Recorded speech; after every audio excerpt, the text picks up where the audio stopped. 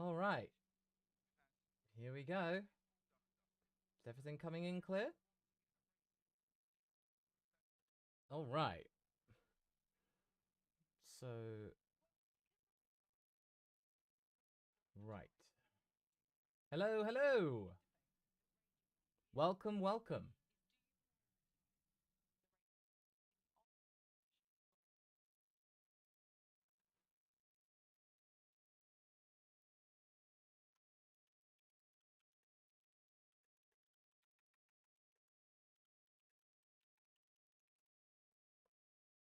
Howdy, howdy.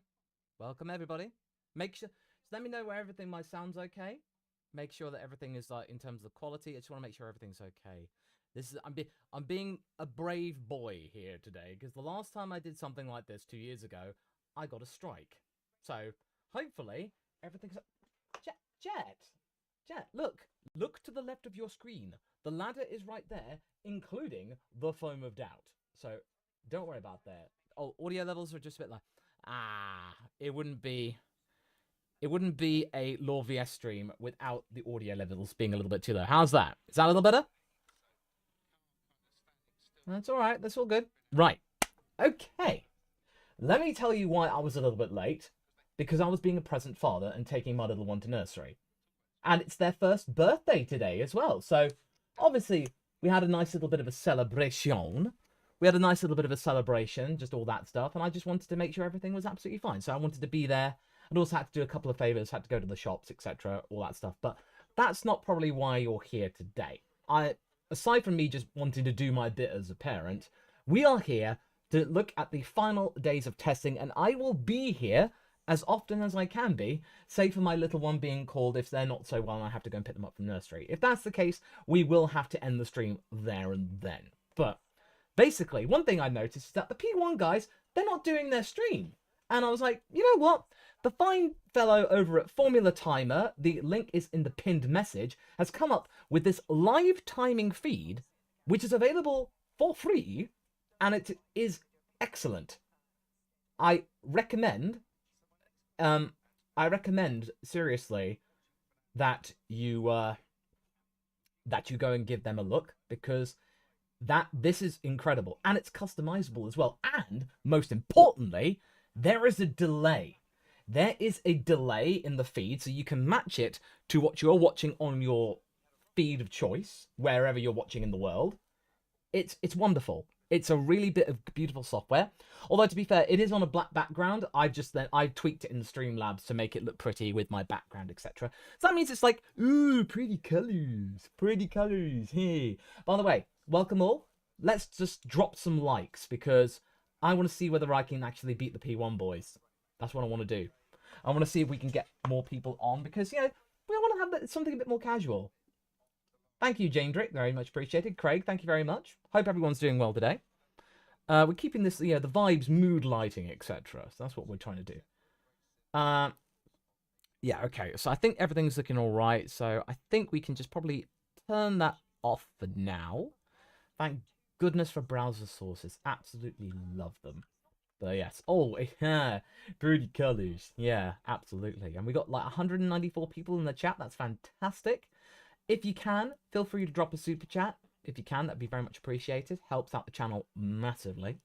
And what we're looking at right now on our screen, we've got about 1 hour 52 minutes to go. And one thing I've noticed right out of the gate is that the track temperature is much warmer.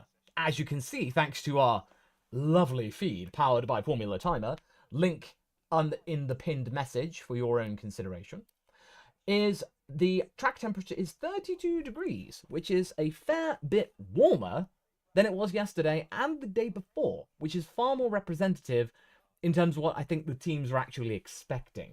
As in, they probably were going to Bahrain and not expecting it to be actually, just as chilly as it might have been around Silverstone or something like that, or around Barcelona. They were trying to come for more neutral temperatures.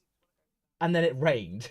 And then I felt a bit silly for mocking Aston Martin and Haas for actually having the right tyres. I mean, okay, more fool me. Ha ha ha. Yeah. I have brought snacks, don't worry. So, I've got Oh, it's in the description. Don't worry, I can.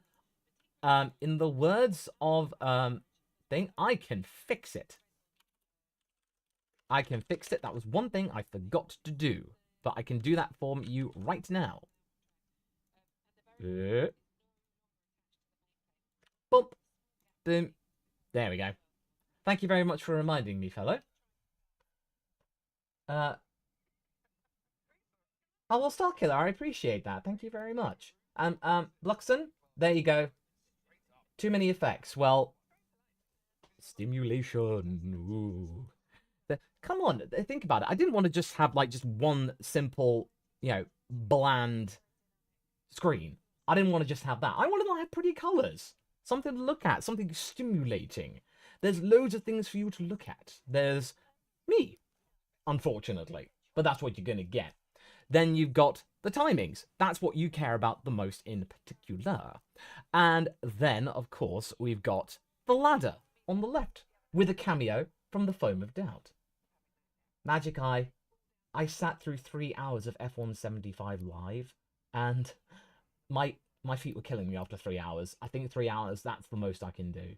Unless I get some really comfortable shoes, or I have a break. So, I don't think I can do that today. So, realistically, I ain't gonna do that. So, alright, come on. Let's pump up some likes, fellows. Let's get ourselves out there. Can a chair fit up there? Well, in the attic, yeah, sure, but it's cold today. It's like really cold, and here at least I could put the heating on the radiator. I'm in a comfy chair, and also I think eventually, yeah, it's cool, but the yellow waves are unnecessary in my. It's the aesthetic of the channel. So, I mean, one thing I could possibly do is just turn down the opacity a little bit. I can probably do that. Oh, here's Crofty. I'll just turn it down a smidge. Just so that means it's there, but it's not too distracting. There you go. We'll turn it down just a little bit. So there we go. All right.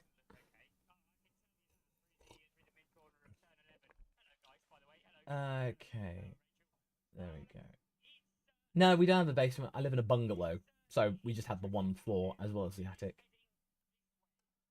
Alex Brundle. Oh, it's probably because you can hear him. Well, I probably should turn that down a little bit. I don't want to get struck. But, yeah, basically, I rate him. He's quite good. He's quite insightful. If I'm not, just like right now,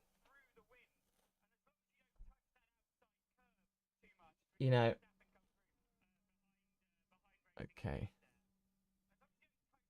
What was he say is the most interesting moment? Well, the fact is that Williams is being boring. Like, there's not really much going on with Williams because they're absolutely fine. They're just doing everything that they're supposed to do. So, that's the most fascinating part of testing, in my honest opinion. I mean, to be fair, Jolien's good as well. I mean, I really appreciate it. Okay. Oh, hang on. In an interview, Andy Cowell said they are not here to rack up full race miles. We want to tweak the cars, not get long-run data. I mean, in a way, that's kind of bad. And it kind of goes with my own theory that I do imagine that Aston Martin there's something up with that car they're not fully confident with because they're doing so many. Well, the thing is that, they're not get long run data. That's why they got the C1s. They got the most they got so many C1 tires, the hardest tire. They got nothing of the softer ones. Oh yeah, no, Renee, I did see that on the way out when I was dropping my little one off at nursery. Just before I went out the door, I saw that Bearman's thing had gone off. Speaking of people... Oh, sorry, I forgot to say it, everybody. Good morning. I shall do it in the voice of James Vowles. Morning. Morning. Morning. Morning. Morning. There you go. One thing I can assure you, for any Haas fans out there, Bearman is pumping in a time with a vaguely familiar or relevant or relative top speed.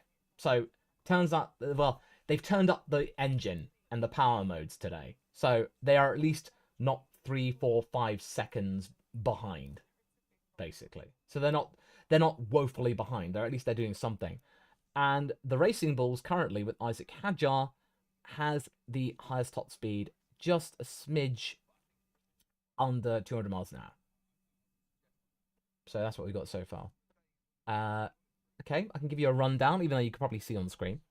Leclerc is fastest, followed by Antonelli, Norris, Verstappen, Doohan, Albon, Hadjar, Bortoleto, Behrman, and then Alonso, who's doing in double duty, because I think that Lance was meant to come in this morning, but he wasn't feeling too good.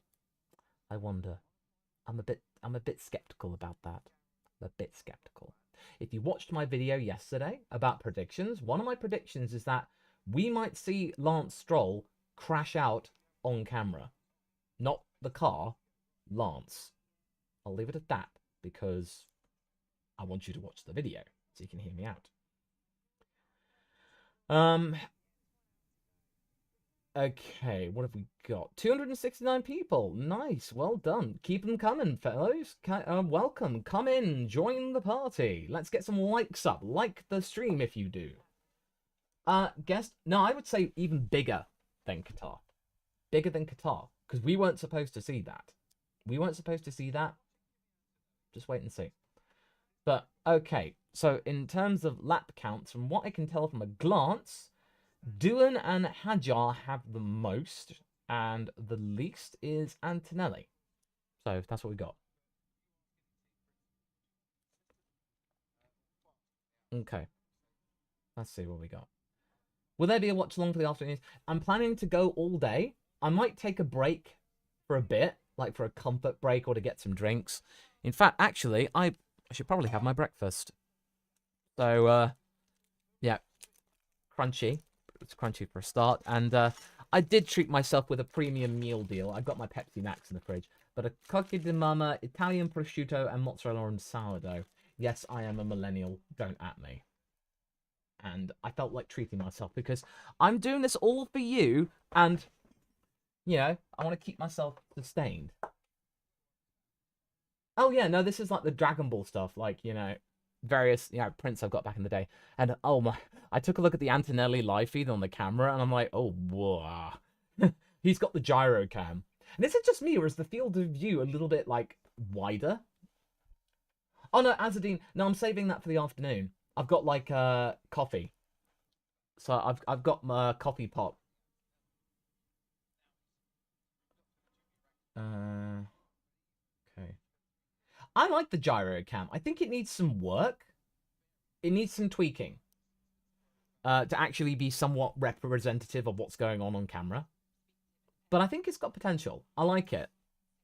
Oh, Antonelli going wide there, so that there. Thoughts on the W16 livery? I quite like it. I mean, I think it's an improvement over last year. I like the W15. That was one of my favorites. I just feel like... Oh, well, thank you, Azadine, for the 100k super chat. 100k. I just feel like if they got rid of that black stripe or included that in the silver to black fade, it would look even better. I feel like there'll be some modifications over the course of the season, I think. I think if they got rid of that and we had that phase, then that'd be perfect. Okay. Oh, Luke, good morning from chat. Guten Tag.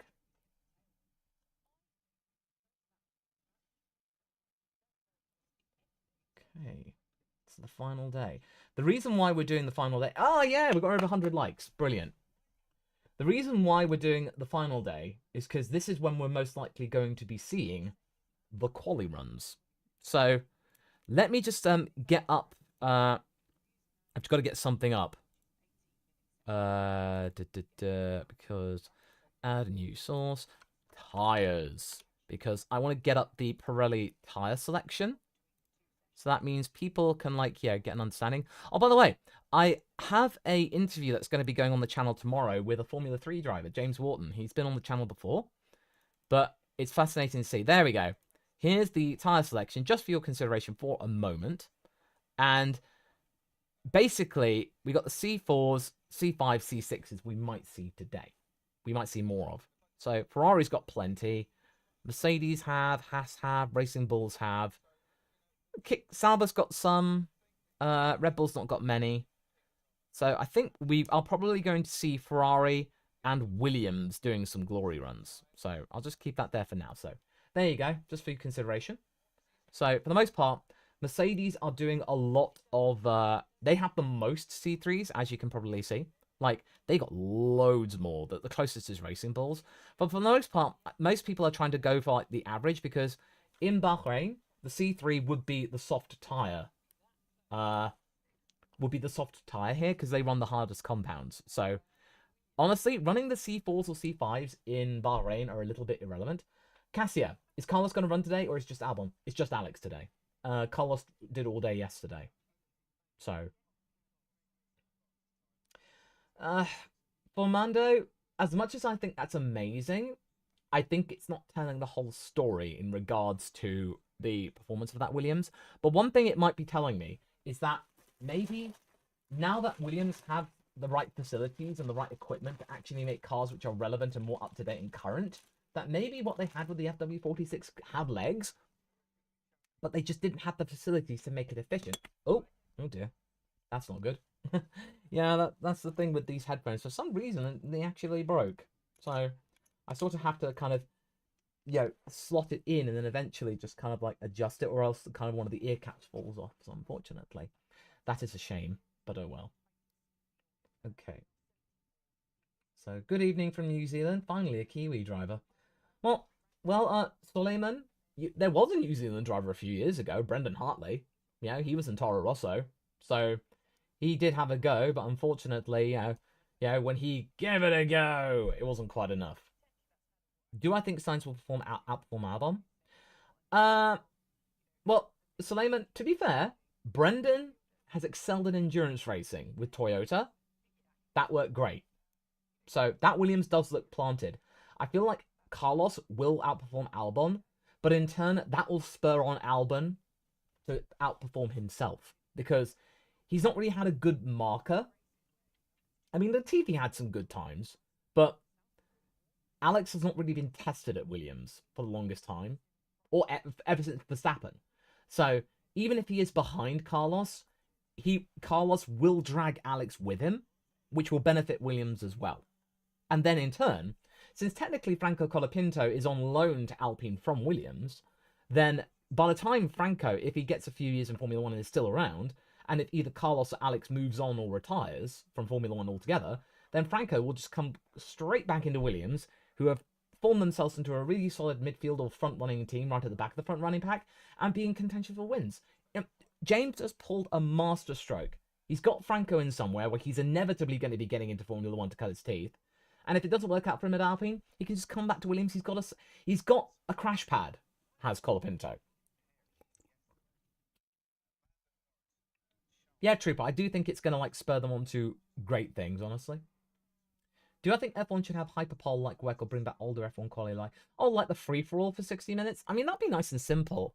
But I do like the drama of Q1. And in a sense, Q3 is kind of like hyperpole in a way. But anyway, let's just take a look at what we got in terms of the actual timings. So what have we got here? So we've got Verstappen out on track right now, as you can see from the the handy-dandy live timings. As you can see. So we've got that. Basically, Verstappen started off and he's kind of aborted the lap, from what we can see. So he's just kind of in the second sector. Norris has kind of improved.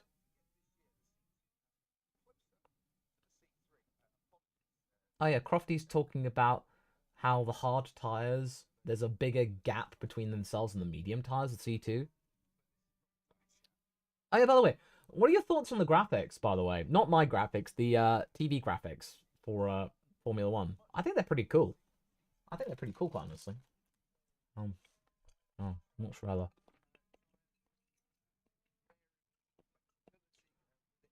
Yeah, they're okay. I quite like them. They're quite old school. I think they'll be refined over time. Oh, yeah, that's true. Red Bull's got some upgrades.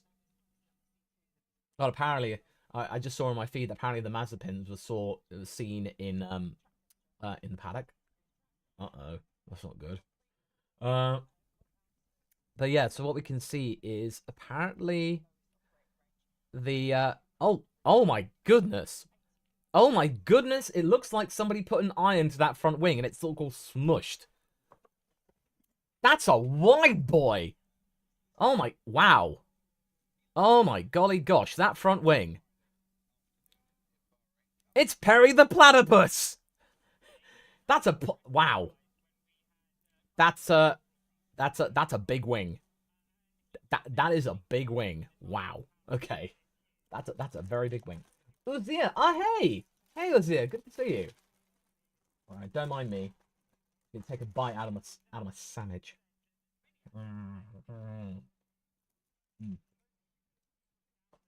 Don't mind me.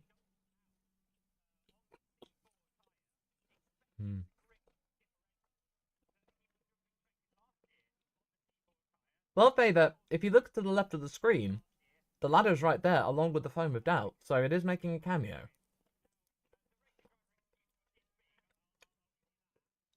Yeah. Anyway. Yeah. Is that a platypus? Barry the platypus wing?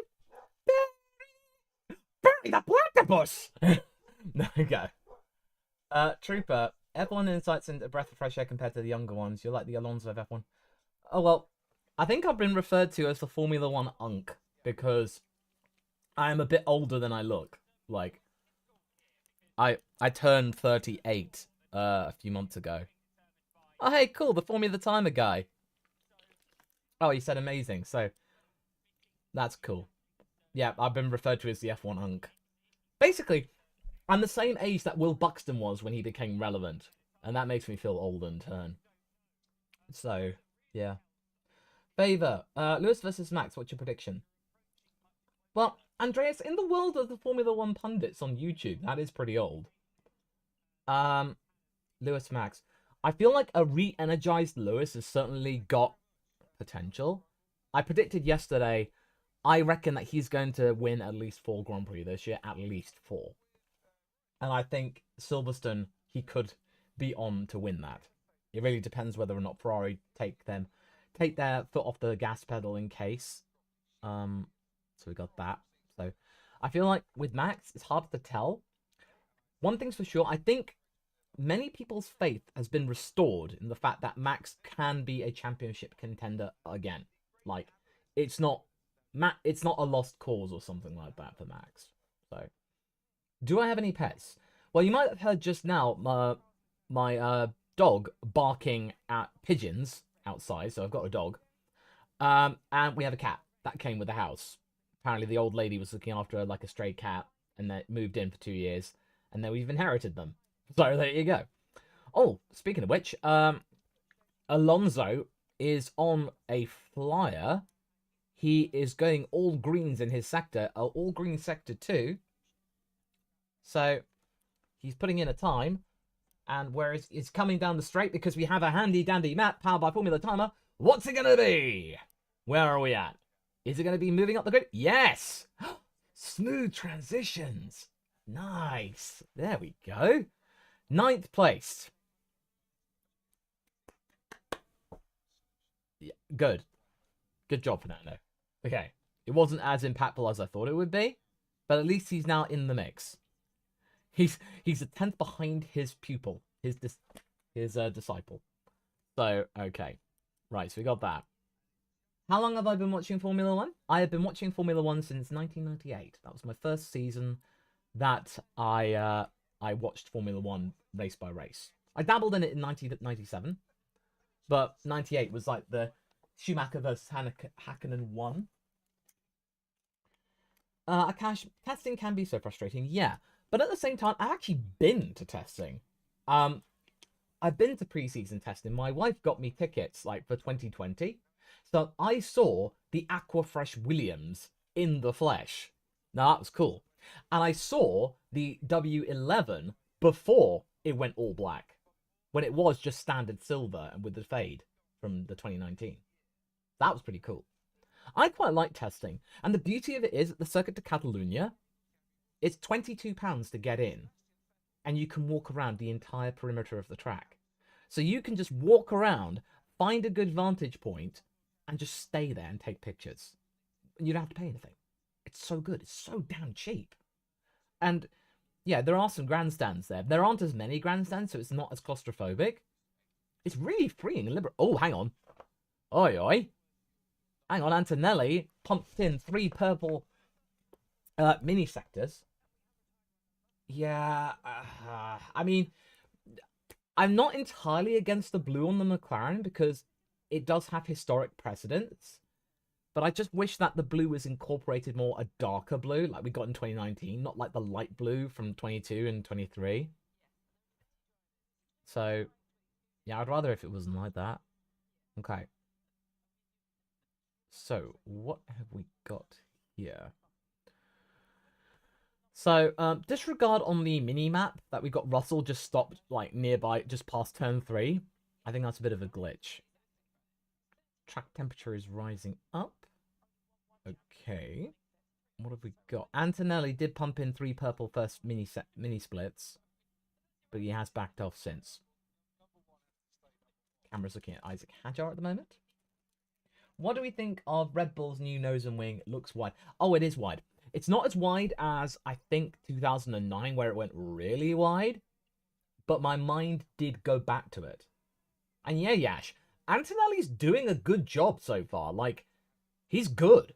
Like, he's not drowning. I mean, as some pundits have said, he is graining the tyres, but that's to be expected. Okay, looks like, okay, he's going to be pumping in a lap now. So he's coming in to do a new lap. Let's see where we're at. Okay.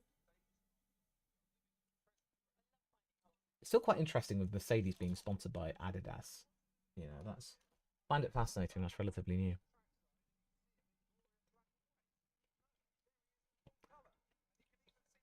Rizard, I wouldn't feel too bad about it because it's just that the design trends have been pointing towards just making them really skinny and pointy.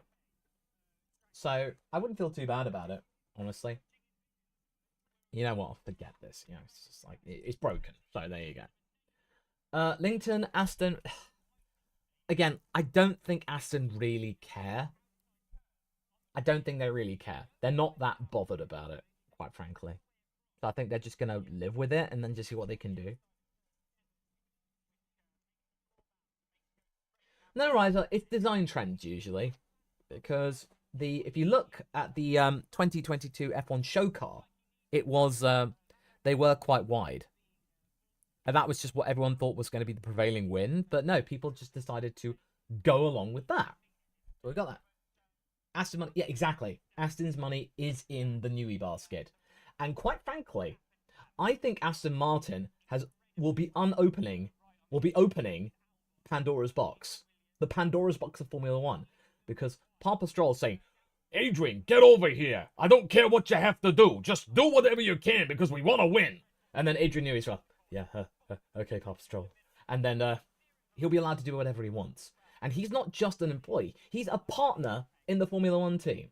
And all of the brain trust of Aston Martin's going like, hey, don't stifle Adrian. Andy Cowell, the team principal, saying, allow Adrian to do what he wants. And one of Newey's biggest regrets was not speaking up more about the driver lineup. Because he's like saying, oh, if it were up to me, it would have been really, really good to have Fernando with us at this certain time. Oh, I didn't get to work with Fernando. I didn't get to work with Lewis. No, expect Newey to be more vocal about his driver preferences. Let's just say that. Does he have the power to fire? Deshanta, he has history about making it difficult for drivers that didn't work well with his cars. And there was a piece in the Financial Times I saw, Damon Hill. I mean, I don't know what Damon's been doing lately, some things, his interviews, but this one was good. He basically said, what's the point, in Adrian's mind, what was the point of designing a beast if one of the drivers couldn't drive it? And that if you struggled, you wouldn't have a good time. Angry Meister, thank you very much for the super chat. How do you find the Haas with their strategy like last year for testing? I don't think it's a bad thing. They're being realistic. They're not chasing lap times. Behrman's got a more representative lap time.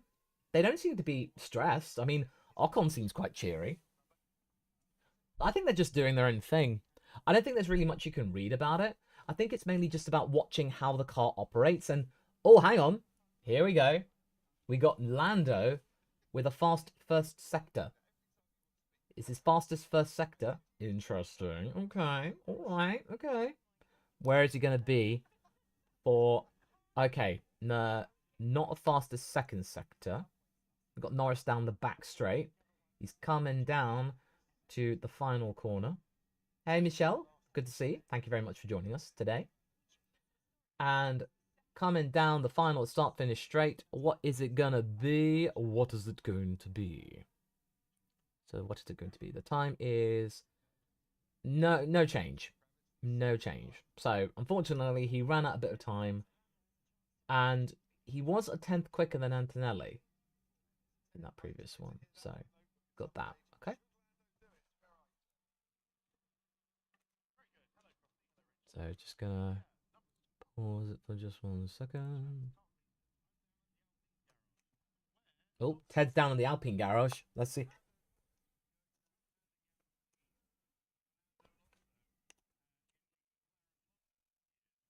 Oh.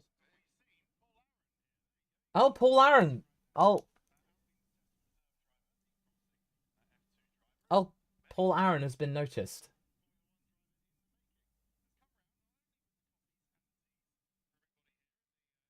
Oh god, Paul Aaron's been charged to make the tea.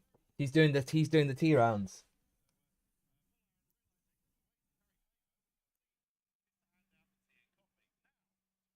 Speaking as a runner in the post-production industry, yeah, that's how you get favor.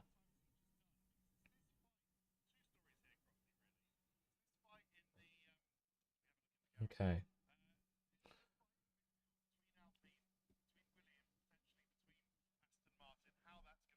Oh, you like the non-ladder setup? Well, thank you. Something going. Marco, good to see you. How's it going? It's doing right, actually. It's doing really well. Doing really good. Thank you very much indeed. Oh my god, seriously, this is no joke. Paul Aaron is currently, he's walking around with a couple of espressos and a basket of cookies and biscuits. I mean, that's cute, but really? Really? Like, okay, all right.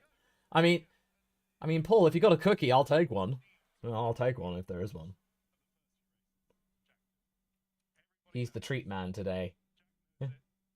So that's why they needed so many drivers. How are they supposed to do this? That's his promotion. I feel bad, but I don't know how to feel about Paul, actually. Like, I'm glad that Paul has an opportunity. I'm glad he does. Because he went out on a limb breaking away from Toto. Because Toto was very much saying, Paul, I just want you to be, I'll put you in the Formula 3 car for another year and let's see how things go. And then Paul's like, no, I want to try Formula 2. No, Paul, I'm not going to put you in the Formula 2 car because I'm putting Kimi in the car. And therefore, I think you should do it. But no, I'm going to do it. You're going to make a big mistake, Paul. You're not going to get into Formula 1 that way. And it's, watch me. He goes and gets the top 3. He gets the gig. Oliver Oak saying, I got you, fam. And then he's in with a reserve driver. And I thought that was really good. That is until Franco showed up. And then threw a cat amongst the pigeons. And then Ryo Hirakawa's there with Toyota. That was strange, but okay. It seems like High-Tech's working with Toyota Gazoo because they got a working academy, whereas Haas don't, which I think makes perfect sense. Science 55, what can I do to work with you? Well, all you can do, well, I'm good right now because fortunately I do appreciate the support, but all you can do is just sit back, relax, and yes, Yash, I am going to the Austrian Grand Prix, and I will also be going to the Festival of Speed, both Saturday and Sunday. Sunday I've got tickets to the Start Line Club, so that's going to be fun. Doing that for content. So I'll show you all what it's like to be at the Start Line Club. That's going to be fun. That's definitely going to be fun. So do excuse me. Taking another bite out of my Coco di Mama Italian prosciutto and mozzarella baguette.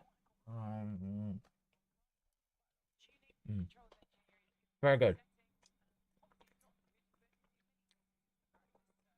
Right. We've got Behrman doing a practice start.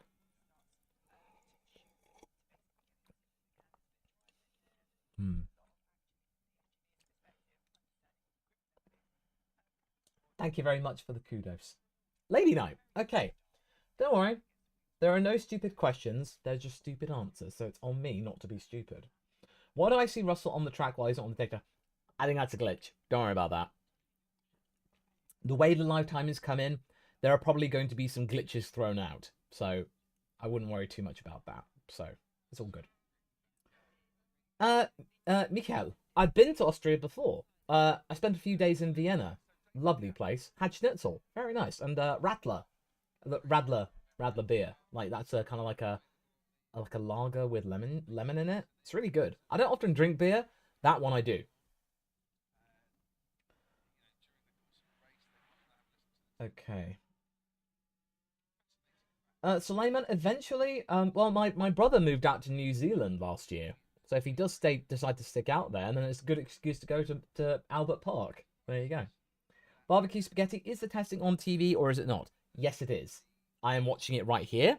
And currently, Verstappen's done a bit of a run. So we've got that at the moment.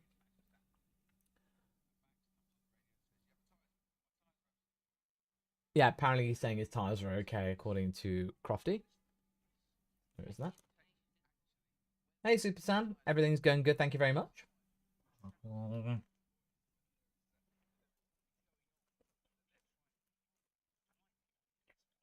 And no, Super Sam, I've not studied law.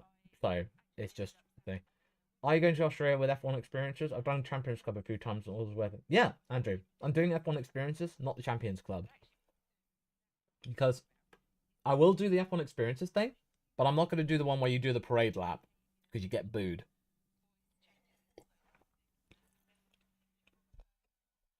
And I'm mainly doing it for the content. That means I can tell you whether or not it's worth it.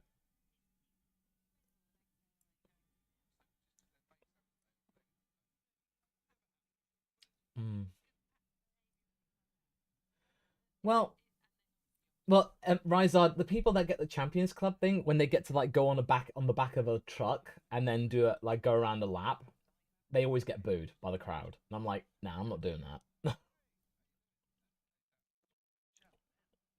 So, are you going to be Abu Dhabi in the final? Oh, that's cool. Why would you be? Because you're paying a lot of money. Because I think it costs like nearly 10 grand or something like that for Champions Club tickets or something. I'm not paying that much, but it's a fair lick. But I'm doing this for content, so I like to I'm just wanting to do this. That means I can give content to you. This one in particular is basically just you get a hotel, you get transfers to and from the circuit, you get a pit lane tour like on one of the days, like after the sessions, etc., and grandstand tickets. So basically that kind of stuff. I think it's just because it's expensive and people have paid for the privilege. Who do we think has the best car so far? I feel like Williams have got themselves something pretty credible, like pretty decent. I mean, I don't expect them to be like fighting the top four. Uh, I feel like today we'll get a better understanding about where the pecking order is. We'll get a good idea. But based on what we're seeing so far, I mean, one thing is important to remember is that Albon's on the C2 tire.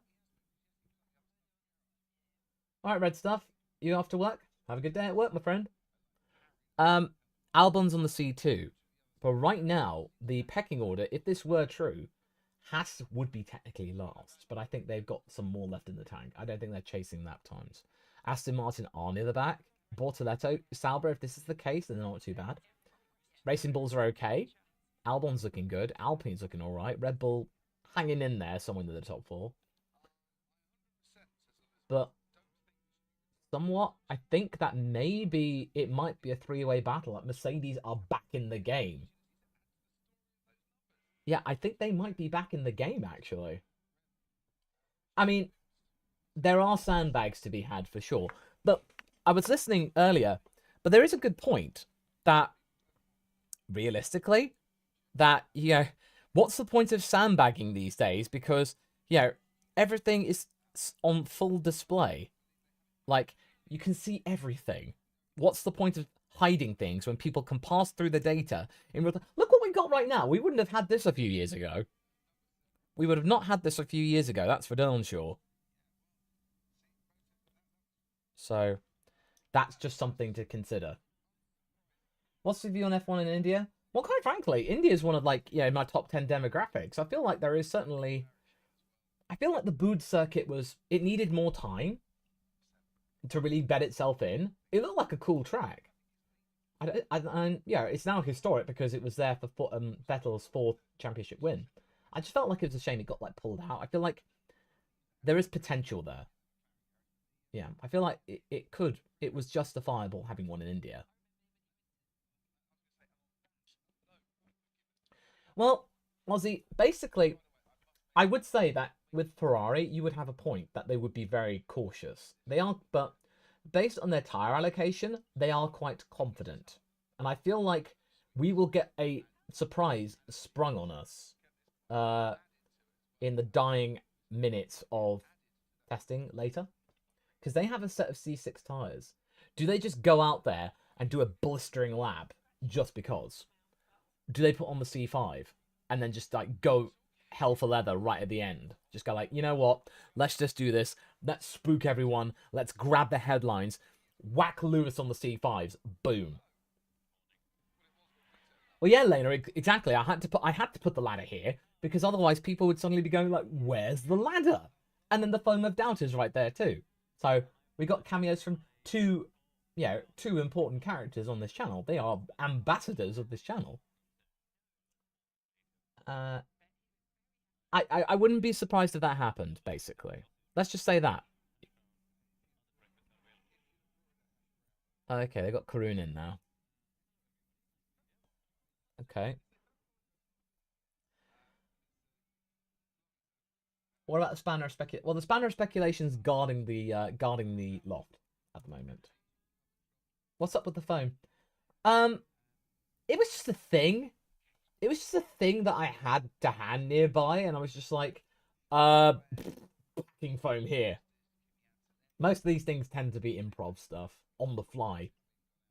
I mean, the ladder itself was a bit, quite honestly. So, yeah, that's pretty much what it was. Steve, hey, Lord, congrats on the 100k. Thank you. Do you think because we have so many rookies this season, the next couple of years we'll see no new drivers coming in, or is this the start of F2 talent getting chances? I feel like this might be an opportunity for at least to be able to, for teams to trust in the process a bit more. That we will get maybe 1 or 2 rookies per year for at least a few years, like 26, 27, etc. Because we might get some drivers going like, nah, I don't like these cars. And then they'll bring in some new things to do. Basically, no, for Mando, it'd be in allusion to the Grand Tour, it would be the crunchy of chat on Conversation Street. Basically, that's what we would do. One of my favorite seasons of all time. I would say 1984 is up there actually, when it was Lauda versus Prost, and it was down to half a point, and there was no drama. There was just absolute respect. It was clean between teammates. It was all just, it was so smooth. And like right at the beginning of the MP4 legacy. So, you know, really, really good. The fact that Niki Lauda was went for a world championship. Was it 84? 85, 84? Yeah, 84, 84.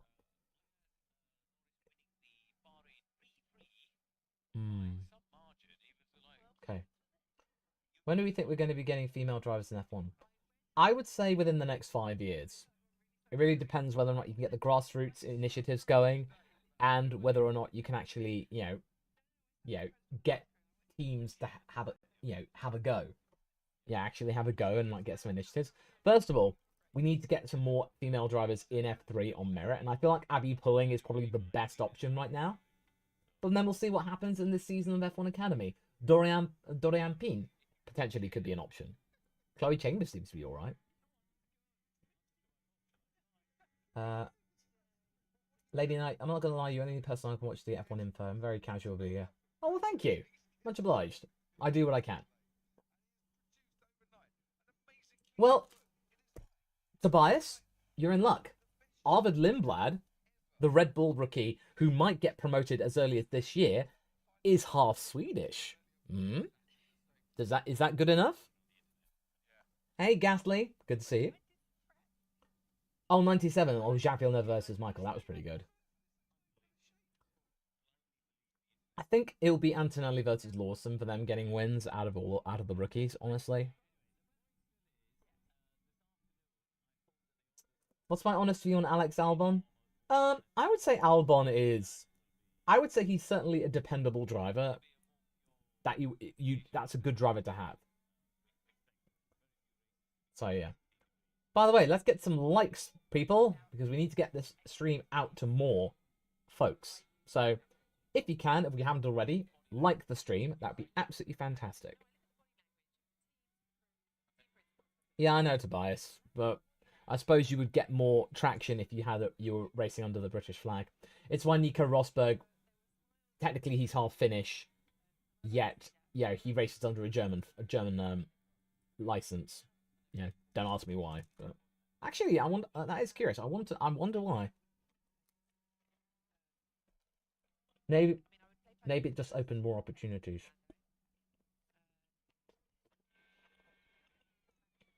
Hmm.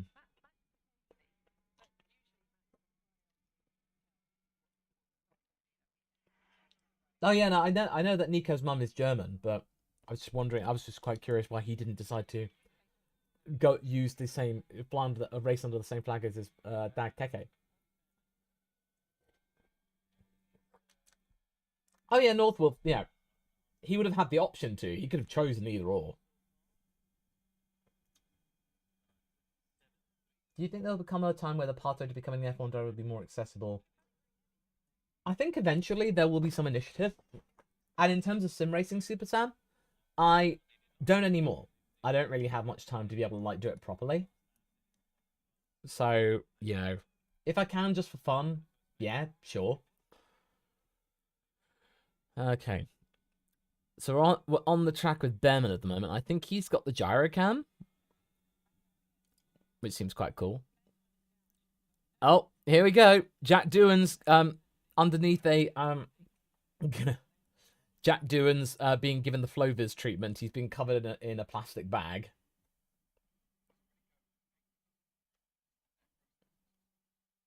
So, well, here we go. Okay. Do I watch other motorsports? I do try and watch Le Mans when I can, but again, I want to be a present dad, so I don't want to just kind of lock myself in a room and watch motorsports the entire weekend. I mean, Formula One itself is a bit of a push. So if I just lock myself in to watch endurance racing all the time, I wouldn't be socializing with anybody. So that's just my own personal circumstances. So not dissing anyone who does that. If you do that, fair play to you. Just doesn't work out for me and my schedule. Uh, what do you think about Lewis's confidence? Do you see anything different? Well, yeah. I mean, he just seems a bit more confident. He seems to like what he's got in the car. So I feel like we will see an energized Lewis. I do think he'll win a couple of races this year. Okay, Tobias. What happened with Sauter? Bottas has only done 22 laps. Oh, that's a good point, actually. I think I recall them saying that there was some issue. Wade, the F1 Lego says I would, but again, I don't want to kind of like blow my money or something like that. It's going to be around for a while. If I were to get anything, I would get for my little one. They do F1 Duplo. Like, I mean, granted, it's just one kind of like one block colored with like an F1 car with a little like strap for the wing on the back. It's cute, but I was like, oh my goodness, they made a Lego Duplo F1 set. Really? That's amazing. Just like that's ambitious. I'll give it that.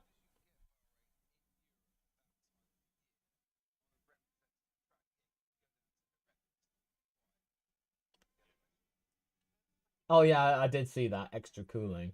I don't know what happened there. I mean, I don't know whether something hit it or it was just a colossal failure or something. Yeah. Um, excuse me. Haven't had my breakfast yet.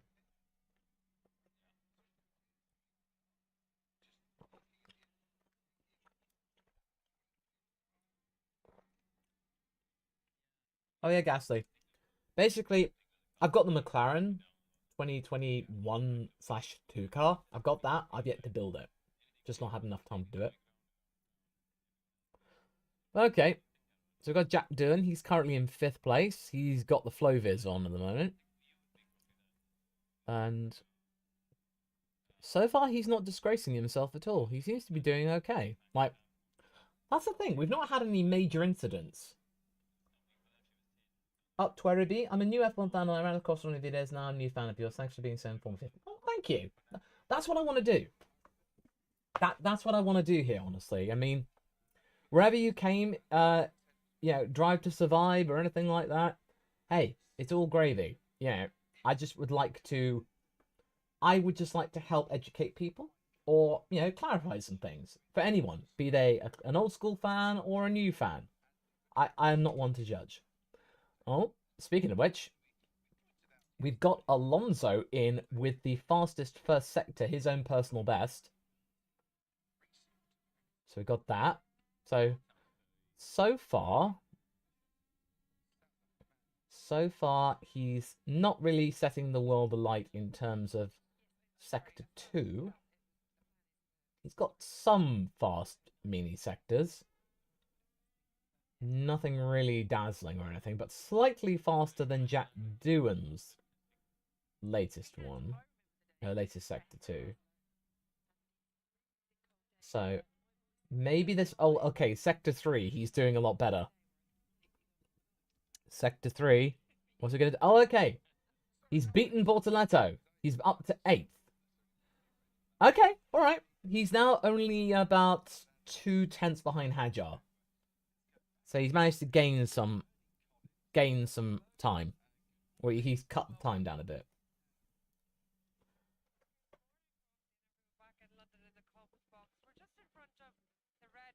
But I wouldn't be surprised if, I imagine there are probably more bits that are coming in that is more than just the front wing. There are more bits and pieces on that car which are new.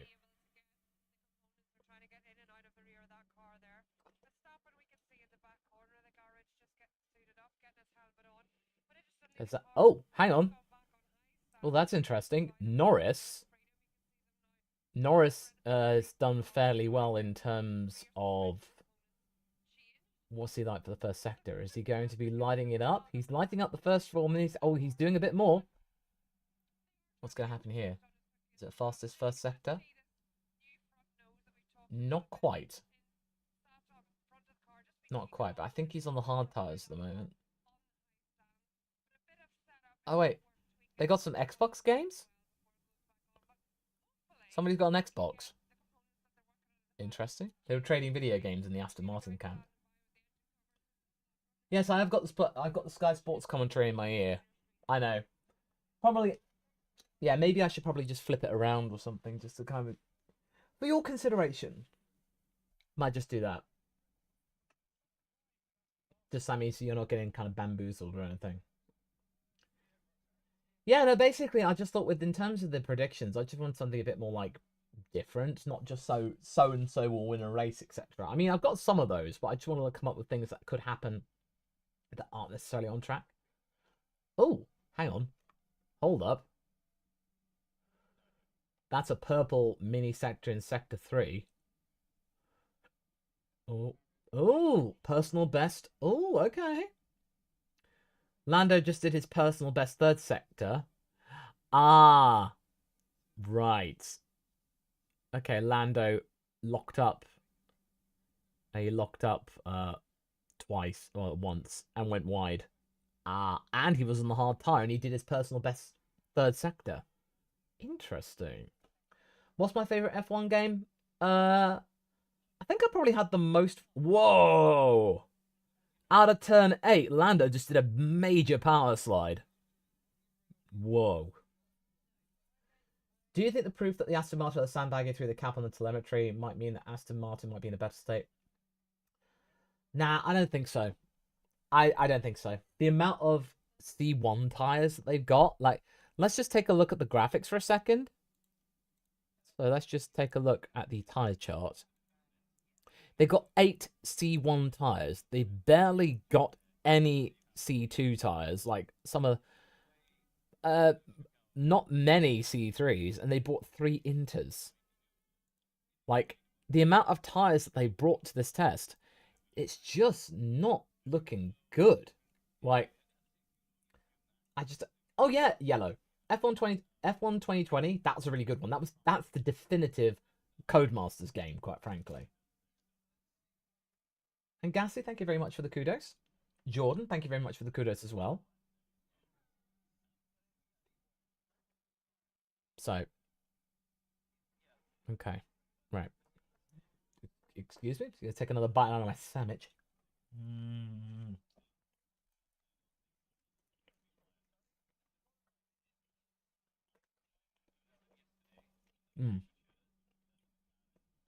And yes, Super Sam, that best time of his was set on the C2.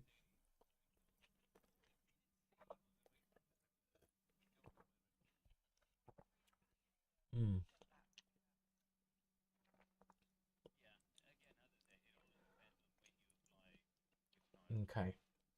No worries. You're welcome. All right, folks, it's time for another like surge. If you've not yet liked the stream, please go ahead if you can.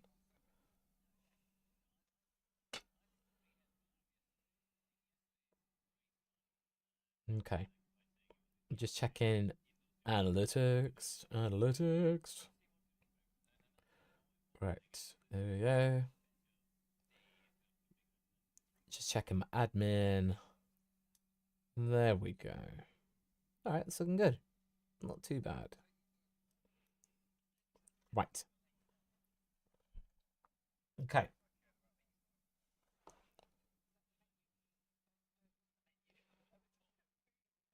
Okay.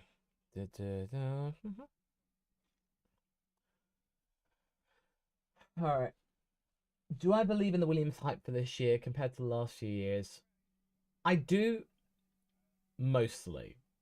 Like, I feel like they have sorted out their administrative issues and their logistics. Do I think they're going to be the fastest? No. But I feel like they could be giving Aston Martin a run at Haas for 5th place in the Constructors. I feel that's perfectly reasonable to a reasonable shout, basically. I think that's perfectly reasonable. Yeah, no, Melbourne being the season opener, it just feels right in a way, you know? It really does. Like, perfectly justifiable. Motor, thanks for the vids, bro. Content is awesome. Well, thank you very much. Thank you very much. Very much appreciated. Right, so far, we've not really got anyone pumping in any major big times. But, yeah, they're chucking in the laps. Hadjar's done the most. He's got like 53. Behrman's just gone on to the 40s, so he's pumping in the laps. He's doing pretty good. How do I see car development going for this year since teams may abandon this year? Yeah, no, that's the thing. I feel like there will come a time where eventually they will the teams will just put their hands up and just go, you know what? Let's just wave the white flag for this year and then just abandon the thing. And they'll barely do any major tweaks or anything. They'll just kind of see how things go. Oh, Green Team's from Canada. What change would you make to the Montreal circuit? I wouldn't make any changes. Montreal, the Circuit de Villeneuve, is one of my favorite tracks in Formula One. It's one of my favorites, and I love the fact that it's barely changed since like the 80s or something. Williams for the best of the rest. I think they can put it. They can give it a shot. I feel like predicting Williams to be 7th minimum is perfectly reasonable. I realistically don't think Williams are backmarkers anymore. They're not going to be any lower than 7th. So predicting P7, I think is plausible. Have I been to any races? No, but I've been to preseason testing in 2020. That was pretty cool. And I went to go to a private test just to watch. We got tipped off where Jensen Button, DC, and Alonso were testing at Silverstone. This was like nothing formal. They just rocked up to Silverstone, And my dad and I were there. We were just there around Priory and Woodcott, and then just see them kind of blapping through around the final corner back then in that configuration, and then just go bang. And I've got a video somewhere of Coulthard spinning. So I've got that, and then you can just hear me in the background. I go, I got that! I was just so excited. I just picked that up on my old Sony camcorder.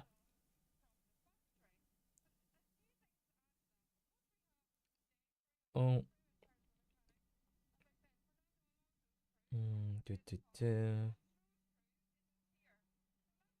Okay, right. Just checking that out. Okay, good. We're good. Who will finish higher, Alpine or Williams? Hard to say at the moment. I mean, I don't really... it's too early to say, but I feel like Alpine and Williams could give it with a good shout. But I think Alpine probably are looking for more immediate success. So I think if Williams decide to like put on the brakes for this year and then focused on next year, I think Alpine will just rush in. They'll rush in and just like go for 5th place. Just to go for glory right now, because that's the thing we're looking at. Instant success with Alpine.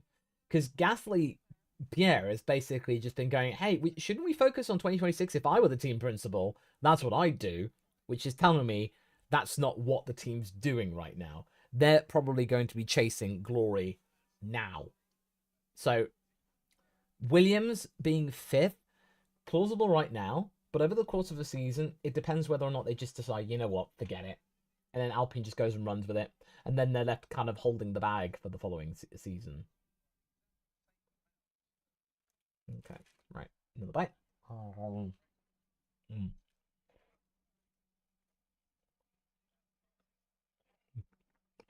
Okay, we're on board with Antonelli at the moment.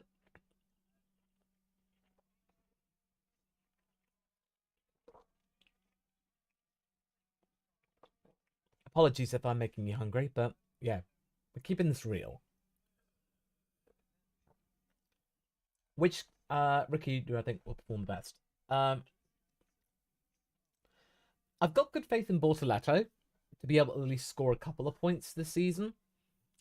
But I think the fact that him just being near the back probably, or like in the back marker teams like 8th, 9th, 10th, etc., there's less pressure on him, so he can actually just like learn in the background. Not many people aren't expecting much of him. So I think he will do good. But Antonelli so far is really, he's holding his own actually. Like he seems to be within the sphere of influence of George, which may spur George on as well. Or at the very least, he will just or he'll easily be intimidated. Who knows? But I think if Kimi keeps this up and he has a fairly solid few races, don't be surprised if they announce early a contract extension for Antonelli. Don't be surprised. Like before we get to the European leg. Or ideally, they announce contract extensions for both George and Kimi. Because if they announce it for Kimi first, that's going to be a blow in terms of the power struggle of those two drivers. Okay. Okay. Oof. So they're talking about the rear end instability of the McLaren, but I think in a way, I think the drivers kind of wanted it. I think they kind of wanted some instability, otherwise it might be too understeery. I think it's just trying to dial it in properly. Yeah.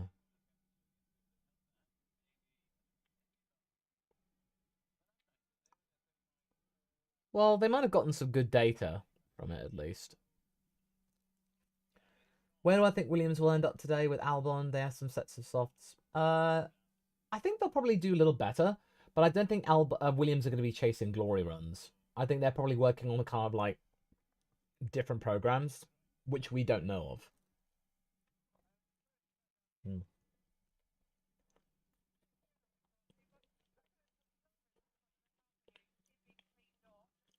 Mm.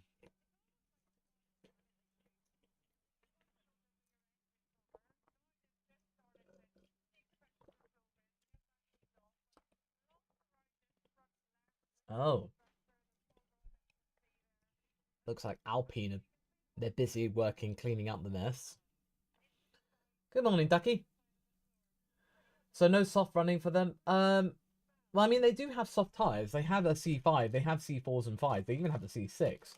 But I think they'll probably wait until later on in the day. Yeah, when they've pretty much done everything they want to do. And then the drivers can, like, do their quali runs. Or they can do things that are a bit more thing. Oh, what's on the sandwich? Italian prosciutto and mozzarella. I got a premium meal deal from Sainsbury's. Because quite frankly, there's only like a quid's difference, really. And I'm like, you know what? Why not? Why not? Yeah, I'm going to be probably doing this all day. Why do the tyres Aston Martin brought me and they're not a fast car? What it means to me, from what I can tell, is that they're not out chasing laps and that they're trying to get some long run data. They're trying to like find out some fundamentals in terms of race pace. And not having any C5s or barely any C4s, I think if I recall, no C4s. They're not chasing like, you know, hardcore data. They're just trying to get on top of the fundamentals. Oh! Antonelli down the inside. Antonelli on the inside with Albon. Oh, we got some racing. We got some light racing with Alex and Kimi. Oh, is Alex going to pump on the DRS? Oh. Oh, come on, Alex. Oh, Alex, you didn't have some fun? I'd have put the DRS on, take him back. Take him back through turn 10.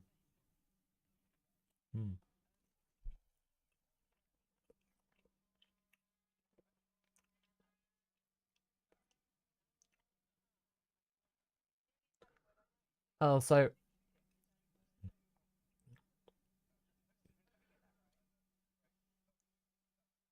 Oh, Kimi...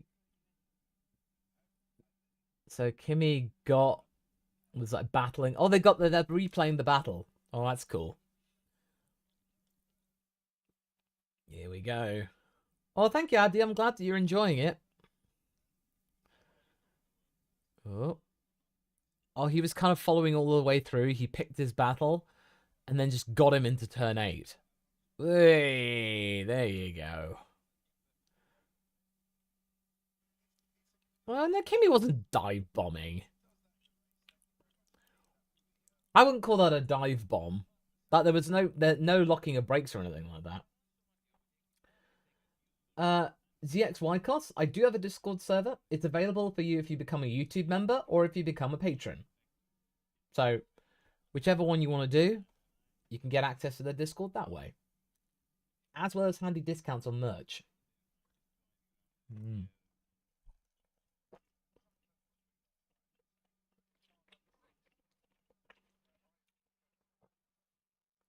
Well, yeah, I mean, Kemi must be really excited because this car is actually really not that bad at all. At the moment, this is looking like the most competent Mercedes of this current regulation cycle. Oh, hang on. Oi, oi, red flag. Have we got ourselves a red flag? I don't know whether that was a glitch. Eh? What's the telemetry say? It's a simple red flag. No reason? Oh, track surface slippery. Oh. Oh, okay. So track slippery, so track sector 1. Okay. No, that's not George. I think that's a glitch on this particular feed. That seems a little weird. Which drivers aren't doing runs today? Well, at the moment, according to what we got, Liam's not on today. Liam's not doing anything. Carlos isn't doing anything, and Stroll at the moment is not doing anything. He might be back for the afternoon. Yeah, we got red flag. Red flags. So that means I'm gonna take a bite out of my sandwich.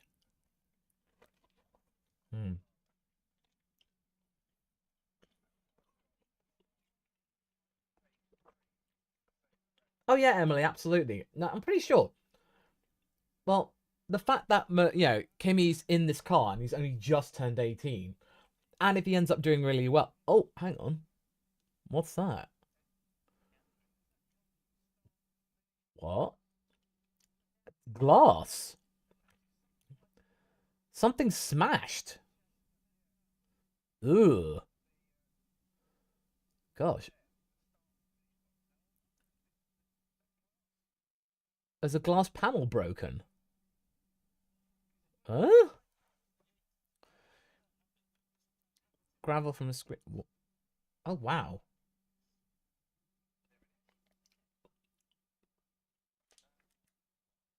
That... What the...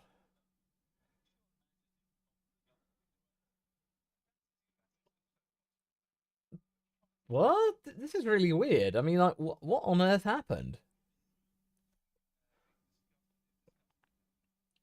Oh, yeah, the Sky Sports are streaming it, and I'm streaming a watch-along as well, so we're all watching this together. Wow. Okay. Did a glass panel break? Oh, okay, I see it. There's like, I think two of the glass panels are open. And I think one of the glass panels smashed.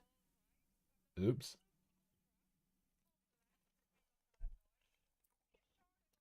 Ah, yeah.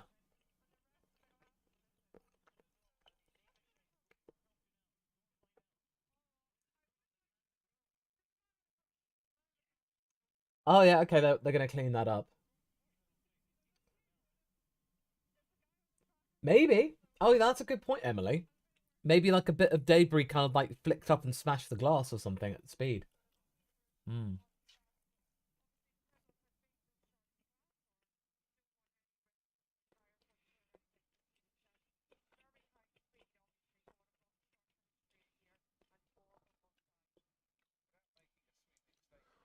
Hmm. Oh, God, Crafty. A sweeping statement. Oh, pun. I get the pun. I understood that pun.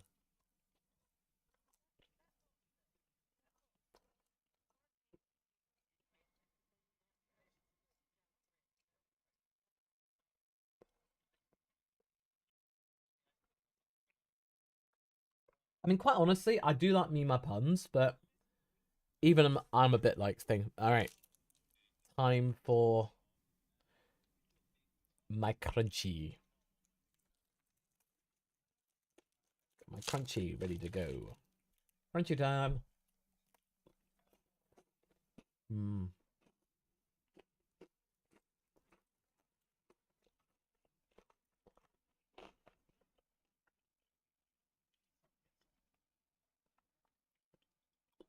Yeah, it's quite different.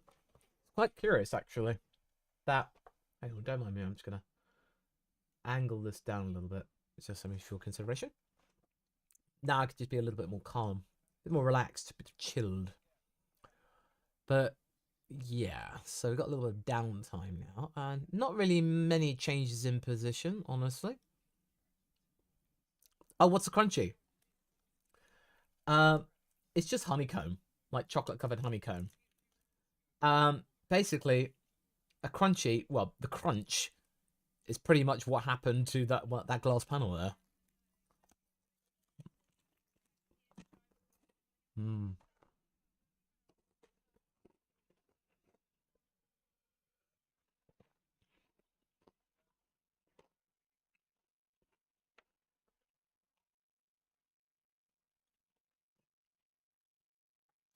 Well, yeah. Oh, yes. Okay. Glass pane fell on the track and smashed to dust, which means that it returned to whence it came. That's pretty much what happened. Alexander, good morning from the East Coast. I just woke up for work and there is glass all over the track and the red flag. How did that happen? Well, supposedly it's from the start gantry, and basically one of the glass panels might have come out and smashed on the it might have fallen out and just smashed onto the track.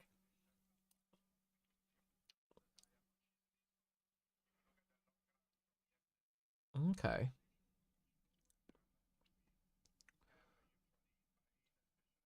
All right. So what have we got here?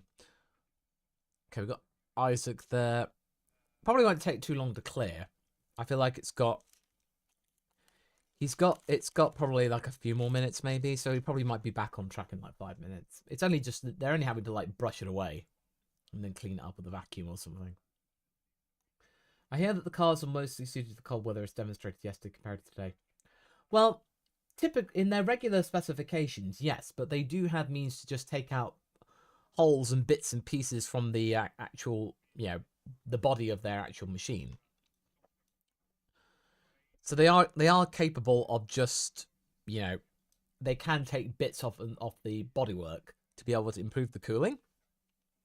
They can do stuff to make it better in hotter temperatures, but yes, they are eventually, and they are going to be adding more cooling implements and integrations for the cars should the track temperature in terms of the air temperature increase over 30 degrees. 9 night in Australia. It's 10:20 a.m. right here. And we are green flag, I think. Track is clear, supposedly. Yep, I think we got the go-ahead. So we should be going racing again in a few moments' time. So we should be all looking good, looking gravy. So let's just see. Let's just check whether my timings are okay. Yeah, we're just gonna have to refresh a little bit because there's been a bit of a glitch. Because I think, oh, here we go.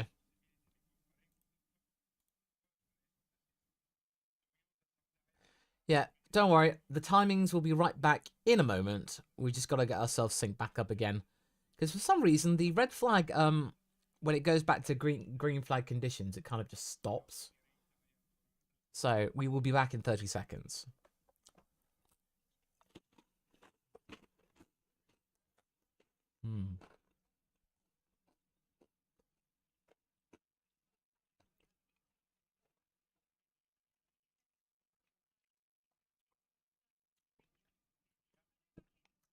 Don't worry, Yasmina. Don't worry. It's now clear. So they've cleared the track now. So we should all be good. All right, there we go. We should be restored now. All is looking good. Yeah, there we go. Right.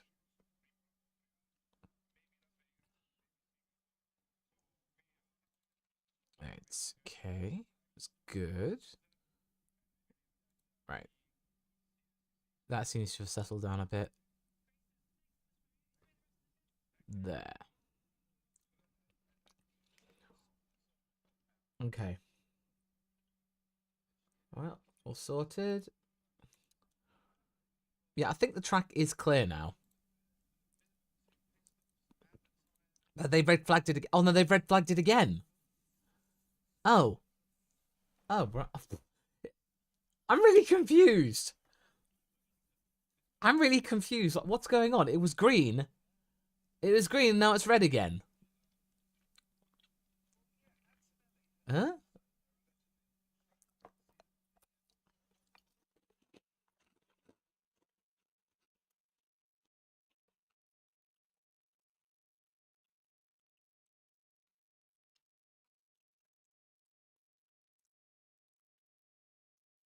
But it did.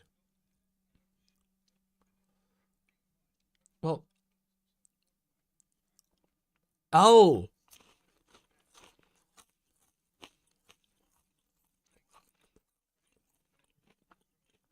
Oh, hang on.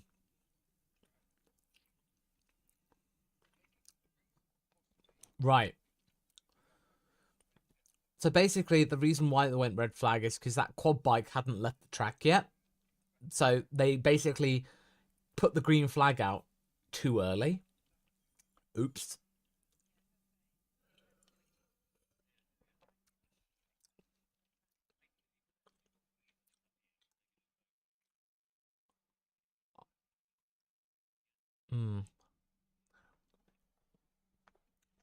That is interesting. I don't know whether or not they'll just kind of reopen it again. The track has been announced as clear, but oh yeah, no, they're going back through again.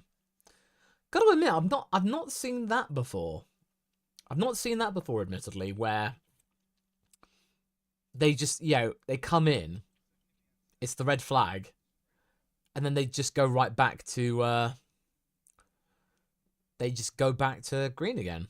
This kind of thing. Yeah, Toasty, I am from the UK. Yes, I am. Well, yes. The original reason why there was a red flag was because in relation to broken glass that had gone on the track. Then it went green, and then it went back to red again because there was a quad bike, the people that cleared it out. Basically, they ultimately ended up with that. They put out the green flag too early and then had to put a red flag out again. I think that is just probably a glitch with this sensor. I would say South UK. That's pretty much all I'll say. But yeah. So where we are right now is... Okay. Oh, we got Norris and Antonelli. Oh, they're having a bit of an argy-bargy with Alonso not that far behind. Oh, okay. Brookler, where ladder? Look to the left of the screen, my friend. Ladder's right there.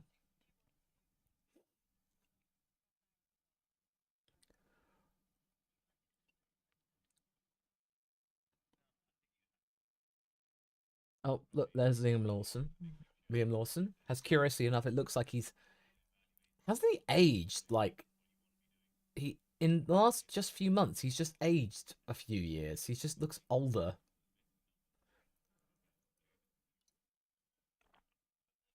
Oh, yeah, Bortoletto's out. Oh, that's good. I'm glad that he'll get some time. He'll get a bit more time, at least. Also, Doohan just like backed off and let everyone through.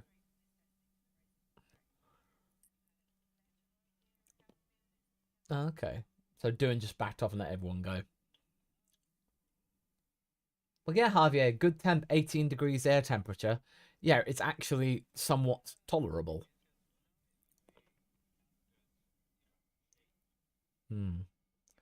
Well, Norris is on a good one.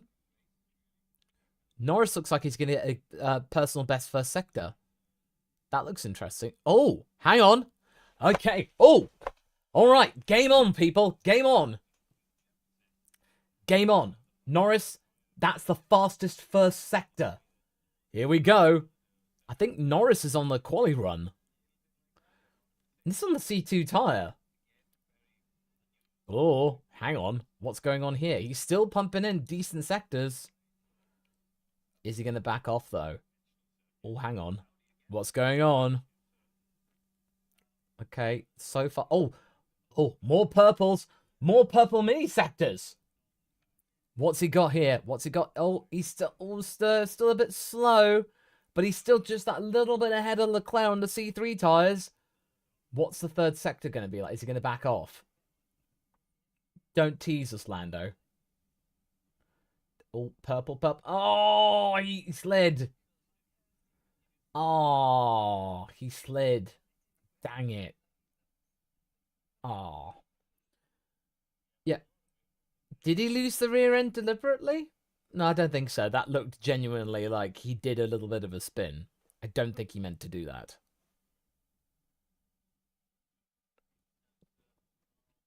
So, oops. So I think he's going to back off and then try again. But that's interesting. A tactical mistake. There's no target. Maybe. Could be. It could be. Just a kind of sense of diversionary tactic, perhaps. Who knows? How is Kimmy so much younger than me? Hey, Kimmy is like more than half the age of me. Like, he's 18, I'm 38. So like, I could be his dad. Like if I had him young. That's like wild. Okay, Gabi has gotten a decent personal best in the mini sectors in Sector 2. Okay, that's good. Leclerc's gone past 50 laps, which is good as well. Decent outing. Bortoletta's coming around the final corner. See what we got.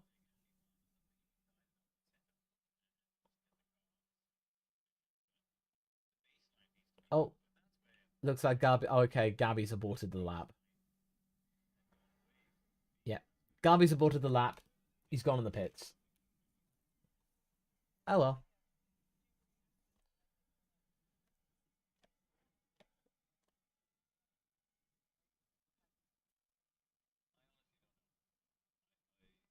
They're just talking about Aston at the moment, asking whether or not they've got a consistent baseline, and Karun's like, I don't know.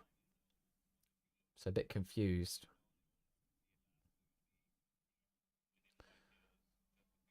Okay.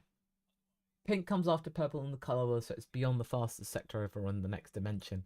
I think it means that they just come out the pits. So it's there to denote, whether they're coming out of the pits or then coming in. Yeah, because looks like Bortoleto just changed his tires or something, because he's come back out again. I think that's how it works. How do they switch the numbers so fast between? They're just stickers, basically. So they are just going to be stickers. Am I going to be streaming in the afternoon? Yeah. That's what I plan on doing. I do plan on doing that. Probably gonna see if I can just stick it out and stay here the whole day. I might just pause or just take a break, comfort break, get some more food, etc., and then come back. So we'll just see that, because it'll be an hour or so, but we can be here to chat. But then we'll be coming back again, and then kind of continue with it. Yeah, some of them are just swappable plates. Oh yeah, we got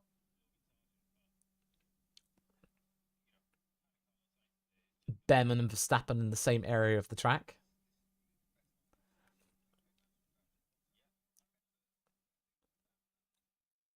They're talking about lineups with Williams. I would say that this lineup of Williams's is probably almost as good as Montoya and Schumacher.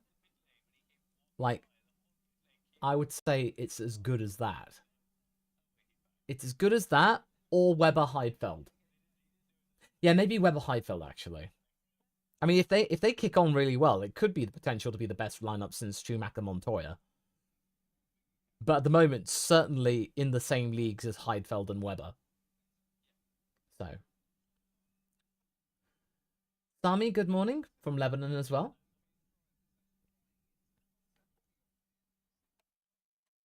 But Jordan, let's just say that the lineup is back to where it was in the 2000s, where it was fairly good. Why don't you watch the testing on a separate screen so you don't have to guess?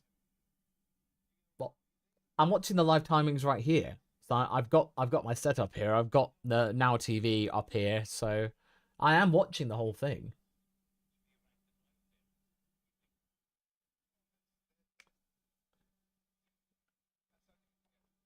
Bortoleto, he's not really cooking at the moment. He's had an okay first sector. At the moment, he's not really setting the world alight with his times. I think, again, he's just kind of trying to make up for lost time. I mean, he might put in an okay sector too. Let's just see. Okay. This is looking like a fairly decent one.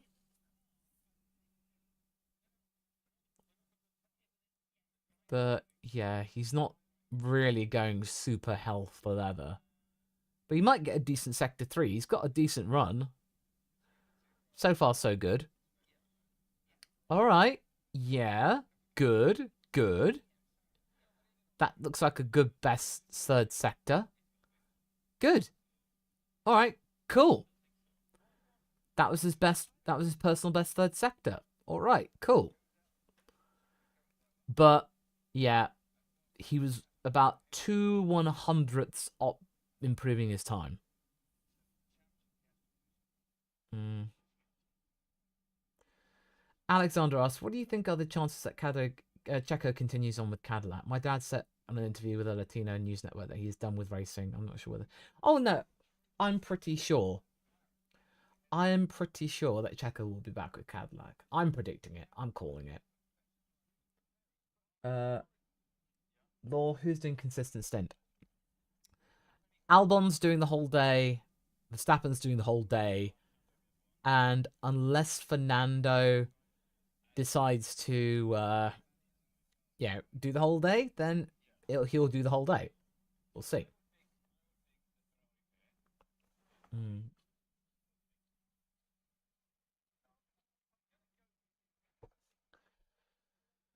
Now I'm very interested to see whether or not I think Norris has gotten out of the car. So I wonder if he might be done for the day, whether he's just decided to call it. Because he'll be going back in. I doubt he'd want to go back out just for like 10 minutes or something. So I think maybe he's done.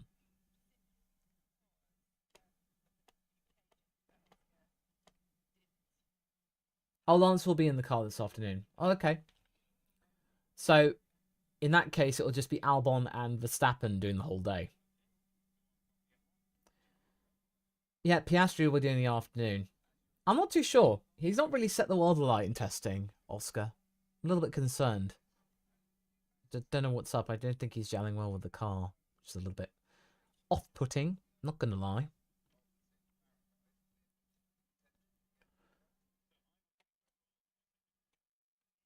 Oh, we got Paul Aaron.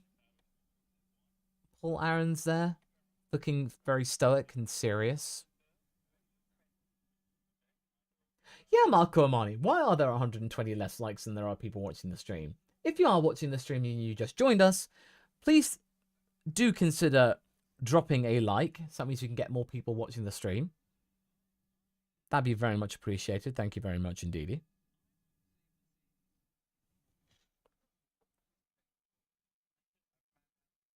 There we go. Got yourself over 300, which is nice.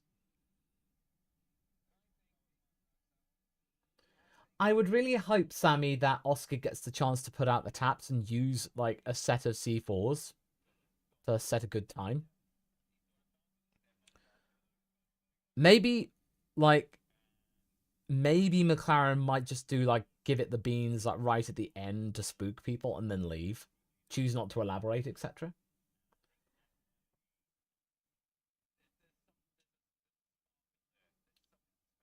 Cool. Oh, we got Bortoletto and Albon going down the straight together. Looks like Gabi's trying to get a draft.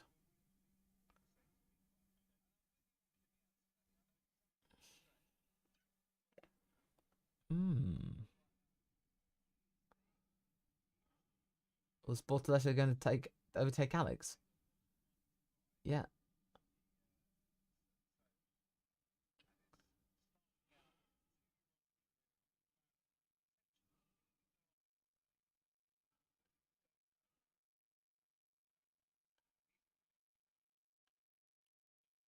Crofty's likening Kimi Antonelli to a racehorse.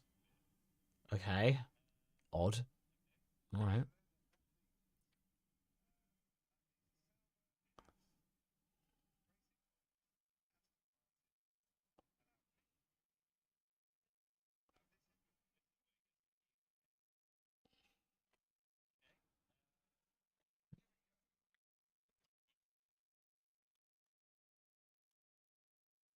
Wait.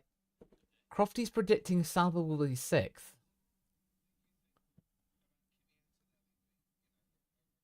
Eh?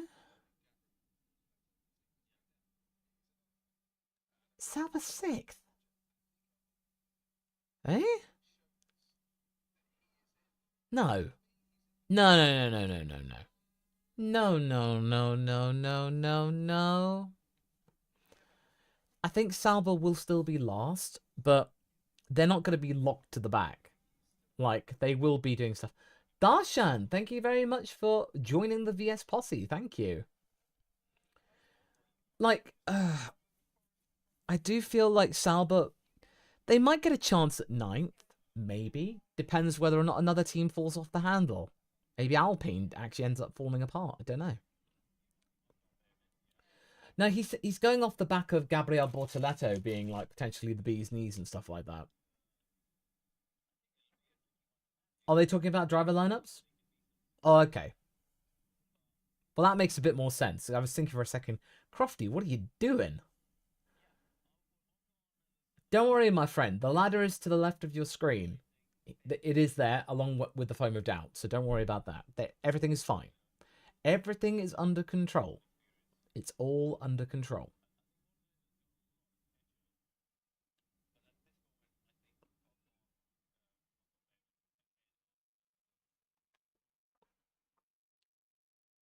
Actually, let me have a look, because I did my lineup. I did my best to worst lineup. Where is it? Where was my best to worst lineup?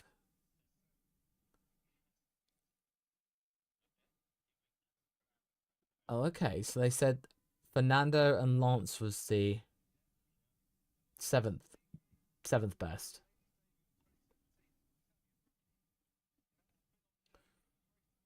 Where is my best to worst? Where's it gone? Oh, here it is.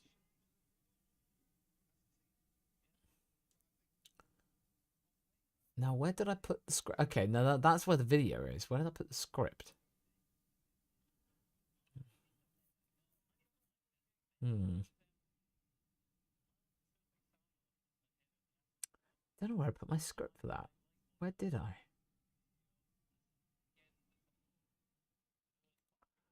Okay, where did I vaguely make the video?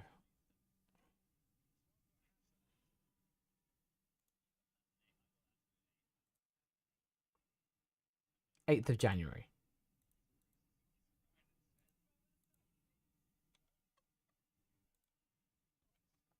8th. 8th of January. Where are you? Oh. Oh, I can't find the script. Oh well. But I knew that I had Aston Martin last. Alright, Motor, you going to bed? Have a good night. Feels very weird to say, actually.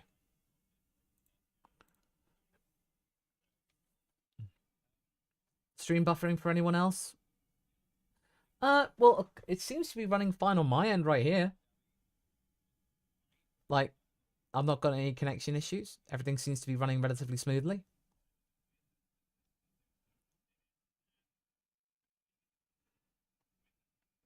Okay. Right. What have we got?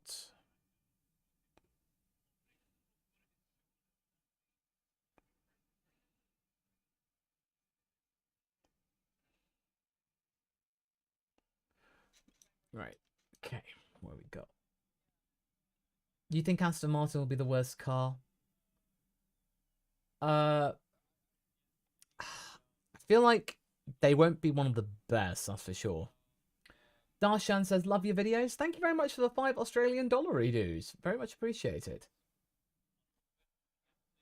My eggs. How do I like my eggs? I like them poached. I like poached eggs. I do like them. Very much so. Oh. Oh. That's interesting. Crofty's saying that Yuki's dumped his management team and he's got a new one. And interesting. So they're basically saying he's preparing to break away from Red Bull, and that's why he's got a new management team. Oh, okay. Fresh perspective.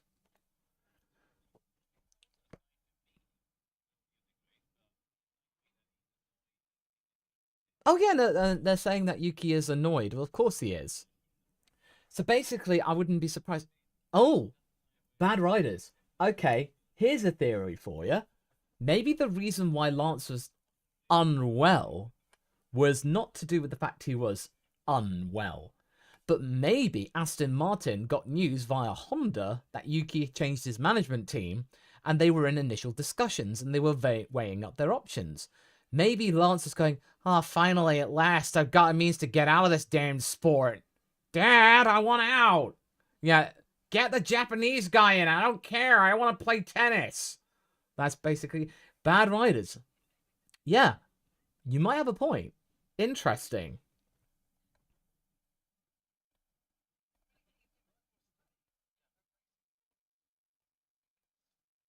Thanks, Abdi. Very much appreciated. But you're thinking about my theory in real time, and I'm like, oh, interesting. That could be really good theory. That Aston Martin may have just gotten news about this, and are thinking, oh, this changes things. And they're probably getting on the phone to Adrian and saying, Adrian, what do you think of Yuki? And he'll go, yeah, he's all right. And then they'll go from there. Who knows?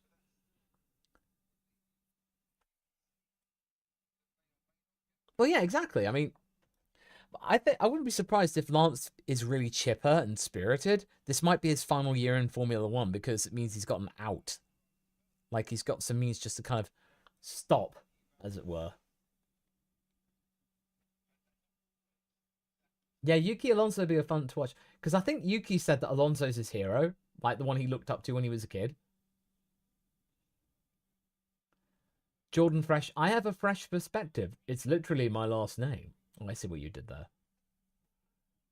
Enthusiastic Lance would be hilarious. Well, we saw him in 2020, to be fair. That was peak Lance, actually. If there was any year where Lance would be expected to do pretty well, it would be 2020. Aston Martin should bring back Alonso Van Dorn. I think Van Dorn's kind of accepted he's not going to be getting back into F1. I think he's had his time. I think he's done well in Formula E. All that stuff.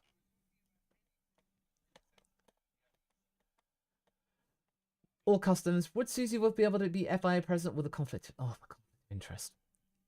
I recommend you watch my video about the subject, and I do go into detail about that conflict of interest. I do talk about it.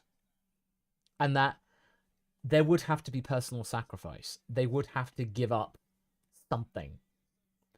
Which in this case would be either Toto has to relinquish his team principal role and sell up his shares, or they would have to come up with some negotiation where Toto could not be involved in Susie's job. They couldn't talk about important things like that. There'd have to be a confidentiality agreement or something signed by the other teams, so it's legally binding.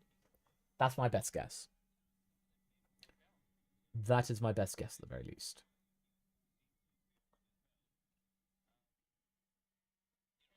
I've got ourselves a camera angle from the back of the Ferrari. Oh, it's Potato Cam. This camera does it's okay looking. It's a bit like blurry. I don't know whether it's just got some things on the lens or something, but yeah, we've got Kimi coming up using DRS. Away he goes. Whee!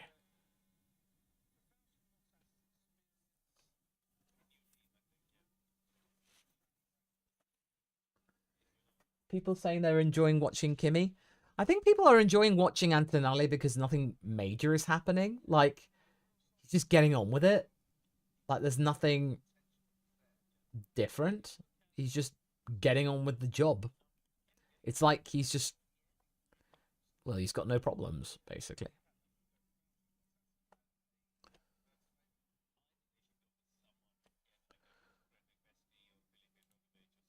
Well, they're talking about the Cadillac lineup.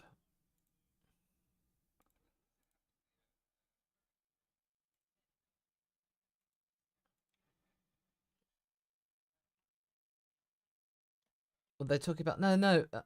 Mario Andretti basically said Colton Herta would be a good. Basically.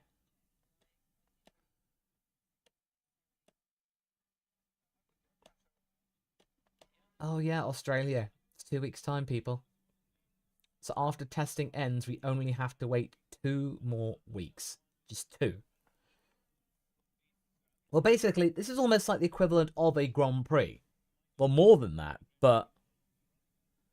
Yeah.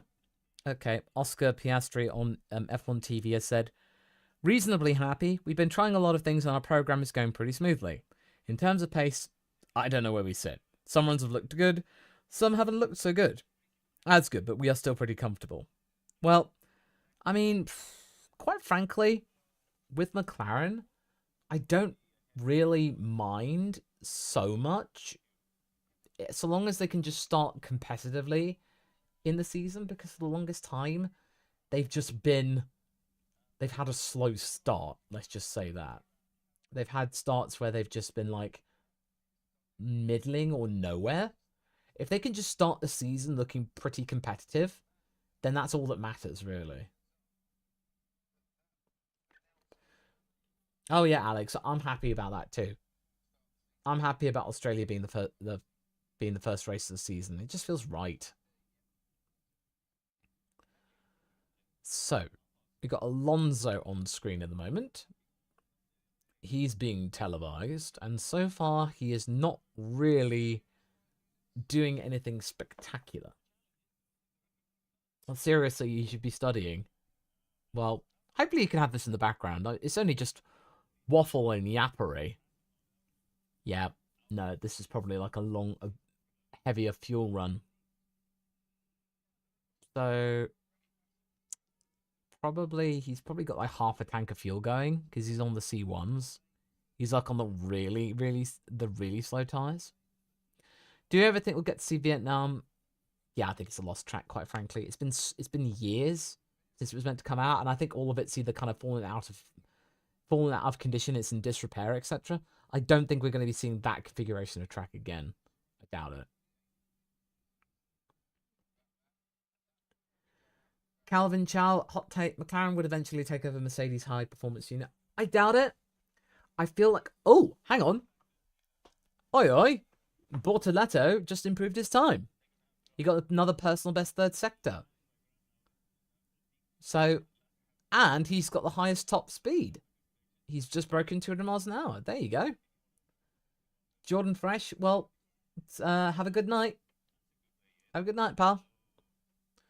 So Bortoletto is 1.3 seconds off Leclerc, and he's now broken into the 30s in terms of that. Does Law race cars? Nah, I'm too big for that, mate. So not for me, I'm afraid. Right.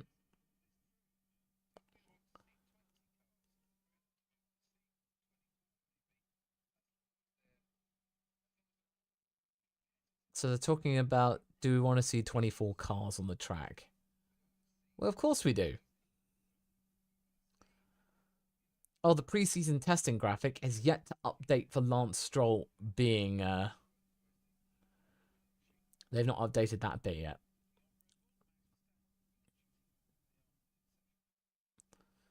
We'll have Lewis in the afternoon. Tim's just tuning in from down under. Anything juicy happen or all going smoothly? Well, you've just missed a random red flag for a glass panel in the start gantry falling out. Then they pressed the green button too early, and then put a red flag out again.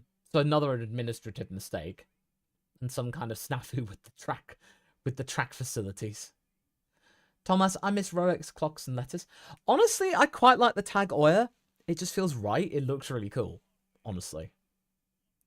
Who would be Team 12? Honestly, I'd quite like Hyundai. Hyundai would be quite cool. Or, if Mr. Sullivan gets his way and one comes from China, Neo. That'd be cool. That'd be cool. But then again, Neo's an electric and it's an EV stuff. But I think it's probably going to be Hyundai, based on the fact they're really upping their stuff in rallying. So I think that'd be the case.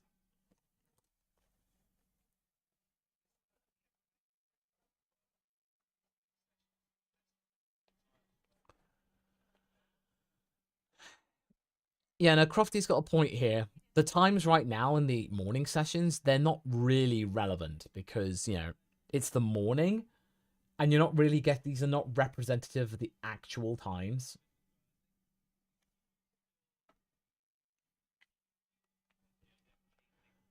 So, yeah, F1 does allow 26 cars, up to 26 cars. Hyundai, oh, you know what, Will? Hyundai with Golf sponsorship. So you get that pale blue. with an orange stripe on it. That looked good. You've hardly heard anything about Aston Martin and you're stressed. I think that's for good reason, because there's not really been much to talk about in regards to Aston Martin, because they've really not been doing much.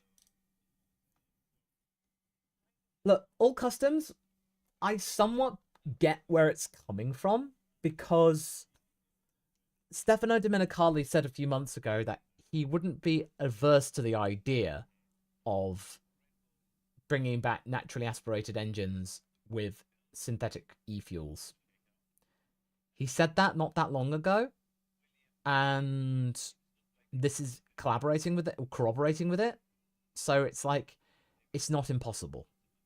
But is it practical? I don't know. I mean, at that time, it did sound like he was just shouting V10s into the ether, hoping people would suddenly go, yeah, that's a good idea, mate. But ultimately, you know, I think people just sort of slipped it by. Oh, we got a virtual safety car.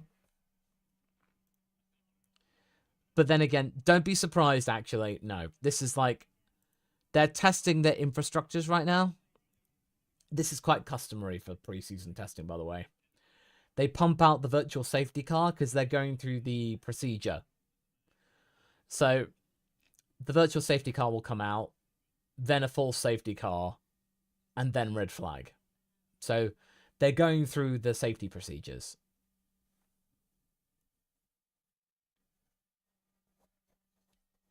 Oh. Oh, the FIA flag is there. People are going to boo the screen. I think it's a percentage. I think 15% biofuel. Apparently, Stefano Domenicali has promised that formal confirmation of the 2026 Cadillac entry isn't far away. Yeah, that's important to know, folks, that Cadillac's not been formally confirmed yet. There's an agreement in principle. Things could change.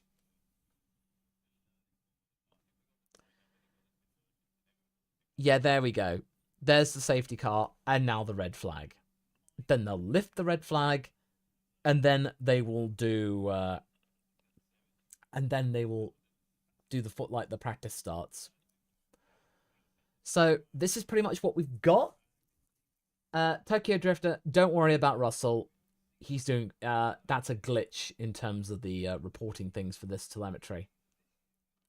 So I don't think there's nothing untoward with this. So, yeah, it's all good.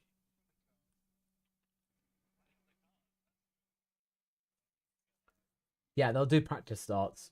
But I think everyone still has to go to the pits because it's now a red flag. But they will start to... they will come back. So they'll turn it'll become green flag conditions once everyone's... Yeah, there we go. Track's made clear. The track's clear. So I think everyone will come in. Everyone will come in. They'll change their tires onto something they've already used, and then they'll go and do some practice starts. That seems to be what they usually do.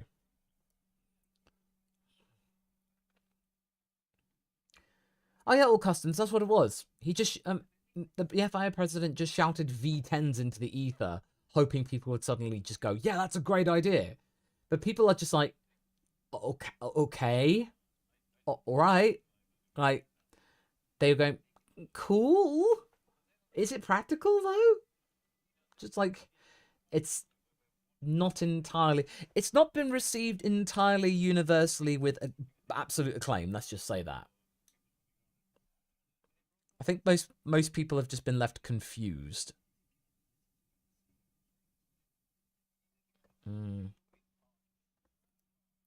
Yeah, exactly. That one meme. Yeah, absolutely. What are your thoughts on a cost cap but still open engine regs? Well, Tim's, that is in 2026. The engine development freeze, that's gone. After this year, that's gone. The only reason we've had an engine development freeze was because Christian was going, whoa, hang on a sec, everybody. It's not fair. We're setting up our powertrains division. We don't want to be down on power or anything because we're at a disadvantage. So why don't you just give it a go and put a restriction on for a few years, eh? That means we can then come in with our own power unit team, yeah. That's pretty much what they've done. It's Red Bull. Red Bull got that done, but next year, no. It's they can develop their power units regular. That's what they can do. So next year, you're gonna get an engine development war.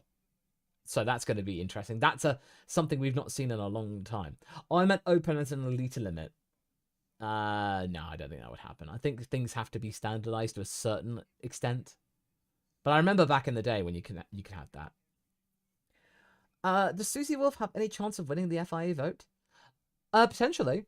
I mean, I think she'd have the backing of the teams, and also there is a desire for change, probably.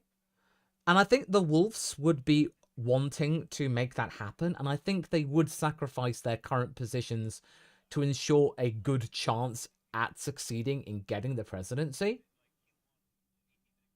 So I think that could be plausible. So yeah, I think they could get the votes. They seem to have the support of the team principals.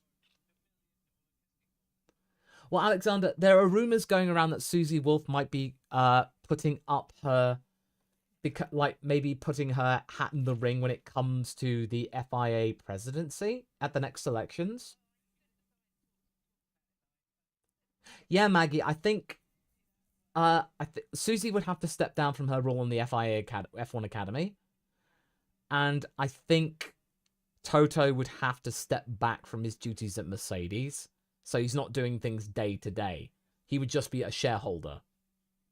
And even then, there would have to be some written guarantors to show that he would not influence Susie in any shape or form in her decisions or anything, or be privy to FIA meetings. And this would have to be a legally binding contract, which if it was penalized, could be justifications for him losing his job. Basically. That's the way I see it. That's how I think it would work. All right, okay, so we are done for the morning session. They're just doing their practice starts at the moment. Oh, has somebody stalled?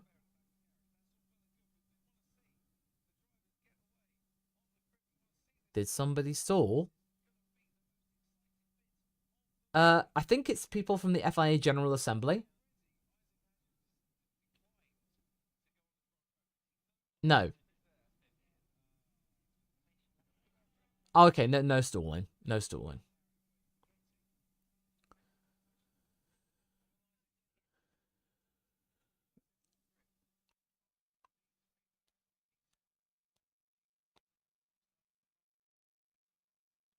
You saw a post talking about McLaren being disappointed in Piastri, not sure why.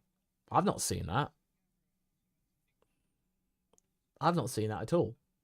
Although having said that, though, I must admit that Piastri, for a second in Abu Dhabi, it looked like for a second he threw away the constructors for McLaren because of spinning out. I mean, Lando had to win, but Ferrari did everything they could and nearly took it. That hot in my mouth in that race, swear to God.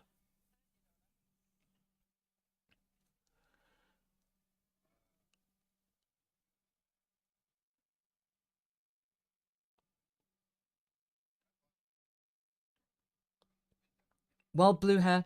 I think with Oscar, he did the morning stints for day 1 and day 2. So I think they would have been doing other programs. But now Oscar's getting to do an afternoon stint where he can actually be doing more representative times. So we'll see what's going on then. Because the times right now are not entirely representative. Because case in point, like Leclerc's fastest time was a 1:30.8. Which is like 1.5 seconds slower than what Carlos was able to do yesterday. So it's not entirely accurate to what you might expect, basically. So that's the long and the short of it, really. Okay. How do I think Williams will get on? I think Williams will be okay. I think they'll be in a decent position. So I think at least 7th place in the constructors is reasonable.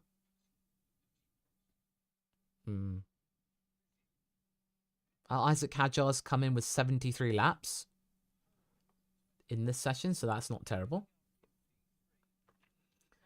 Well, Dylan, to be fair, Oscar also made mistakes of his own with track limits a couple of times.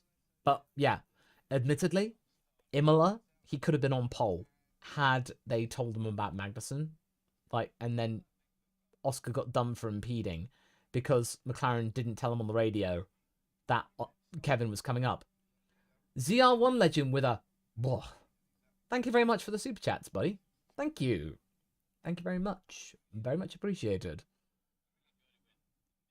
Right. So, what have we got? Well, we got a red flag, but there's nothing really going on right now. It's just... Yeah, it's just a procedural thing. They're just testing out their stuff. Charles ERP, hi from New Zealand Law. Well, thank you very much, people. Thank you, thank you, thank you. And there we go. That's the classifications. So we are done. Charles Leclerc is the fastest, followed by Antonelli, Norris, Verstappen, Doohan, Albon, Hadjar, Alonso, Bortoletto, and Behrman. But thankfully, Haas are not 3 seconds behind everyone else. So they are at the very least somewhat close to where we expected. So they're not like miles off the back. They're actually doing a vaguely similar program. Right. So what I am going to do, folks, right now, what I am going to do is I am going to take a quick break. I would love it if you could just hang in there with me and just stay for a little bit. Just stay here for a second. Keep yourself tuned into the screen. If you haven't subscribed already, be sure to subscribe if you can, because we're very close to 101,000 subscribers.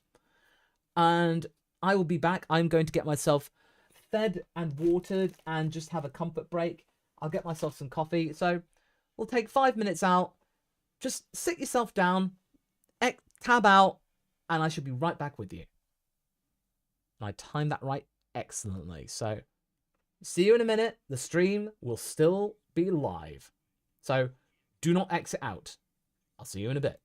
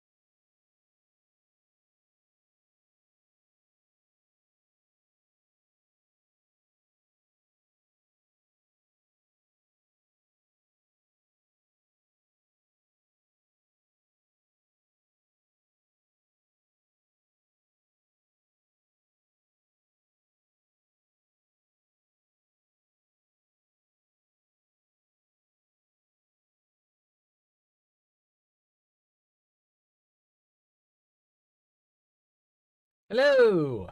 I have returned. I am back. I have imbibed some lunch, so I've had some a quick snackhead, and I have returned. So we are here for at least, well, sorry, right, I didn't mean to jump scare you all, but yeah, I'm just having just having my drink. Incidentally, lime Pepsi Max. Honestly, I don't mind Pepsi or Coke. I would I would prefer Pepsi if it were available, but I'll take Coke Zero. Especially like a freestyle with orange flavoring in it. That'd be pretty cool. So I can see the discourse right now is all about Franco. I do rate Franco, I really do. I feel like his story isn't over in Formula One, but I just would like Jack to have his fair go. Yeah, see, back in the day, I could drink 6 cans of Pepsi, like Pepsi Max. I mean, it made me twitch and I couldn't sleep at night, but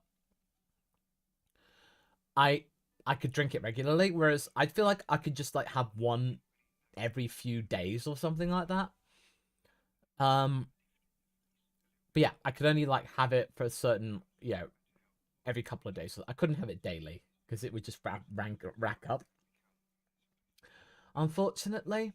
So therefore, I'm just kind of like not really sure about it. So I usually just have it as a treat. I prefer just having coffee.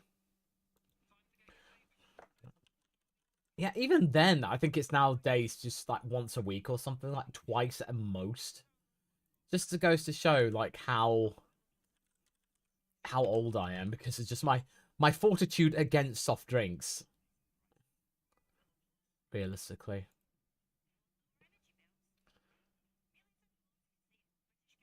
right. So we got racing statistics doing a live stream. It's doing okay.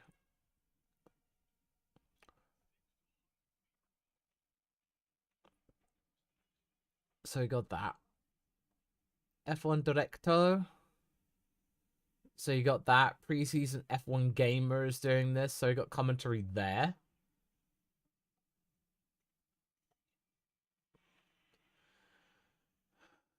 So we're kind of going up against the F1 word. That's what we're kind of doing. That's what we're kind of aiming for in terms of our targets.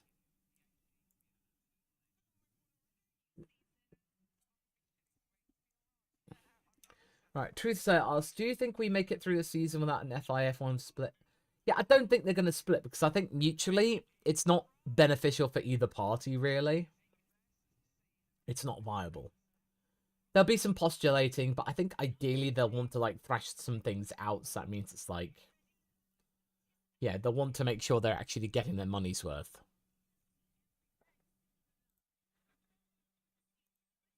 Mm.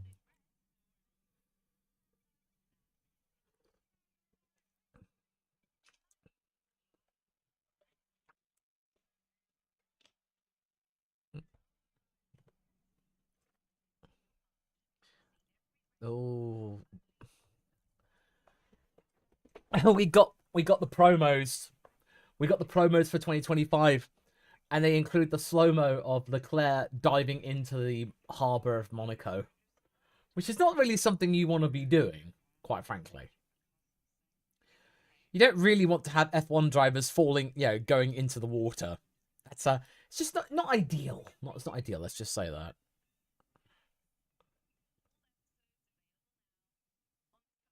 Okay.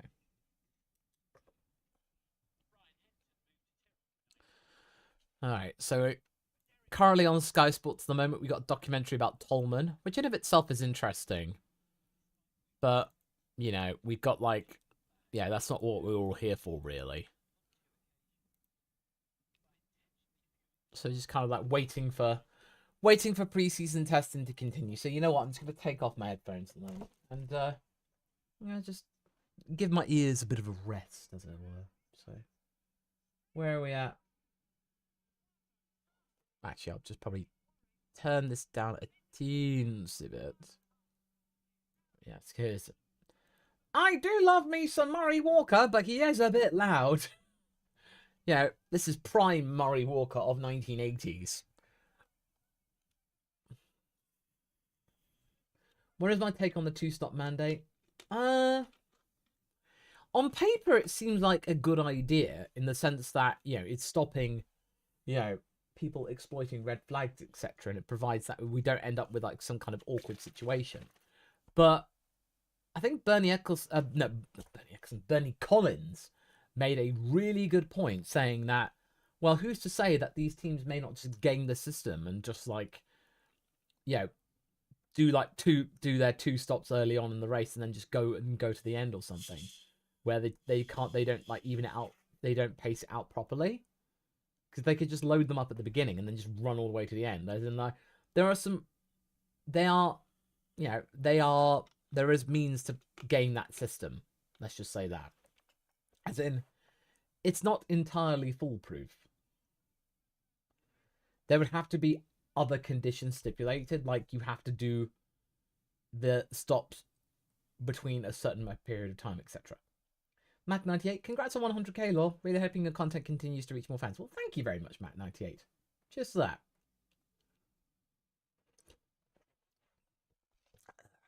Okay. So we are just seeing how things go.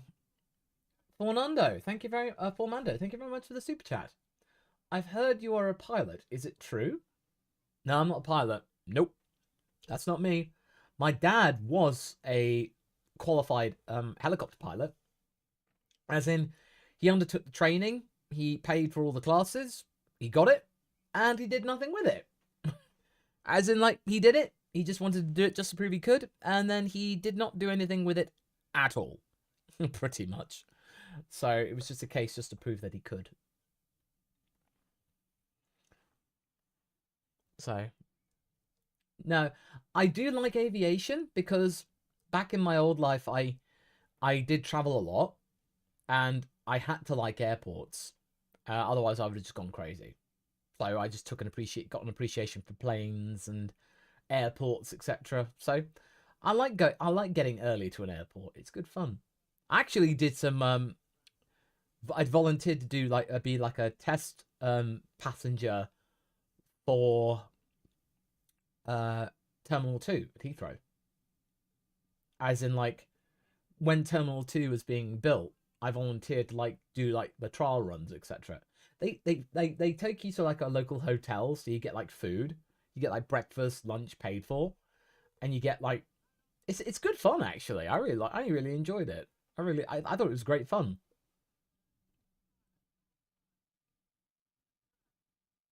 Yeah, bad riders, it's not so bad in European places, and you know where to go, really. It's just like, Heathrow Terminal. I'm guessing you've been through Terminal 3. If you've been through Terminal 3, I feel your pain. That's not a great terminal. It's not a great terminal at all. It's very outdated. It's very claustrophobic. Terminal 4's good. Terminal 2, I like. That's the newest one. Terminal 5's alright. But I would certainly say if you were going through Terminal 3, oof, oh dear. Oh, dearie me.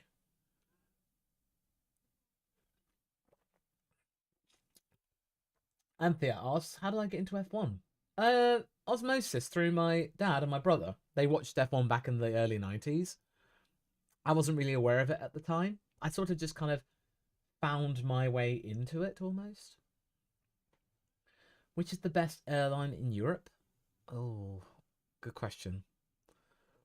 Not really entirely sure, honestly. Oh yeah, Tristea.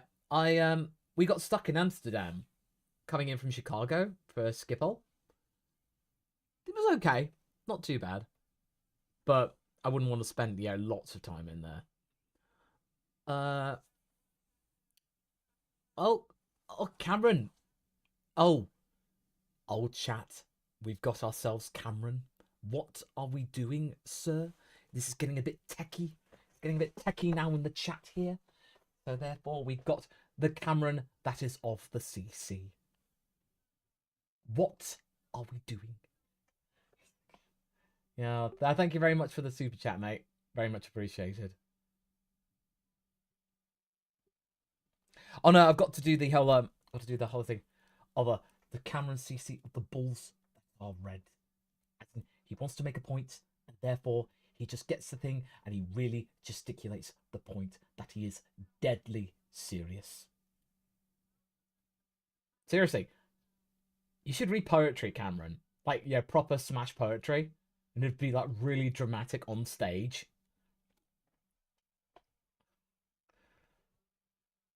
Oh, yes, of course, I need to know the middle names of things to really illustrate the point. Very dramatic, very dramatic. No dissing. There's no dissing here, no hate here. This is just legit, like, it's very effective. Would be very good on the stage. But anyway, I do appreciate it. And I do appreciate ZR1 Legend. Do I like Amsterdam? Not been through Amsterdam, not the city. Not the city, just been through the airport. Copenhagen. Copenhagen Airport, very nice. Very nice indeed. Copenhagen I've been through. Vienna I've been through. Barcelona's quite nice. Barcelona's quite nice. Been up to Tromsø once. Trondheim, Oslo. No, not Oslo. Dublin. Been through Dublin. Very nice.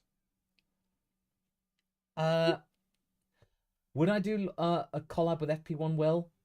I mean, if there was another opportunity, if we were ever at the same venue, sure. I didn't expect us to be in an F1 live stream and we're talking about airports, but I don't mind that. Yeah. But obviously on my travels, you do go to certain airports. A lot of American ones as well. Car Tech and Gaming, are you planning to go to... Yeah, planning to go to the Austrian Grand Prix. As in, I have my tickets. I just need to get my plane tickets. That's the thing I've not done yet. You think I would have done that, but I've not done that yet.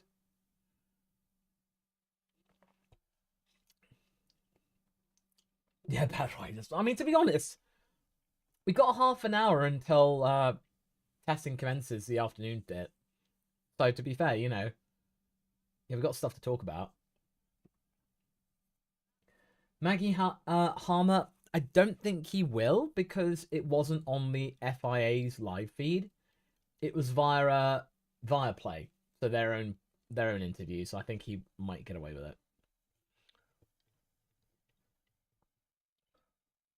Have I been through JFK Airport? Yeah, I've been through it a couple of times. It's okay. It's perfectly reasonable.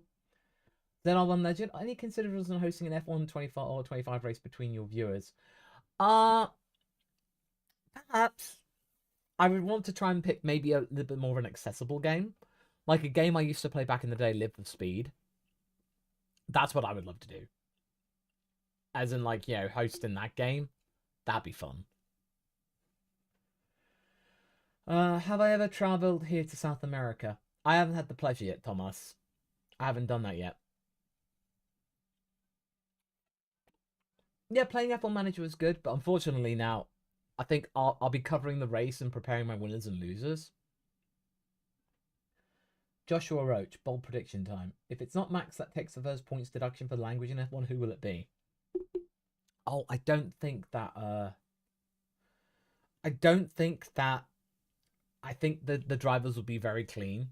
I don't think that they are going to I think they'll very much be careful with what they say.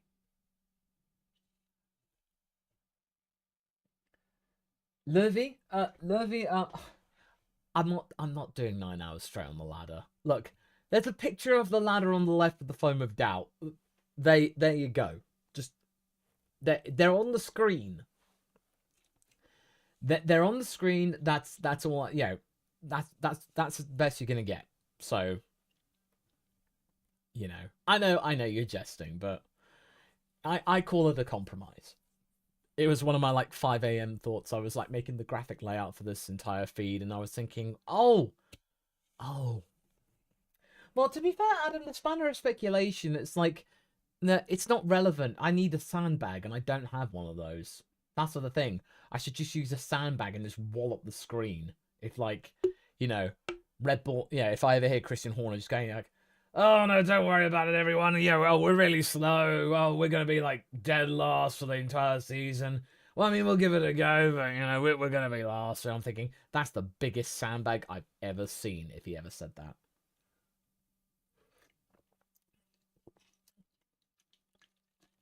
Car Tech and Gaming, if team bosses got penalized for swearing Toto for the... Well, they did! Vegas, back in Vegas, Fred and Toto got done for swearing. They just got a slap on the wrist, though. Alexander Cutman, is the Ferrari hype train actually real this time? Well, I don't feel like Ferrari have gotten worse. I feel like right now they're being very guarded. But the most important thing that they've got is a happy Lewis. Lewis is happy with what he's got. So that's the main thing. And I think that's the main purpose of this testing. And all of the tests. Oh, ZR1 Legend? No, I did. Oh, I didn't see that one. Sorry about that. I don't know where that one went. That one slipped me by. But anyway, you think George will get penalised? Oh no, I think I did talk about that actually. But either way, in answer to your question, no, I don't think he will, because I don't think it was the world feed. It was just like a local broadcast. So I think he might get away with it. And I don't think this is actually well, I don't know. I don't think he will. So I don't think it will. Apologies, ZR1. I think that one slipped me by. Because the last one I saw from you was the F1 24-25 hosting question. Oh, Mac98. He basically was like, he was talking via Viaplay, and then the lights went out, and he went like, oh, he went, oh, shit, the lights went out. So basically, just really casual. But I think he knows when he's with the Dutch broadcasters, he can be just quite casual. So it wasn't even, it was just like, oh. It was very, very light-hearted, basically. That's pretty much all it was. So nothing untoward. Nothing untoward at all. So, oh, here we go. I'm at 100,999. Oh, and also, I've got to just message the missus just to make sure, because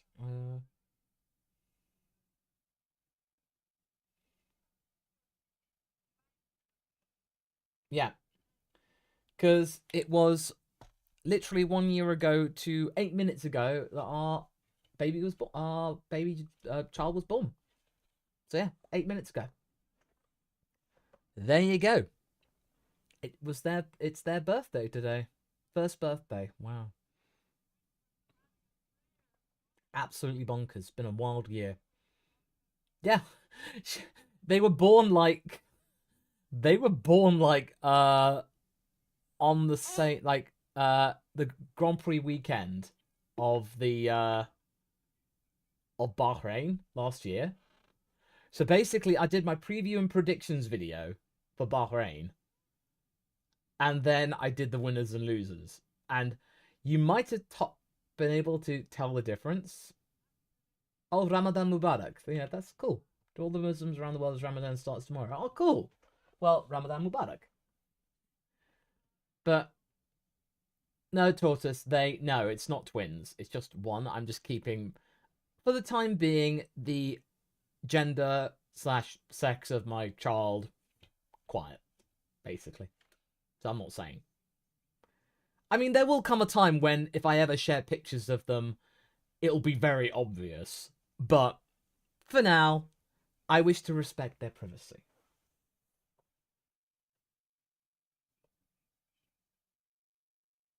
It's for privacy's reasons. That's basically what I'm doing, because I've seen too many influencers that just plaster all pictures of their children all over the place. And I'm just like, nah, I'm not doing that. No. It's just so much more relaxing and all that stuff. So yeah. Oh, it's been an absolute ride, and they're thriving in nursery. They're doing great. But like, That's what I'm not worried about at all. So I'm just that, quite frankly, you know what? I'm just gonna keep it that way. Keep it that way, all fine. I'm not gonna plaster them all over the internet. Why? They've not given consent. Crunchy Nut, get yourself another meal deal. Crunchy Nut, I would, but that means I'd have to leave the house again until we're going to pick up the little one from nursery. So honestly, I do appreciate the £5. I see what you did there. But basically I had some toast. So I had some toast for a snack. I only do takeaways now for special occasions, but one thing I'm definitely going to do for 100k is book a table at Miller and Carter. Miller and Carter steak night. Steak night for myself, my wife, my kiddo, and my in-laws. So we'll go and do that. What's my favorite cereal? Oh, back in the day, I used to love Ricicles. Now though, I probably would say if I could pick a cereal, I probably would just pick. I mean, I still like Frosties, quite frankly.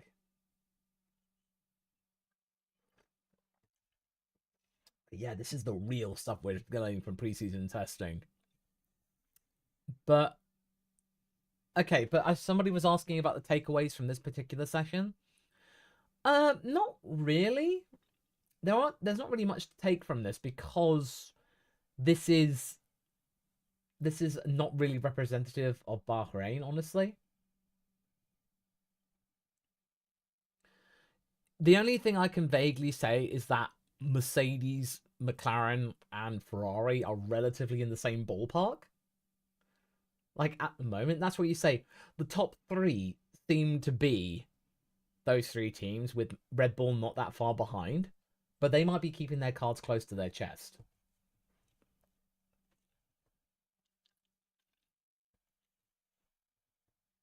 Anything we can learn from Haas getting up to more normal times? Well, they've obviously turned their engine modes up a bit more, but they've probably just gotten everything that they wanted in terms of their baseline. And now they're just giving Ollie and Esteban a little bit more freedom to kind of maybe push a little bit more. So it's maybe my best guess is that they've succeeded in their run plan, and now they can just be a little bit more ambitious and a little bit more adventurous. That's what I'm thinking. Idama, long time, first time. Question. Have you ever had an insomniac day in the past? Why does brain work more creative after 3 a.m.? Well, honestly, I actually, if possible, I get up at 4:30, like 4:30 in the morning, mainly just because it's quiet. I can look through all the news, come up with some ideas just on the laptop, and just calmly get yourself into the day, come up with an idea, start like a basic outline before the little one wakes up, and then we head off to nursery, etc. So, and then I come back and then I can finish it off. So it just gives me loads of time to think of content, basically. Any change in opinion of how the rookies are doing? I would say all of them. They're not disgracing themselves at all, honestly. They're all looking okay. FishU420. Abby Pulling did follow me on Twitter, but unfortunately nothing came of it. I mean, I DM'd them and just were like, hey, I'd love to do an interview. Never got anything back. It's a bit of a shame, really. I'd love to make that happen. That'd be fantastic. But Isaac's actually doing okay as well. Like, I was a bit worried that Isaac would be quite off the pace and not really enjoy being in the car. But he seems to be all right, actually. But oh no, I'm not frustrated about Abby. It's just these things do happen. I actually did try and request an interview with Arvid, but his management team were like saying, well, he wishes you luck with the channel, but he is really busy, and to be fair, he was doing Formula Regional, so that would be understandable. But I would say out of all the rookies, they're all doing a good job. Like, no one's really having a bad time. No one's really, really slow. And no one's had a gaff. Really.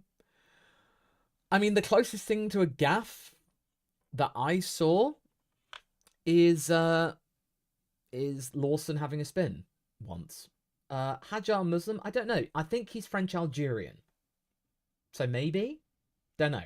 I don't know for sure, so I don't think I can answer that for sure.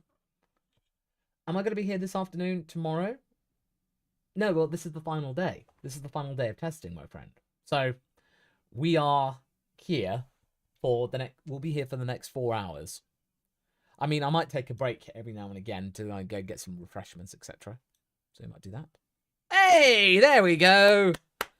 101,000 subscribers. All right. Yeah. That's cool. Am I following the Williams hype train? I am following it. I basically... Okay. Here's how I describe what I'm thinking about the whole situation. I would describe my feelings on the Williams hype train is that I'm a train spotter. As in, I'll every now and again, I'll go up to the train tracks and I'll take a look, see if it's still going, and I'll be like, oh, look at that! It's the video! It's the video! Click, click, click, click! Oh, that was great! Oh, that was amazing! Oh, off to the next platform in a few days! I'll check in on it every now and again. That's how I would see it. So, every now and again, I'll check in on it. I'm not following it avidly, but I think what this year is going to be in terms of the Williams thing. This is a test bed with all the new practices and procedures and workflows and equipment. It's testing this year, getting it up to speed, making sure everything works, to then really get in and cut their teeth this year to prepare for 2026, basically. So I think this year they will be pretty solid. And I think 7th place in the constructors, easy. Easy 7th place. Like, could they be 5th? Maybe. It depends how good they are. It really depends.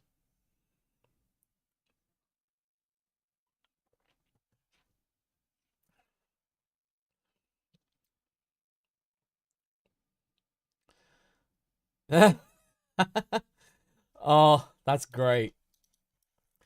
So, there's this, like, the preseason testing. Like, there's this picture. Look at that. So, oh, hang on, just the rotation. There's this picture of, look, there's Carlos, Ollie, Kimi, Gabi, and Isaac. So it's like Carlos is just like, hey, kids. What did I tell you about the press conferences? You do not talk, otherwise I have to give you a penalty. And then it's just all these guys. He's just, Daddy Carlos. Hey. It's just, but either way, it's hard to imagine that Carlos is like the 4th oldest driver on the grid. Have you realised that? Yeah, he's the 4th oldest driver on the grid. I did not know that. I mean, he's only 30, and there is a huge gap between himself and Nico. But still, he's the 4th oldest driver. Wow. No, he's only 30. I think he's 31 this year.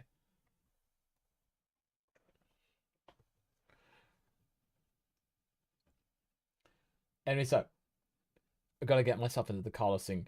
Hey. Oh, how are you doing, my fellow kids? You like pancakes? Oh, it's so good. It's so good. Oh, one of my favorite Twitter accounts. The Bahrain Pitwall, F1 portrayed by Top Gear.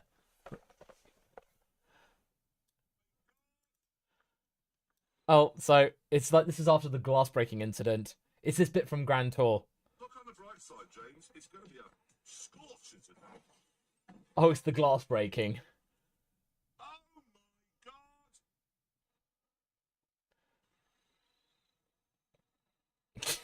god! And then they're just all stunned.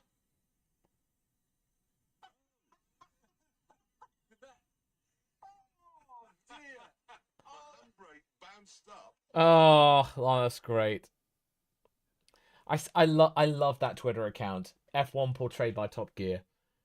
I think various bits is like, Clarkson goes, Mini poo shot out of my eye. It's just like, there is so much to say about Jeremy Clarkson, but quite frankly, he just reminds me so much of my dad, who's no longer with me. Dad died like nearly 5 years ago, and it's like he loved Clarkson, and there's just so much about Jezza that reminds me of my dad. So every time he's always on the TV, that's just my dad. So that's just something, and that's a shame because Dad really loved, he loved Formula One, and he has no idea.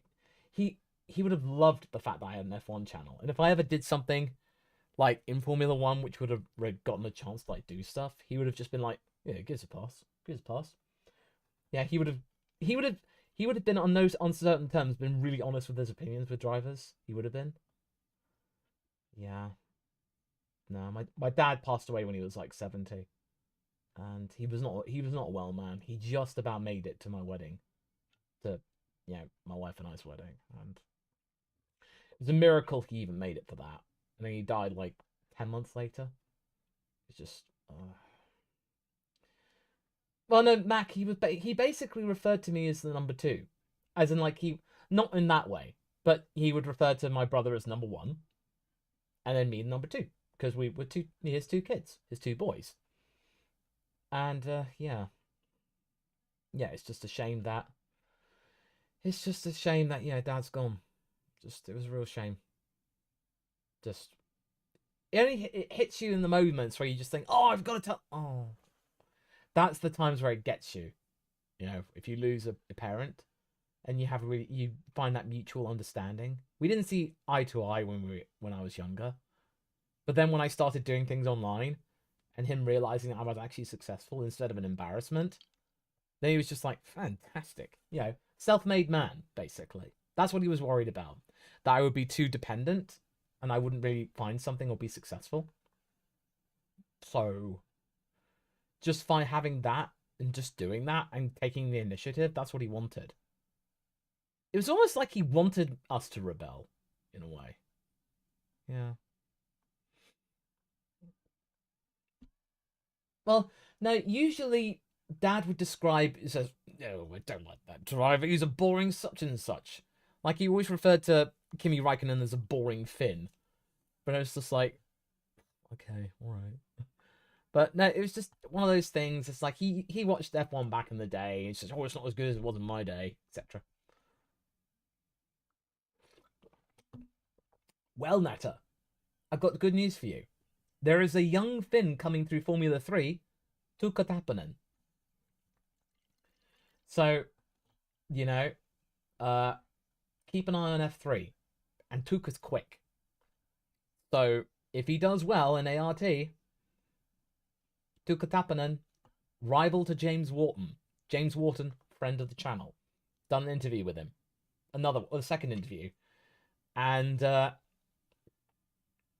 yeah, Netta, I'm very much affiliated with Finland in the fact that my brother-in-law is Finnish.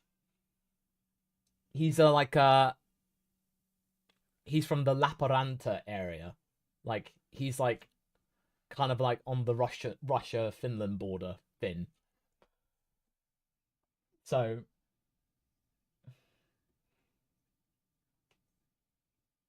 yeah, so that means my nephews are half Finnish. So I'm very much familiar with Finnish culture.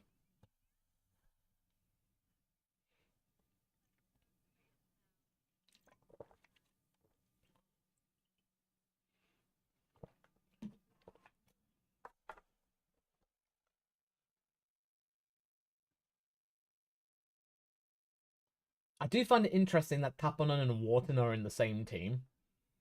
That's quite interesting. And it's ART as well, so that's a good team. You know what, Bad Riders? I would actually say everyone keeps going on about Oscar Piastri being like Kimi Raikkonen. I would say more Oscar's like Mika. I would say I would say Oscar's a bit like Mika Hakkinen. Because Mika can be just quite quiet and quite taciturn, but also have a really devilish, cheeky sense of humor when he wants to. We can light it up when he wants to. But Mika is a technical. Yeah, no, I would say definitely Oscar's a lot like Mika, because Oscar just comes up with some really witty retorts when you don't expect it, but then he can just be like, yeah, I just love it when Oscar just comes out of nowhere. He just goes, hello, just like randomly, just rocks up with the mic. She goes, hello. Just that's kind of stuff. I would say Mika's more relevant, honestly. What are my championship winner predictions for F2, 3, 1 Academy? I think Abby Pulling's going to take it again, quite frankly. 3, not too sure. It's a little bit up in the air about that. I think Formula 3 is really where you're trying to really sort it out, especially since it's the brand new car. Rafael Kamara, he's definitely worth it, and he's with Trident. Oh, okay. That's somebody to watch. But then again, it's brand new F3 cars. So much like we saw in F2 last year, the entire order can change. So keep an eye on Rafa. I think he's Brazilian. Yeah, I think he is. I think Rafael Kamara is Brazilian. But yeah, no, because Kamara and Wharton, they were teammates along with Ugochukwu. So Ugochukwu, I think, is with Prema in F3. So he is. Honestly, Maggie, I am all for Leah.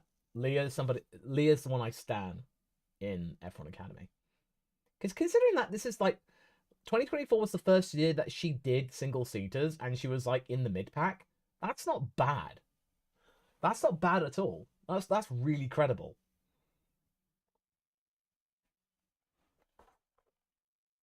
Yeah, and Taylor Barnard. I mean, like, Taylor's found like he's really flourishing in Formula E. Like, he's got a good gig there. Like, he's really slamming it there. I think he's got potential, Taylor, to do well in Formula E.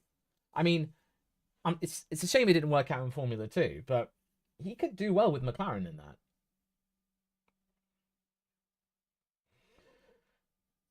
Yeah, Ugo. I'm not too sure about where Ugo is because in Formula Regional he didn't really do well in Formula Regional Europe. He was kind of a bit like, like he was fine, but I think last year was probably like a learning year. He might turn the wick up again this year, so we'll see. So, I like to watch Formula 3.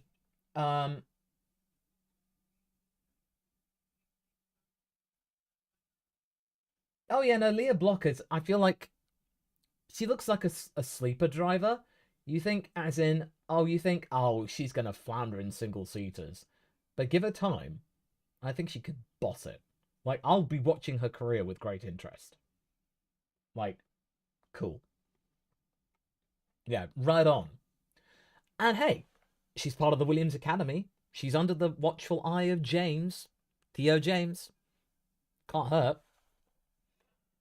Yeah, well, her dad was Ken Block, so yeah, yeah. So I would say so.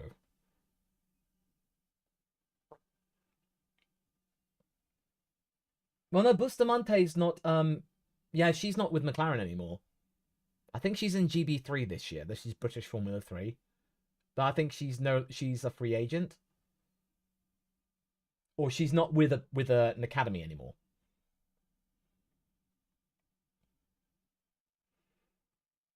It'd be really interesting to see what Leah would be like in the wet, because I don't know whether the F1 Academy, they have wet tires. That'd be quite cool.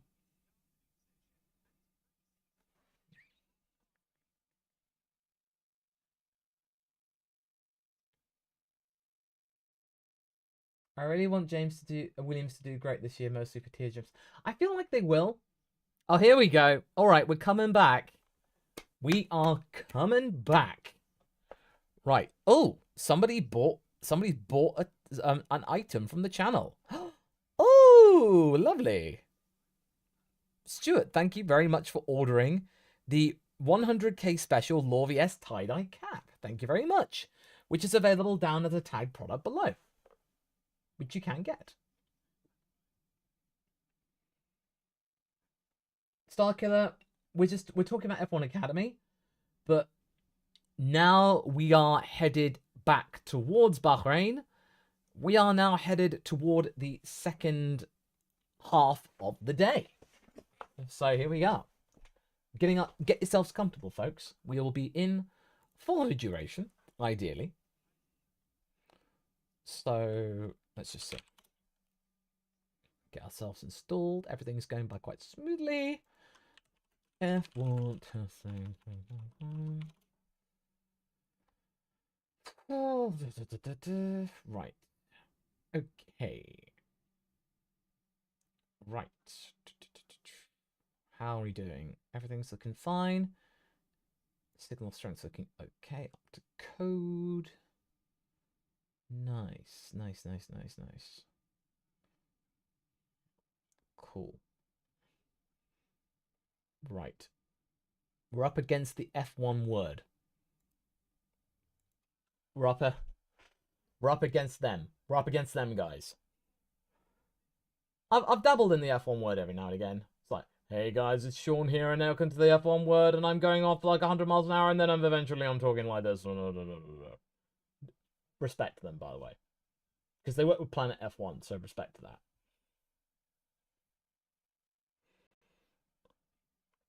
Yes, Darker, the F1 Academy, it's finding its feet. Like, it's in its third season, and it's slowly gaining, like, a good understanding of itself, which I think is good.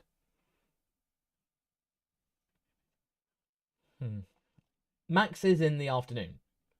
Yeah, Max and Alex are the ones that are doing all day shifts today. So, let's see. Let's get things refreshed. Refresh the stream.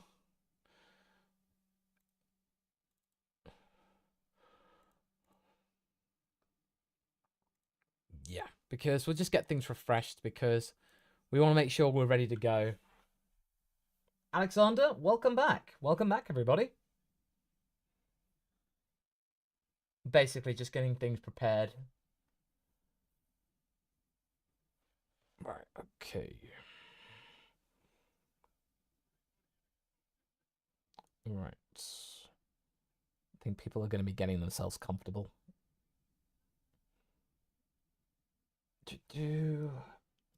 Daniel Silver, welcome. Welcome back. 30 colors are back. Yes, they are indeed. As in, they look actually proper. Okay, I think we're looking all right. Oh, we got Ocon. The telemetry's picking up Ocon.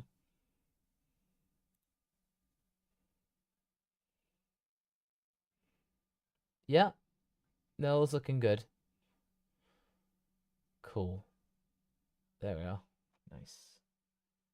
I'm just going to adjust this camera a little bit. There we go. There. That's better. Okay. Out too late last night. Asked Dad if he could start late. Do we believe Lance Stroll was ill, or could he just not be bothered? Well, a chat back earlier actually made up a good theory that maybe things were delayed when they found out that Yuki Tsunoda changed his management, which maybe might have meant there have been some discussions about, Lance's future, etc. Who knows? Brad Myrick, thank you very much for becoming a member of the VS Posse. Thank you very much. Very much appreciated. Thank you very much, sir. Dad, do I gotta drive? Yeah, you gotta drive, son. My shareholders are expecting it. Aw, Dad. Oh, fine. Aston Martin's door just fell off. Oh, dear. Oh, seriously? Like, for real? Oh, God. First Haas, now Aston Martin. Well, edit diversity. The impressions basically, yeah, it came from that one press conference that he did where he was like, I am extremely angry. Basically, it came from that like thing where he did, and it's just like, yeah. Oh god, the whole door. To quote the Italian Job, you're only supposed to blow the bloody doors off. That Williams didn't look in great shape.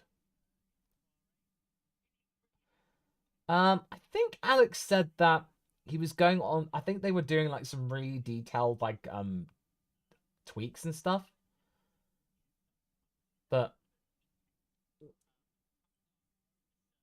all right, Ocon seems to be Ocon's about to do his fastest lap, but to be fair, it's his only lap so far.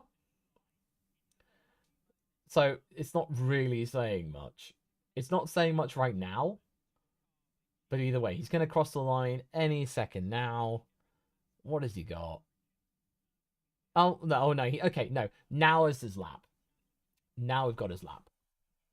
So what has he got? What has he got? Gasly. Gasly's come out, so he's doing his own thing. So what have we got in terms of a time? I wonder, please, Ocon, I would love for you to just come out of the gates with, like, a proper banger. What have we got? 29.9. Okay, 29.9. That's pretty good, actually. That's not too bad. Oh, Aston Martin's got the they got the covers up. They've taken the floor off. Ooh, okay. All right. That's something's going on here. So something's afoot. And Gasly, no, Gasly's coming in to start his lap. Ocon's still green, but then again, that makes perfect sense. But what has he got? 39.8 for his next sector. And now he's going to be coming down the back straight. Coming into the final bend, the TV is picking up Gasly, and he is on the C1 tyres. As Ocon is about to cross the line with a 130. Oh, oh dear. A 30. Oh, 32.8. Oh dear, that's half a second slower than Oliver. Oh dear. I mean, I wasn't really expecting much, yeah, from Haas, but oof. I don't know what they're doing. But Gasly is 29.8. Have they not been using their DRS? I don't know why they'd be not using their DRS. Are they really trying to hide their performance that much? That's quite strange, quite frankly. But anyway, what have we got going on? So Gasly's about to hit the second sheet, but another. So he's looking like 2/10 or something. So it looks like at the moment Gasly probably will be ahead of Ocon, but slower than Behrman. Also with a slower top speed. What's it going to be? Yeah, 132.5. So that's interesting. Not much different to what Ocon's was. In answer to your question, Starkiller, it starts off as pink because that's them coming in and out of the pit. So when it's just the one mini sector, that's them going into the pit lane. The first three are the sectors of them coming out of the pits.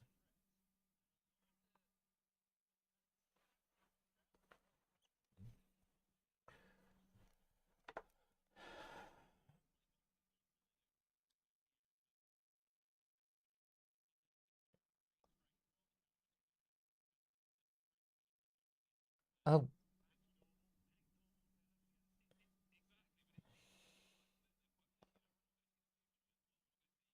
just apparently Max did the middle finger, like he just gave somebody the bird. Like I don't know why, but you just think, oh, it's gonna be a long year. It's gonna be a long year for Max. I hope he doesn't get done for misconduct.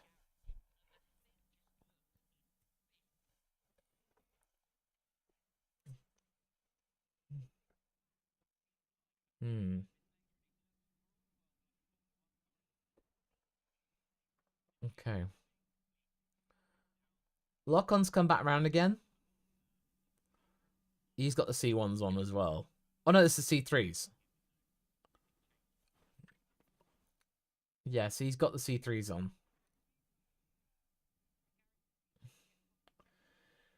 Is the 2025 title his final year if the title slips this time? I don't see the point. I think Hamilton is contracted for 3 seasons, I think. Oh, we got red flag. Oh no, what's happened this time? Oh no, we've only just started. What's going on? Like, what's going on now? What have we got?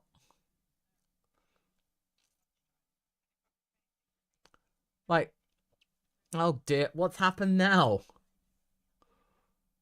Like, is this another administrative logistical thing? No, the lights are still on. I mean, I don't know what's going on. Like, and I don't know why we get this now, but then the TV broadcasts don't get it until later. Brad Myrick, I'm not gonna be doing times and stuff.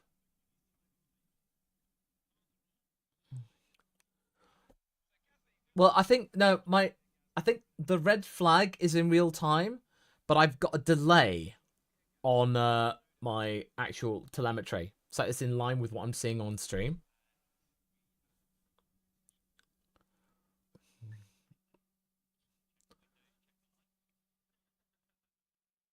Hmm. Oh. Oh, we've only just started. Hmm. Oh.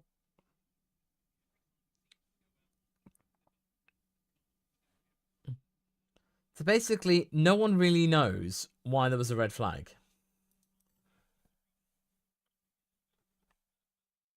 Hmm. That's really weird.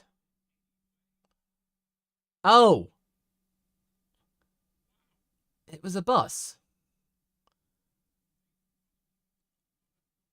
What? What? Oh my god. What? Oh my god. There's a but. First it was a glass panel, then a quad bike, now a bus. The bus was 3 tenths faster than a Samba. Yeah, you just wonder what is going on. The Bahrain International Circuit has been hosting F1 races for 2 decades. You think on an operational level, they would understand that maybe it's not wise to put a bus on the track.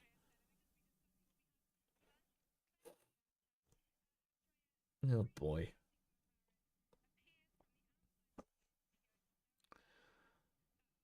Okay, so Laura Winter is talking to Andrea Stella.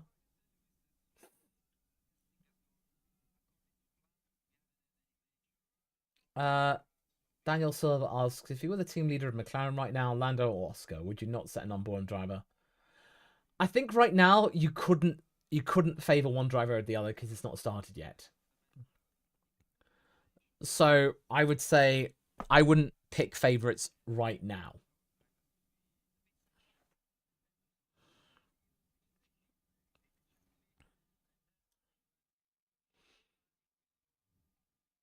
Yeah, so basically I wouldn't pick favorites right now. Look up circuit. Oh yeah, the Japanese Super GT. Yeah, the Circuit Safari is quite cool, and I think WEC does it for the Fuji round.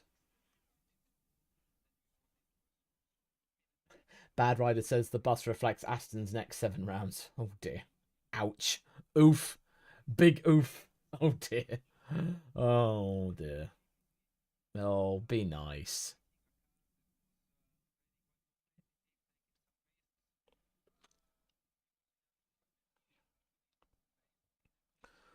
Right, okay. So Ocon's coming back out now. So red flag is gone. So we're back to operation. And interestingly enough, the McLarens have got the floor off as well. So they're not quite ready yet for Piastri. So that's going to be interesting. McLaren's got the floor off. Well, yeah, I'm pretty sure that Netflix is kicking themselves that they don't have anyone there.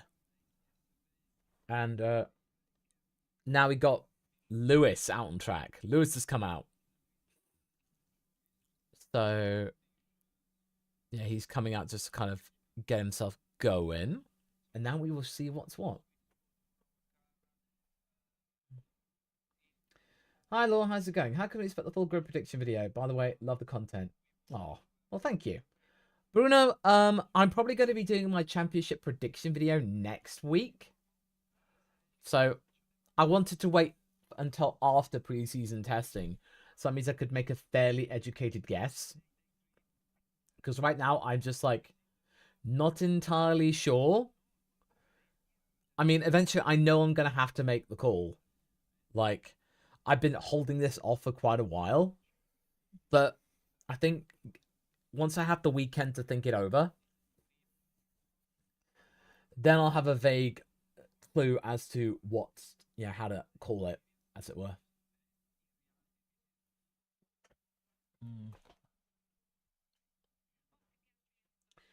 Mugen, which teams do you reckon are going to be the top 5 this year? All the testing paces so far.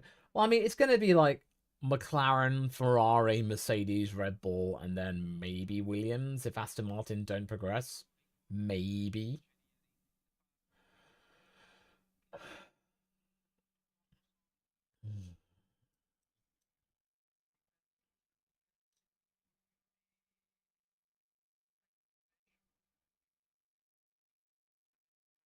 Okay, cool. Okay, so Lewis is coming out and he's started a lap. So we'll see what he's doing. So picking up Lewis, he's on a C3 tyre. So he's going to be oh, wow, he's gone really wide. Has he aborted the lap? No, he's still going. But yeah, no, wow. He's definitely going for it.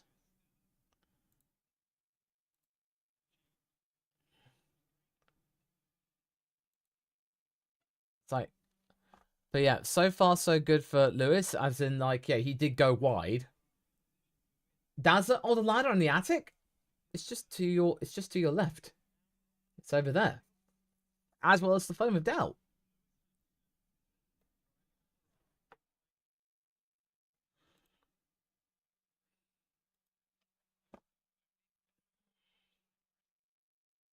Nah, that's alright, Dad, so don't worry about it. It's all good. Fastest second sector for him.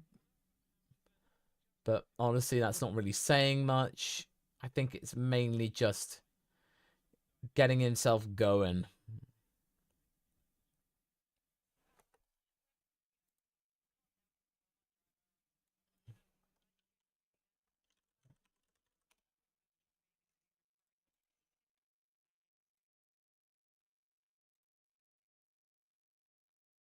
Okay. So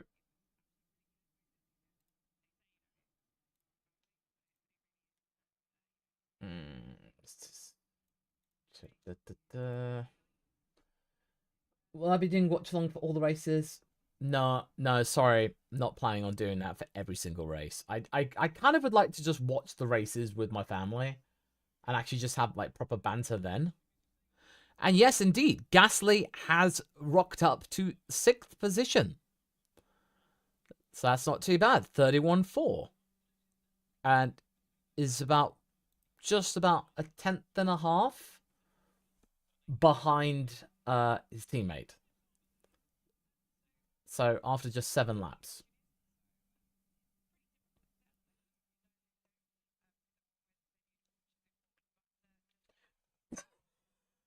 Austin pointing out that Ferrari's got lots of understeer.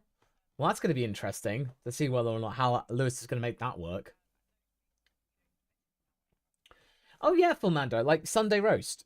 Yeah, watch F1 over a Sunday roast. So I mean, not for the first few races, they're the flyaway races. So that'll be watching that at 4 o'clock in the morning.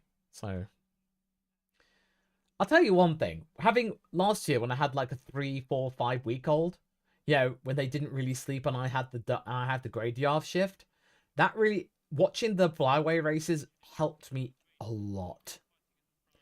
It helped those long nights.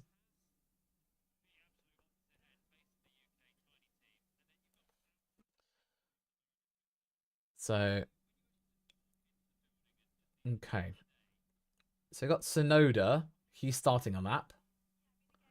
Ocon is doing a semi-decent first sector. It's okay. He's doing an okay job. And Ocon has improved. So he is faster than Behrman by a couple of tenths. So I wonder whether or not we'll get some interesting moments. And George is starting. George is starting his thing.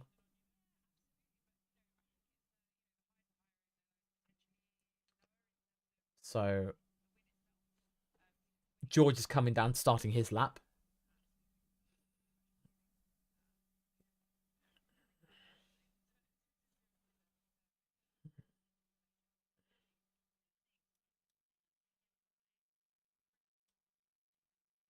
Okay.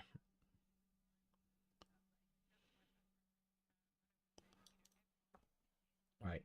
So that's okay. I watch the races with my brother and we almost don't care about what's happening around us. Yeah, you just kind of everything melts away when you're watching this. Oh, blimey. George Russell's only about 7/100ths behind Leclerc. This is absolutely blimey fantastic. So there we go. Oh, I saw a purple mini sector from George. To quote Alex, George! George! Like he's gunning it. Like, he had the fastest first mini sector of Sector 2. Personal best final sector for Ocon. So he's going all right. Hamilton's getting a faster lap. So he's getting his eye in. So he's coming around the last corner. 39.4 for George, which is 3/10 faster than Lewis. 3/10. Hamilton puts in a 1:32.3. That's faster. But Russell's going quicker. So let's just see what George does. Where does he go?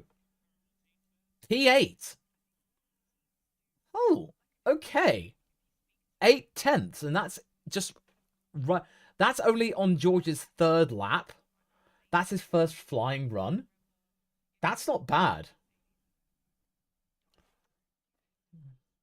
Yeah, literally, it's just George! George!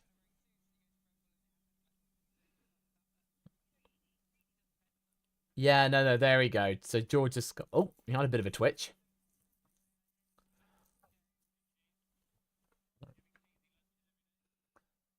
I can't believe that's front suspension.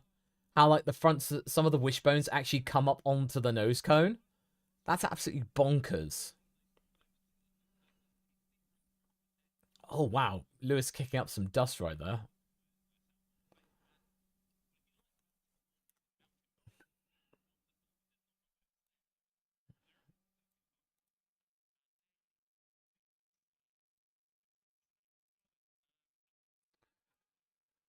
Okay. Well, Sam Collins dunking on Switzerland. That's kind of what we're lacking at the moment. Any predictions for the testing leader? I'm not really sure, honestly. I'm pretty sure that we're just going to be getting, like, it's going to be a mixed bag. But honestly, Mercedes seem to be doing fairly well in terms of, like, it's a fairly solid day. Bruce says, I feel sorry for Piastri, almost always ignored and also never given much of a chance to shine. Even the Aussie media barely talk about him. That's really odd, though. I hope that this year that changes. I wonder why that is the case. Maybe it's just because Oscar's not really a loud character or something like that. And with everyone's so used to Daniel Ricciardo, and then Oscar's relatively quiet. Maybe it's just like he's yet to... I think maybe if Oscar became the title contender, that would change. But that remains to be seen. Right, I think Lewis is coming in to, like, start a flying lap. So we got maybe get some recharge or something. Sonoda is got a faster first sector. Oh no, he's okay. No, Yuki's coming into pit. He's coming into pit lane. Lewis is coming in to do... Oh. I think George did... The replay just showed that George... Did he just wave to Lewis? I think he just did. He slowed down, walked past Lewis, and almost like went, hello. It's just like, oh, hello, old friend. But either way, Lewis is on a flying lap. He's got his fastest first sector. So we'll see what's what. Okay.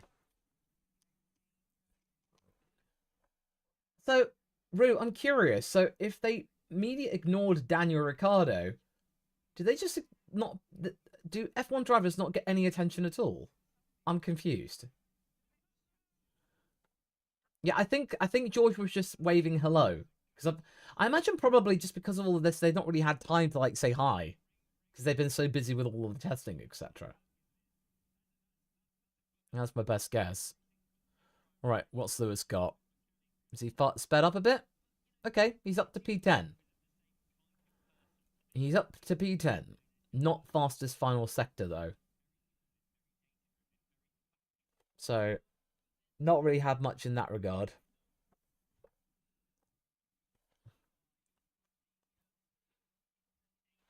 Yeah, so... Oh, George came back out again. Oh, unsafe release. Crikey. Pierre was just a little bit quite fast there, Toto. Ah, no, George, don't worry about it. Pierre is just putting it on the gas.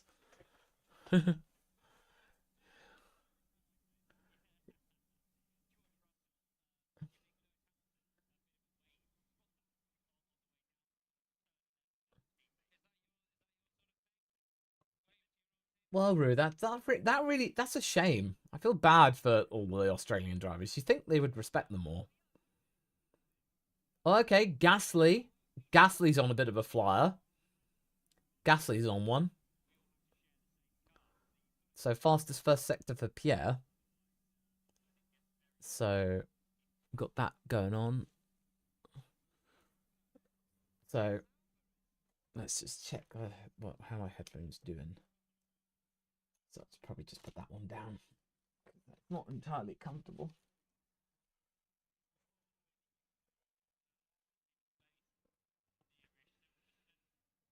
Oh, hang on.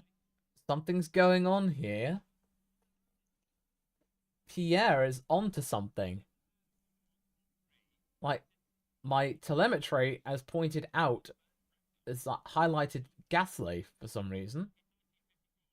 What's going on here? Oi, oi. Whoa! Yo!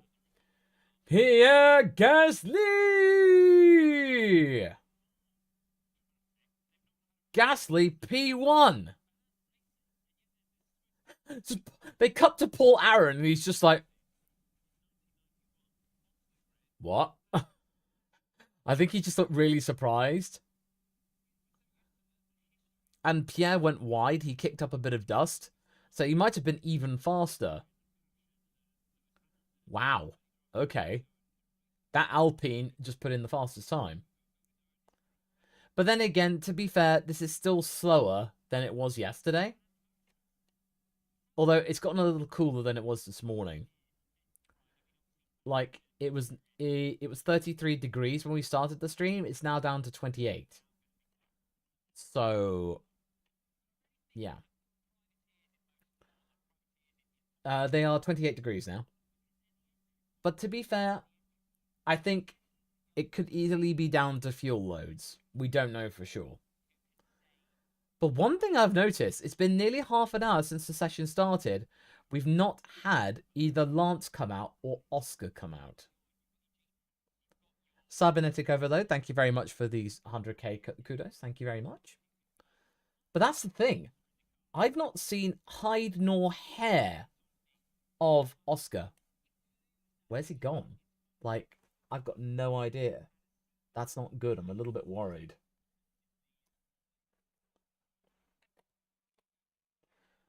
Well, yeah, Stefan, you think there would be mentions about MotoGP because, well, Mick doing, right? What? Just, it's really, really odd. Yeah, you just think, like, you think that, yeah, Australian drivers, if they did well or just part of Formula One, they'd be well recognised, but I guess not. Oh. But, oh. Danielle, can you give us a quick analysis of who's dominating based on testing to inevitably be completely wrong when the first race comes around? It's too early to say, really. But one thing you can... I think there are some things that you can say now which are fairly reasonable shouts. That both Williams and Mercedes have made improvements, which means in their respective competitions, they are going to be much more up there. Williams, I think, are in with a shout in the midfield quite reasonably. And Mercedes, I think, are back with the front runners on a more consistent basis. As in, they're not a distant fourth. So I feel like Mercedes are right back up there. Oh, hang on. Thank you very much, RDSK. Forgive my yapping. I've realised that Ocon is indeed cooking. Fastest first sector. Hulkenberg's got something going on as well. But he's not going that particularly that quick. So, okay.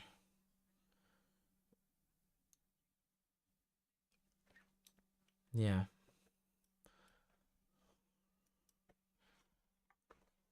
Aston Martin at the moment. Oh dear, don't ask. Well, Ocon is coming up. I think he's going to be getting a new personal best. 39.3. Good. That's looking promising.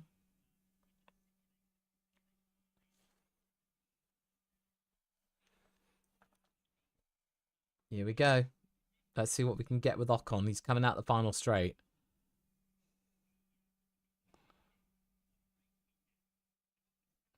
P9 for Oscar. Ocon, sorry.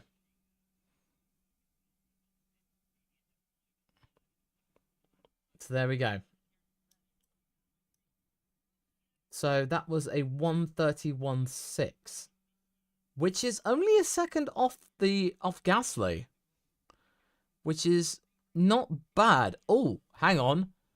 Verstappen's not been out. He's behind the walls as well. Ooh. Oh, first flying lap for Hulkenberg. Is he? Well, he's not really doing anything spectacular, honestly. Well, Gasly's coming up to Hulkenberg. And he has gone past. But, ooh.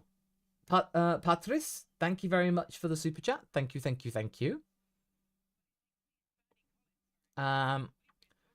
Gasly's going quicker. Interesting. Okay. Yeah, no, Gasly's he's going for it again. Yeah, he's improving.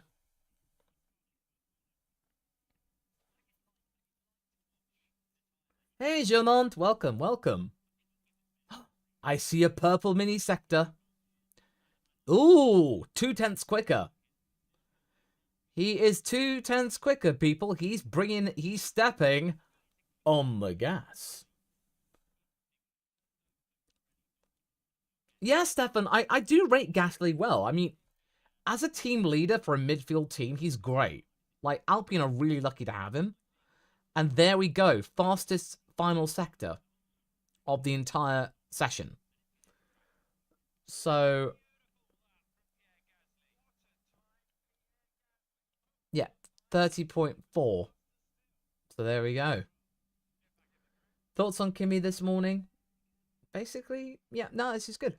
Slickstream, like, I'm expecting great things from Esteban this year, honestly.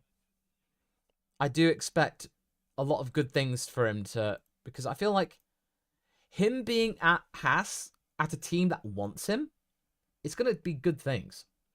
Cybernetic, thank you very much for the super chat. How much do you think teams care about these testing results? Surely they want to be on top purely for bragging rights.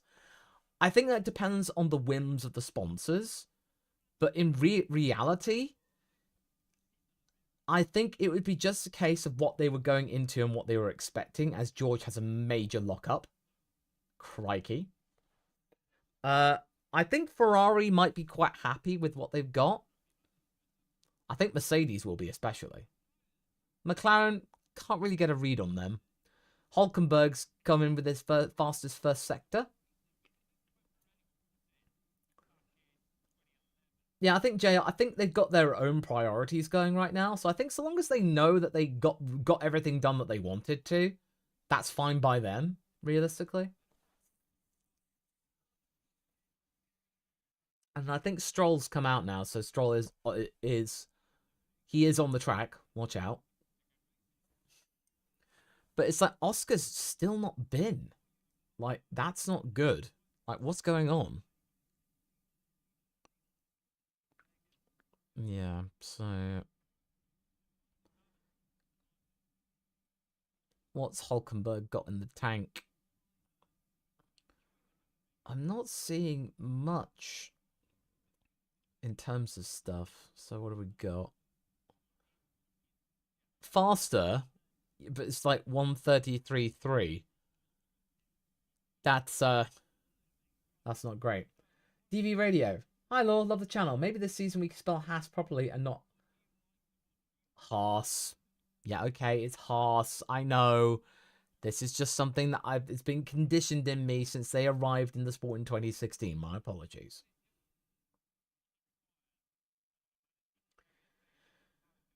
Stefan, McLaren are keeping their cards close, not giving much away other than consistency. Yeah, that's very true. They're not going for blazing runs or anything, but you think that they would be at least wanting to get the car out just to give Oscar some time on track. You think they would be doing that.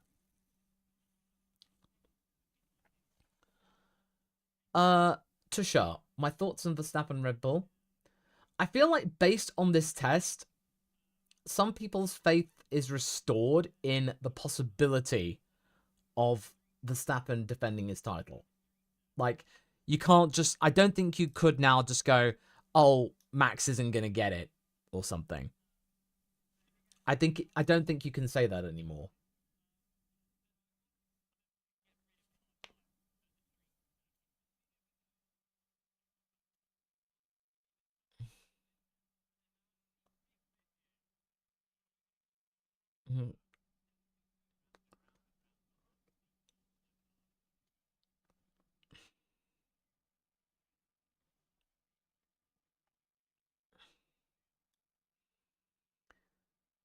So Mercedes has come up with their team name for Kimi and George. Russanelli. Sounds particularly snazzy.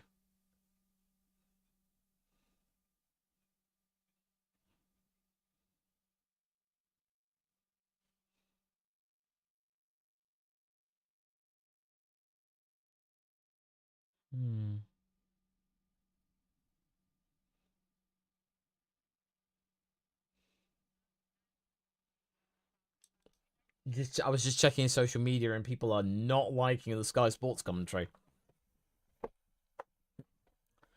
Like, people are not liking it. Oh dear. Alright, Stroll comes in with a 1:49. 18 seconds. Wow. He's really fallen off. Joke.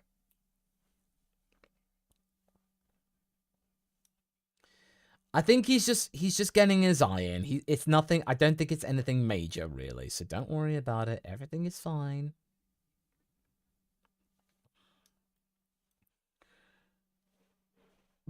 Engine diversity. The bus was faster. Oh dear. No, well, to be fair, no, okay. He is faster by 6/100ths. Okay. Did I see the official F1 Day 2 recap from yesterday? The commentary sounded so bad, like the guy had a gun to his head to read it out loud. I didn't know. I'm gonna have to watch it later.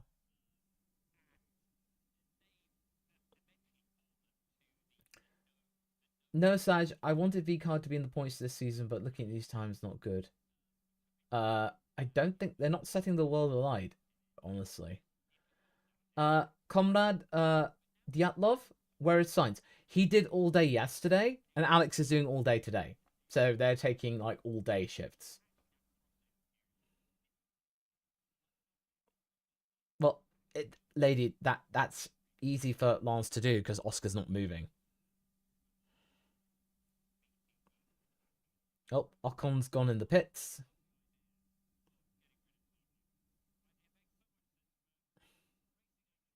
Here we go. Lance is about to go faster. What's it gonna be? Oh, he's coming. Oh. Oh, that's a shame. Boo! Boo, Lance. Boo on you. Boo this man! Oh, that's a shame. I was looking forward to seeing where he would have ended up. Doesn't Bahrain basically look like an elongated Barcelona? Yeah. Oh, actually, ooh. Actually, if you just rotate it, that. Kinda, yeah. Yeah, it kind of does in a way.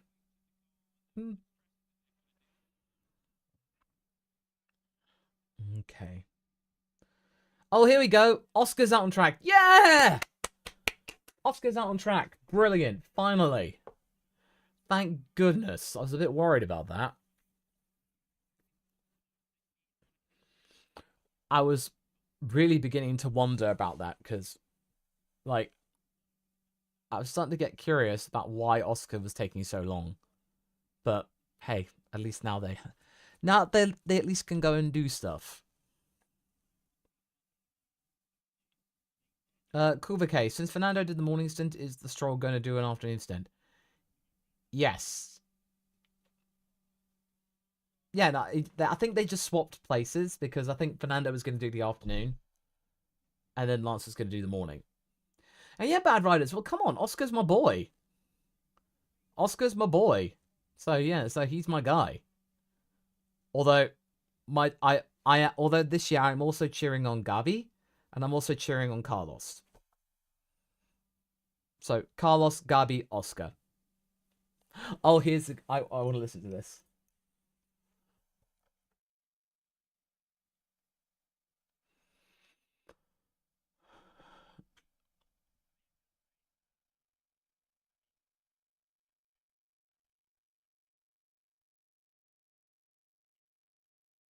I do find it really funny that they got all the rookies in and then Carlos.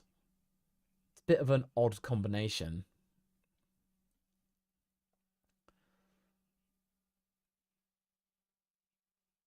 But either way, come on, Oscar. You've got to beat Lance. You've got to beat Lance. Come on. What can you do? What can you do? You're on the C3 tyre. There's no excuses, mate. 29.6. Middling. Okay.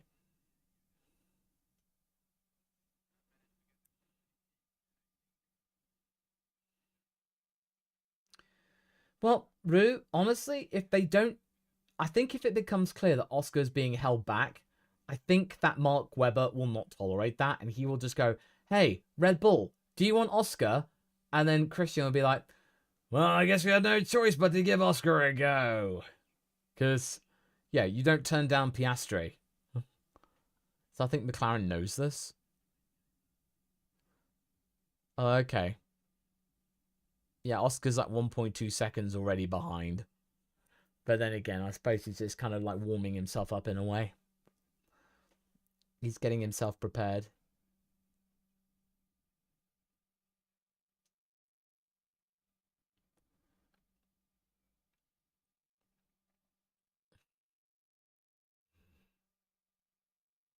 There is something about Oscar's no Oliver's way where he talks is very like different.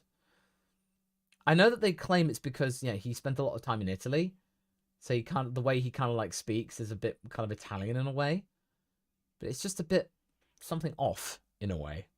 Not that I'm complaining, it's just just an observation. And Oscar has not completed a lap, so he came into the pits. Oh, shame.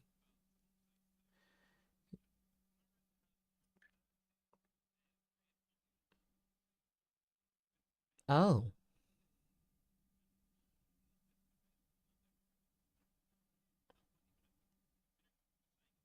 oh, oh. Okay, so Oscar apparently they've reverted back to the old engine cover. Oh,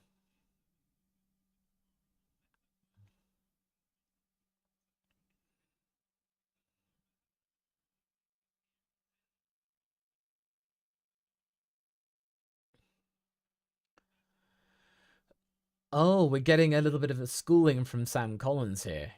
Okay.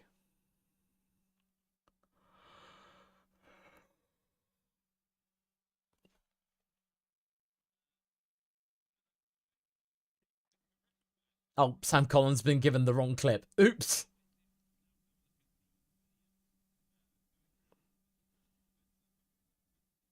Oh dear. I don't know that was supposed to happen.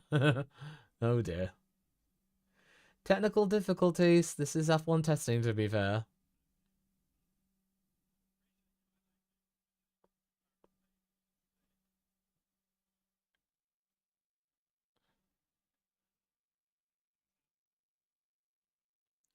So Cher Austin says, yo, that Ferrari's very sketchy. Oh, can you explain? Like, yeah, well, why do you think it looks sketchy? You mentioned understeer a bit earlier.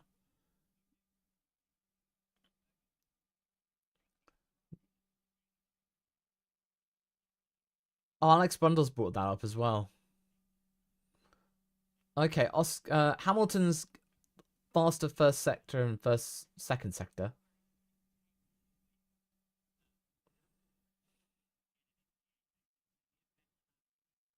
Oh, okay. So what they're talking about is like wind sensitivity. So it's like the wind sensitivity is a little bit strange.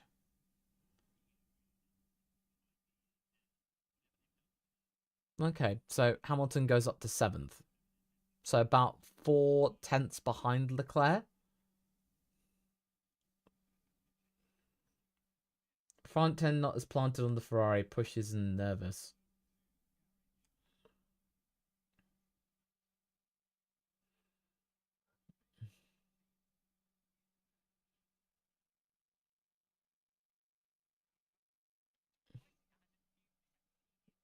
Oh yeah, I remember that anecdote, like with Braun, how they were just completely bamboozled about how fast they were.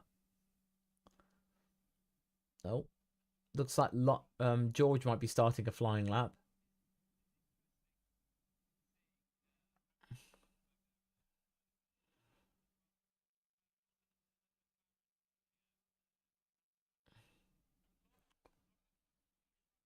What have we got in terms of a thing for Oscar? 29.7, so not much different. But yeah, George is looking like he's going faster. It's a 29.2. It's a 29.2 for George, so he's going quicker.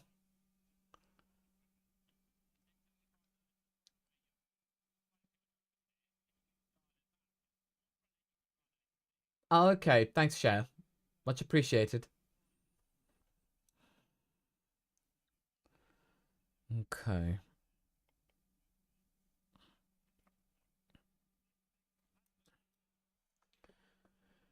Right.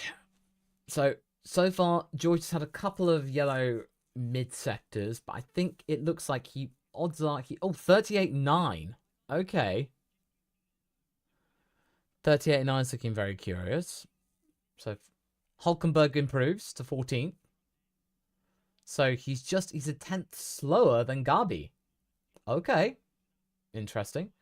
Oscar goes up to P11. George's about to cross the line. Up into 3rd. Okay. So just that little bit faster than Kimi.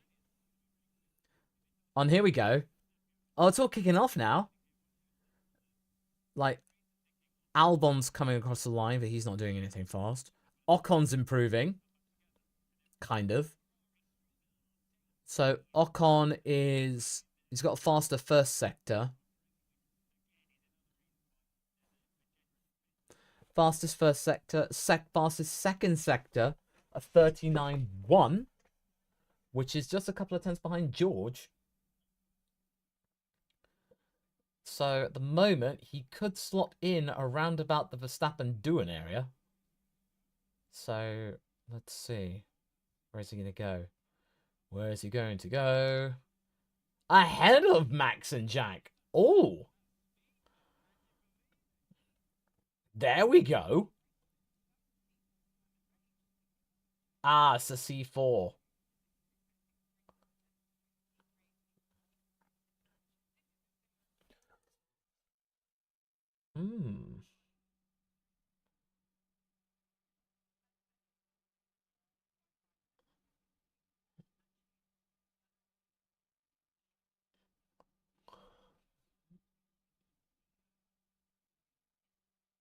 Oh, okay. So according to the commentary, what they're talking about is Ocon. Oh, yellow flag, briefly. Oh, Lewis went wide out of turn 10. So there's that. But I think what they basically have done is that Ocon's on the C4 tires, but basically this is the delta that he was expecting.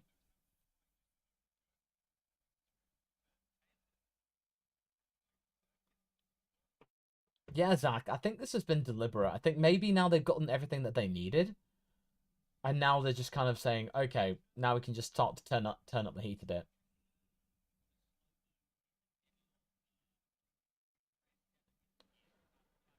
How long do I think F1 coming to Kalami? I mean, it's a shame we're not going to the old school Kalami, but, you know, the South African Grand Prix in that sense does have history within Formula One. So, you know, if it could be done right and run fairly and diplomatically, then fine.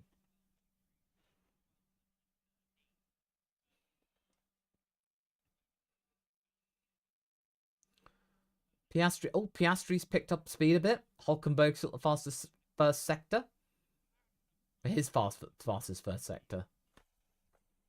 So, we've got something there.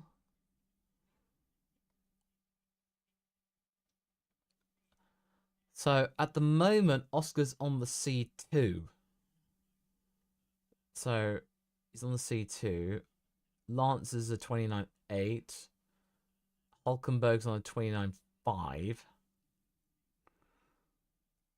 Okay, Hulkenberg's had a bit of a more mizzy first sector, the second sector. Oscar's improving.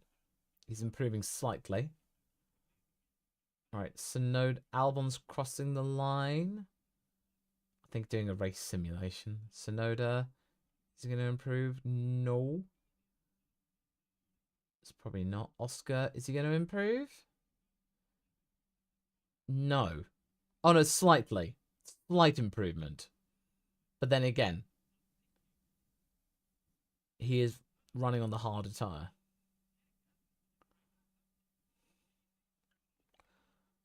But to be fair, we got to remember that Jolyon's talking about Alpine doing being faster. But hang on a minute. Hang on a minute. Gasly. Oh, his first sector's looking good. Oh, he's gone wide. Is it going to be too late? No, it's still good. Fastest first sector. Here we go. I mean, we got to remember, he might be doing qualifying simulations. He also might be running low on fuel. because Carlos yesterday was about a second faster. So if this was down in the low 29s or 28s, then I'd be going like, oh, okay. I'd be more curious. But right now, it's like, there is still some wiggle room, quite frankly. Oh, he's picking up speed. He's going faster. He's 0.2 faster now. Wow, if he keeps his pace up. Oh gosh, the commentary box is absolutely going mental. Well, here we go. What's it going to be? 30.2. So he didn't have a great final sector, but he's gone a bit faster.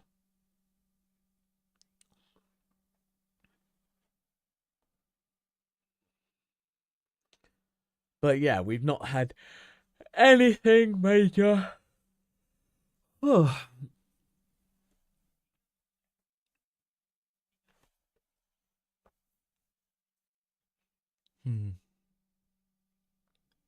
Yes, and they mentioned that yeah, he went off wide there. Because Kazai, I wouldn't be too hasty about that because, well, the point is that there is a bit of wiggle room between Gasly's fastest time and what Carlos was able to do yesterday. So there's still plenty of space. Okay. Oh, Ocon's going quick. Ocon's got a faster time. Oscar has got a faster time too? Yes. We've got 29.2 from we've got 29.2 from Esteban at the moment. Oh, that was close. Oh, that could have been nasty. Hulkenberg getting a little bit close to George. It's interesting.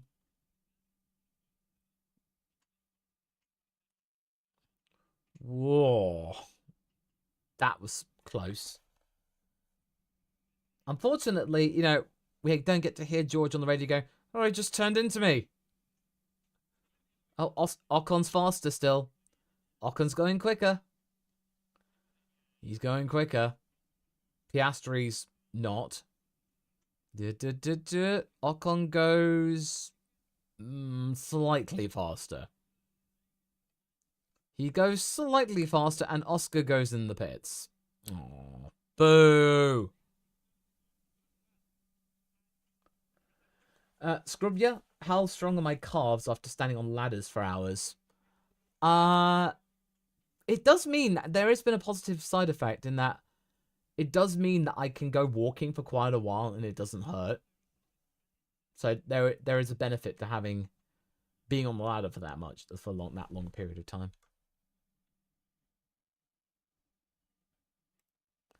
There has been some sort of benefit. Okay.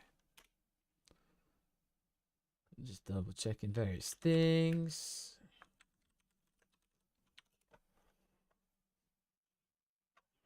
Let me go.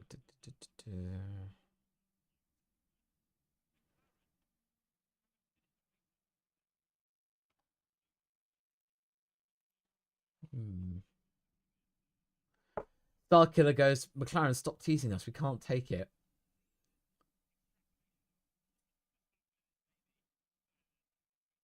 Do you suspect going up and down the ladder could inflict an MSI? Multiple strain injury? Not really, because I only go up like once a day or something like that. So it's nothing too major. And I don't rush up the stairs or the ladder. So, oh look, okay, no, Gasly backed off. Stroll looks like, oh no, he's backed off as well. Oh, guys, stop backing off. Stop backing off. You're ruining it for everybody. Oh, yeah. Oh no, careful. Stroll and Gasly nearby each other. Woo! Silverstone 2023. Watch out.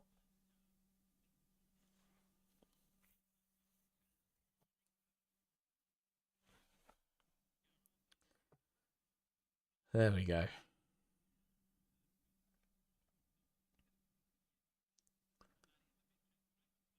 Well, so far so good. Right, let's just check. I'm just going to check my backlight. It seems to be doing okay. Anyway, folks, I am just going to pop off and get a quick coffee. I'll be back in a few minutes. Don't go anywhere. The live timings is still available, but I shall see you back in a moment. I just need to get some caffeine. So see you in a bit. Back in 3.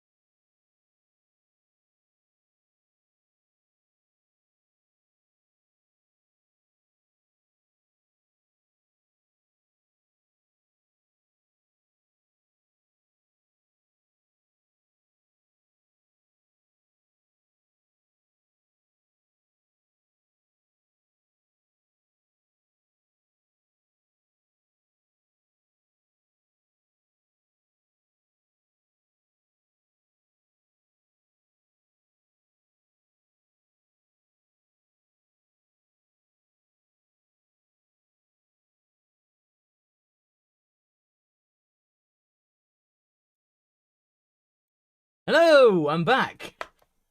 Boo! I find that amusing. But oh my goodness.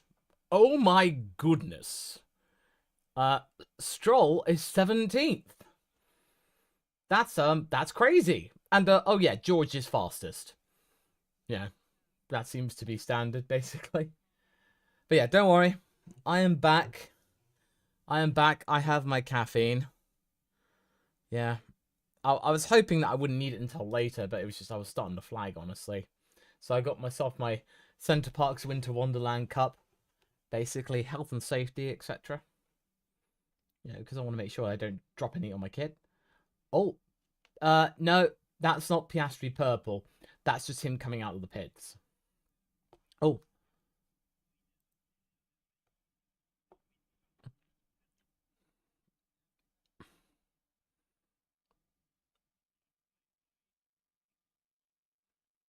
Same goes for Slickstream.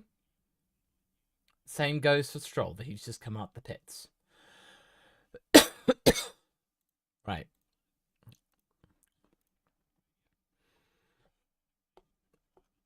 So yeah, apparently the wind's picked up. So, well, as far as I can tell, it's only 2.6 Newton meters per second. So it's not particularly fast. Racing, you do your F1 own F1 podcast in Slovenia? Oh, that's cool. Who do I think is going to win the F1 Academy Championship? I think it's going to be between Pauling and Pan again. I think it might be Dorian might give it a go. Is Oscar cooking? Oh, here we go. Okay. Okay. All right. Like Oscar's, or to quote Lollipop Man, it's just loads of Oscar, Oscar, Oscar, Oscar. His fastest first sector of his own. It depends, really. I mean, what Oscar needs to do is have a session where he's quicker than Lando. And so far, he can still do it. 2 purple mini sectors. Okay, all right. Here we go. Here we go. Here we go. Here we go. So far, fastest. Oh, he's gone wide. Oh, he's gone wide. Oh. But he's faster. And he's on the C2s. Okay. Oh, he lost it in the final corner. Well, he went a bit wide on the final corner. But, honestly, he's only a couple of tenths behind. I think it's crosswinds. I think the winds are getting very angry and they go, I shove you now. And then, you know, he kind of lost it in the final corner, and then eventually it was just like, oh, shame. That was a shame. I was kind of hoping that we would get more. That we'd get more from him.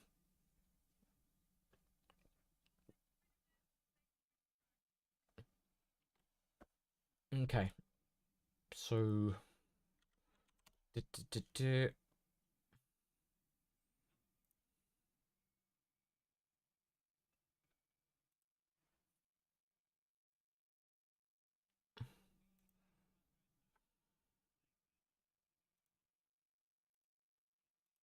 Oh.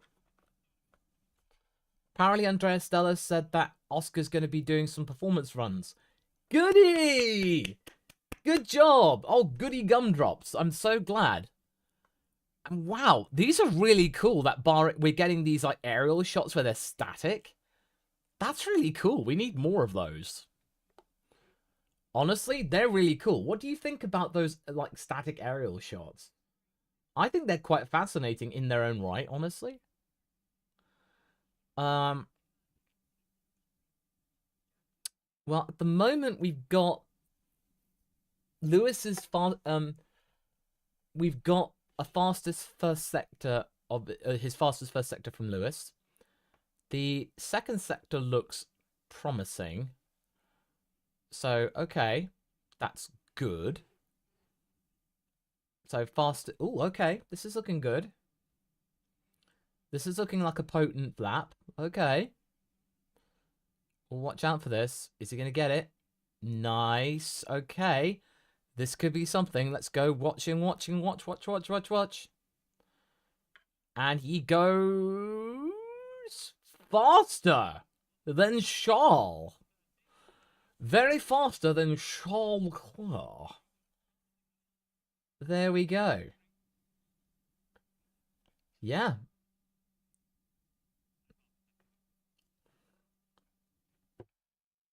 There we go. So Hamilton's gone third. So just a little bit faster than Charles.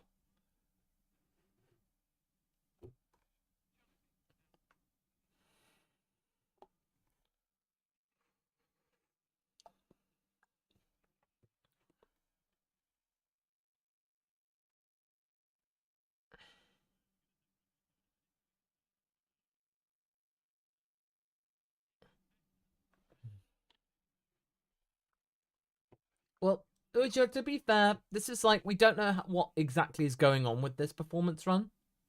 What's the program? And also how much fuel. Like, what's the amount of fuel that, you know, that Lewis has got in his car? We don't know.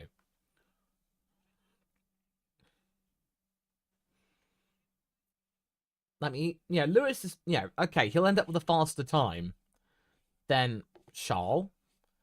And I imagine that Team LH will be very, very happy about that. And they'll say first blood to Lewis. But we don't know. We don't know that for sure. Oh, Aiden, thank you very much. You like the look of the 100k merchandise? Oh, well, cool, thank you. You got to be quick because it's only available for the next month. Like, basically for March, and then it's gone. What's the pink color mean? If you get the 3 bars at the front, that means they've just come out the pits. And when you get that last pink one, that's them coming back in.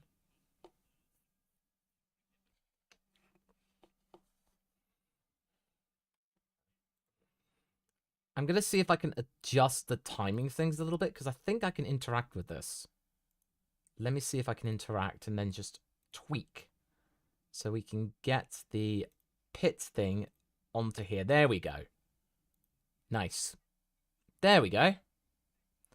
That makes it a bit clearer about who's in and who's out. That should do it. That's the beauty thing about this Formula Timer thing. You can change it to customize it however you want.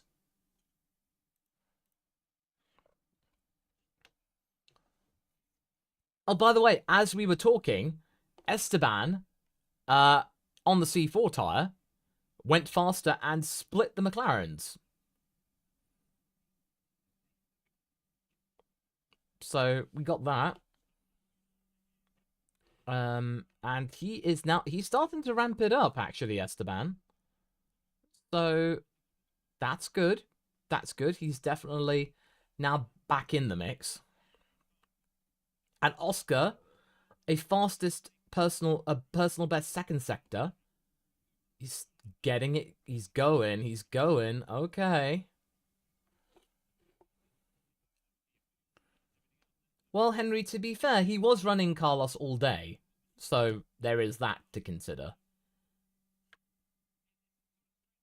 So what have we got for Oscar? Is he going to get slightly quick? Oh! Oh! Oh! My boy! Fastest final sector! Ha! Yeah! Oh, let's go! The classic mime. Oh, let's go! That's class! There we go. Jolly D. Very good.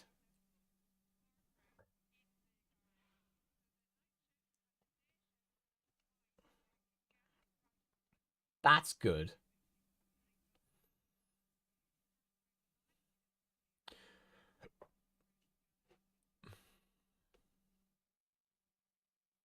Oh, that's interesting. Bernie's saying that it was kind of like, this is a bit of an unexpected situation where they've got 2 different sets of crew, Aston Martin.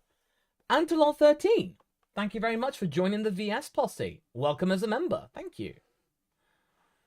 Yeah, he's slow cooking. That's the thing. Yeah, He's a slow cooker. But quite frankly, I'm just glad to see Oscar ahead of Lando in a session for once.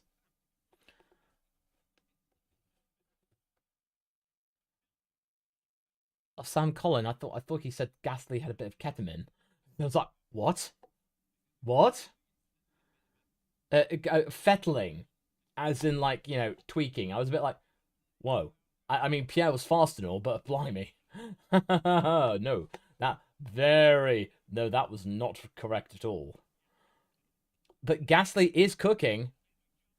He's got fastest first sector of himself. But it looks like Oscar's coming in. So yeah, he's coming in.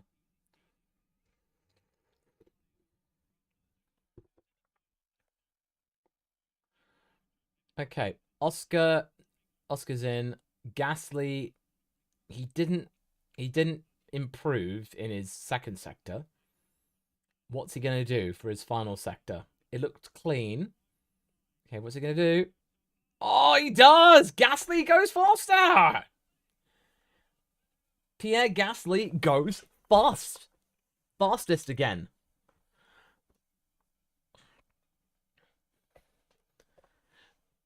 No, seriously, Pierre Gasly's been listening to some BBNO dollar sign. Baby no money.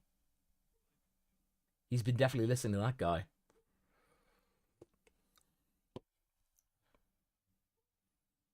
Okay, Lewis is fastest first sector. Oh, here we go.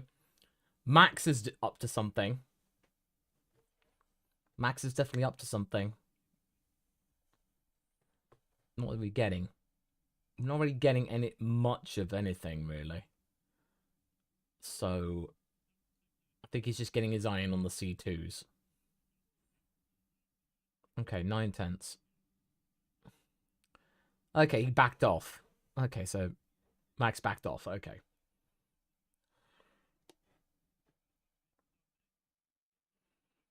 Yeah, bad right. He's making up for his haircut.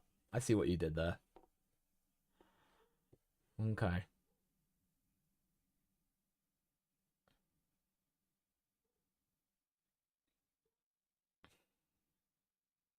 Oh,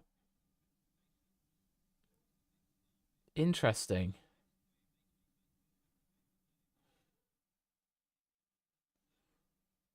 Ooh, that's not good. They've gone back to the old front wing, and we just saw Max shake his head. Oh dear. Well, that ain't good. Well, that's not good at all. That's a bit of bad news, Bears. Okay. Ocon's on a faster lap. He's ramping up. On head of race team operations, it's Richard Wolverson replacing Jonathan Wheatley.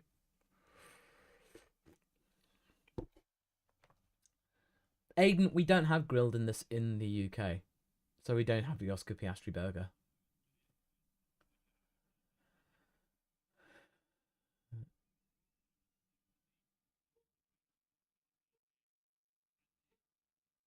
Hmm.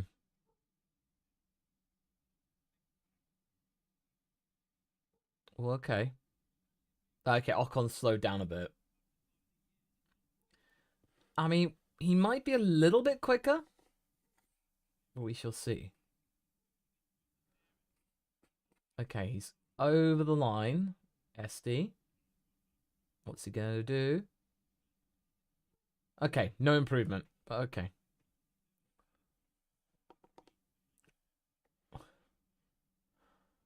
Oh. Oh gosh, Yoss is looking a bit old. He's looking quite old.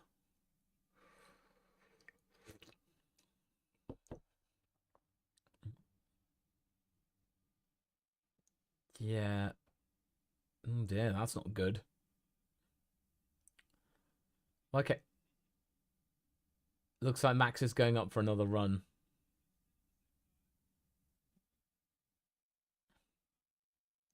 Well, we got a yellow flag. What have we got a yellow flag for? Got a yellow flag down the straight after turn 10. Okay. I wonder what that was about.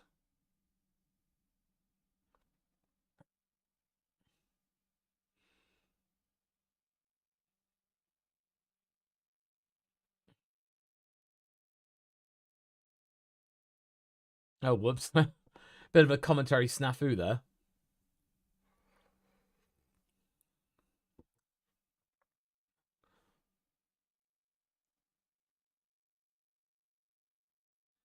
Oh.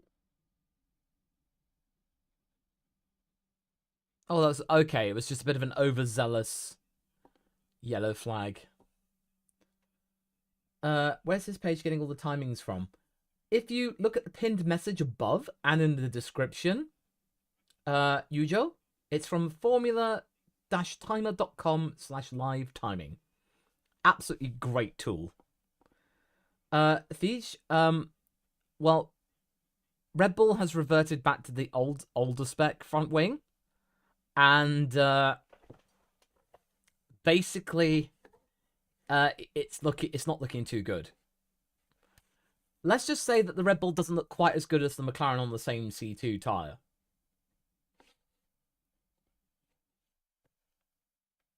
No, I don't know, Yujo. I don't know about the fundamentals about that. All I know is that this was available, and I asked permission of the person who provides these timings, and they said yes. Well, Henry, indeed, there was a front-facing camera of Max shaking his head, and then it cut to Jos not looking that happy. Oh, it looks like Sonoda's going to be heading back out.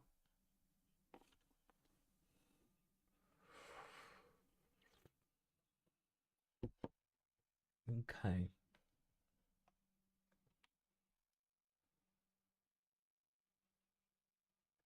Okay.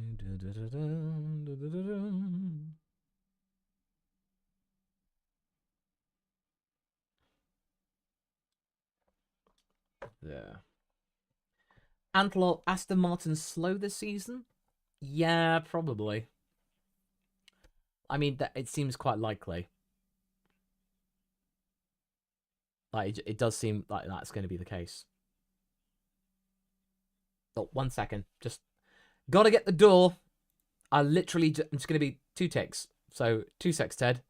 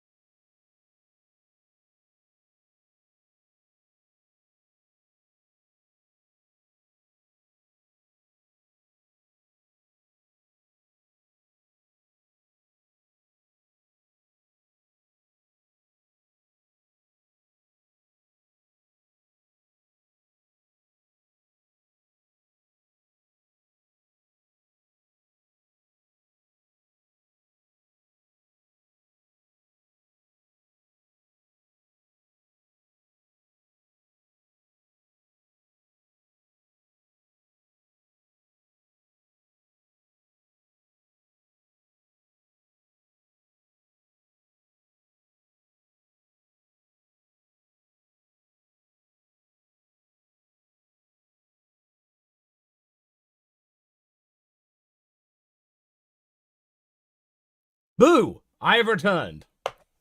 All's good. Basically, I just got it. Like, the guy was just walking away, and I was just like, wait! I'm here! Like that one substitute. Stop! I have garbage! So, basically, there's that. Okay.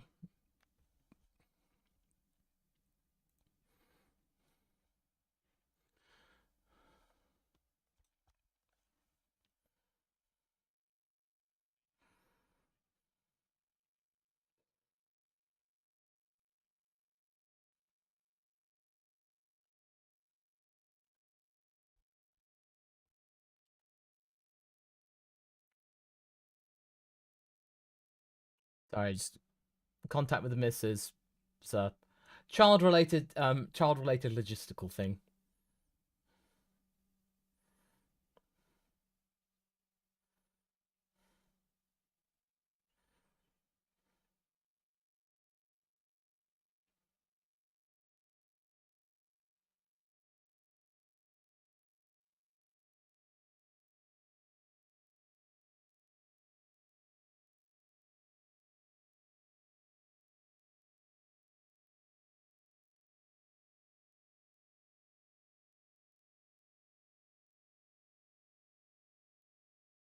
Hmm.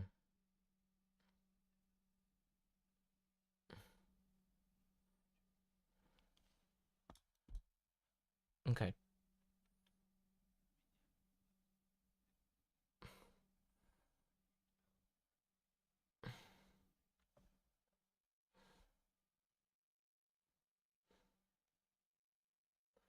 Oh, we got another order. Oh, somebody ordered. Mark ordered a special 100k special shirt in purple. Thank you very much, Mark, for buying another shirt.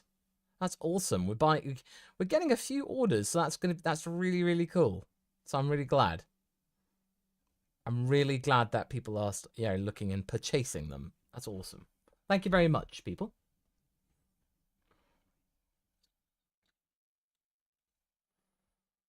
Seriously, I can't get over how much Liam Lawson looks like he's aged up. It's just wild how a haircut can just age people or like de-age them. It's just wild. At the moment, I think Lewis is on the C4.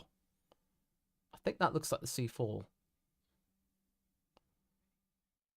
Yeah. Oh no, C3, C3. So he's on the C3.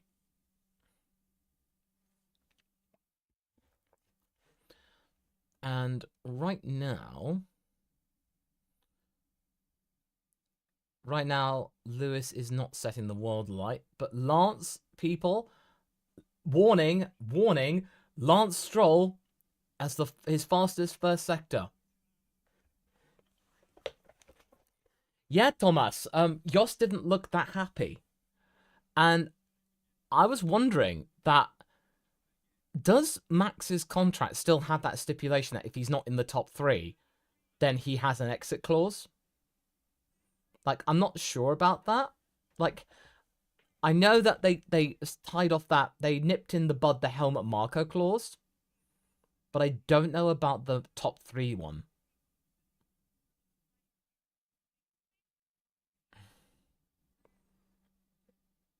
Okay. Well, Lance is piecing together some kind of performance. So we'll see. What have we got? Oh, okay. Yeah, he's up to 15th. So just right behind Fernando.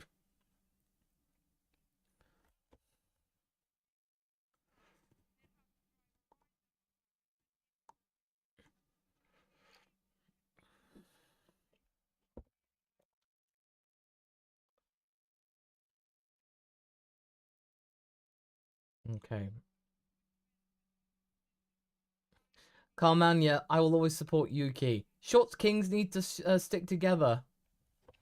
No, quite honestly, this is really interesting, though, the fact that Yuki's split with his managing team and got with a new one. This does definitely seem like he's just going, you know what? I've got to try and find a way to survive here. Okay, Hulkenberg is on a bit of a slightly faster lap.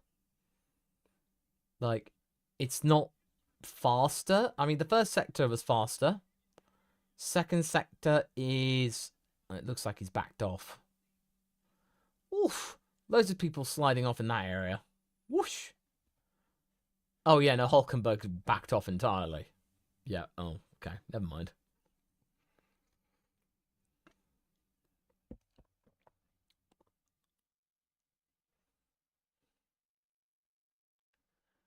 Okay, what have we got?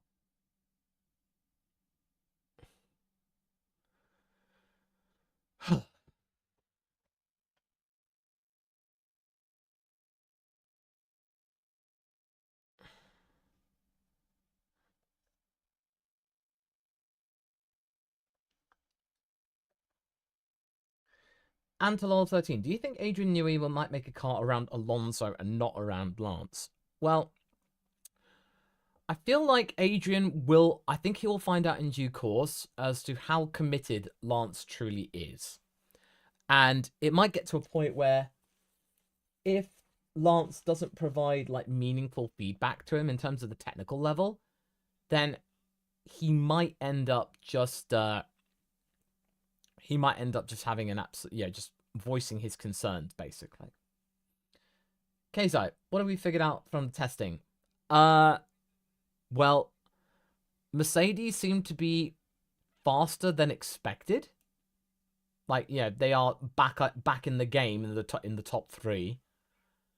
Red Bull has suddenly gone off the boil, as in they don't look particularly impressive today. So, excuse me. Aston Martin, not really that inspired, and Haas, well, they've now they've turned their engines on, basically.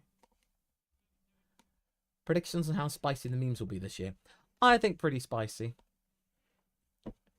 I didn't see the Aston Martin Valkyrie race cars. I've got to take a look at this. I'm going to see if I can find it on YouTube. Like, okay, Aston Martin car for the door ball. Like, I've got to see this. Oh, WEC. Like the WEC YouTube channel has actually clipped it. Oh, that's just cruel.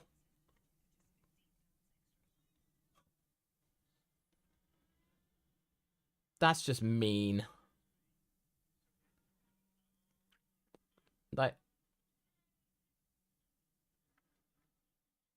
oh, I see. I'm like looking at it, and it's like,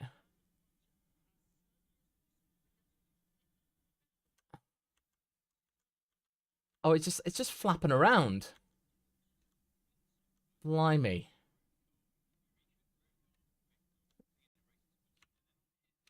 Did it come off? Oh dear. Oh, blimey. That wasn't expected. I mean, that's probably a bit embarrassing. Like your first outing in WEC. And then, yeah, I don't know. Just odd. Oh dear. Probably not what Aston Martin needed to see, as well as their team pretty much being near the bottom.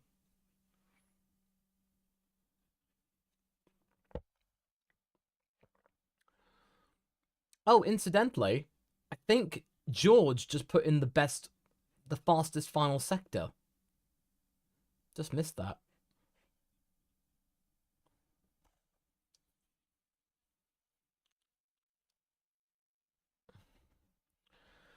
Okay, so is George maybe ramping up for maybe another qualifying run?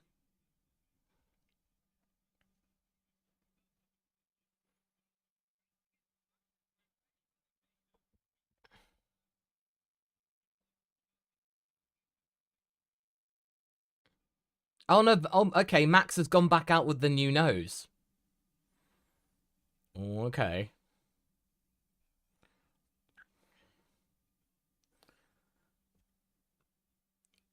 Max is having just a bunch of nose jobs.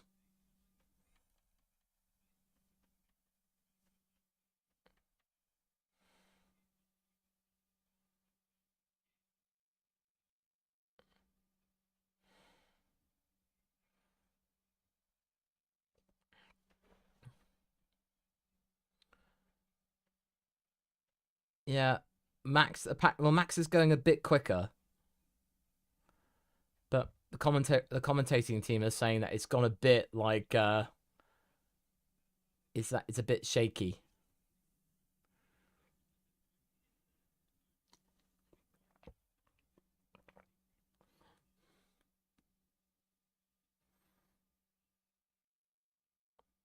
Ooh, it's got a lot of understeer apparently. Oh wow. Oh whoa. Jeez. It lost 7/10 in sector 2. That's 7/10 in the twisty section. Like, oof. But then again, he has got some more high-end speed. I mean, this should be oh, it's not. Ooh. That's not good. Oh dear. Gosh. That's not good. Oh dear. Like, oh, that LawVS.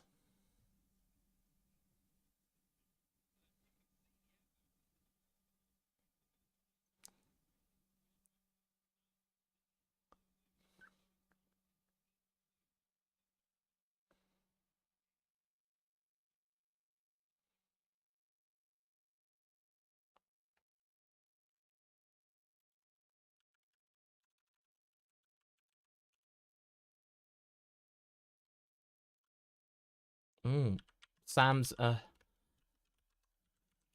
Sam's getting a little bit excited about LawVS. Oh my.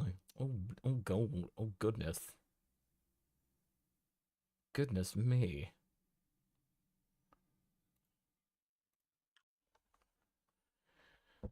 Right. Okay. Oscar looks like he's coming up on a C3 tire. I think he's on the C3s now. Just a reminder. Let's see how many tires everyone's bringing to the party. Oh, McLaren's only got one set of C4s. I wonder when they're going to use them. Interesting.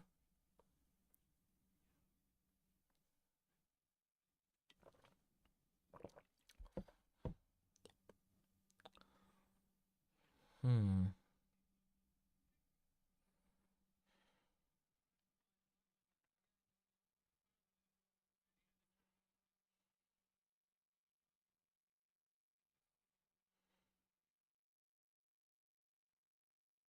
Yeah, Jolyon Palmer's talking about the changes at Melbourne. I think they've been pretty good. I quite like them, quite frankly. Oh, Nico! Nico! Oh, that's mean. You denied us a faster time, dude. That's... Oh, boo. That's a shame.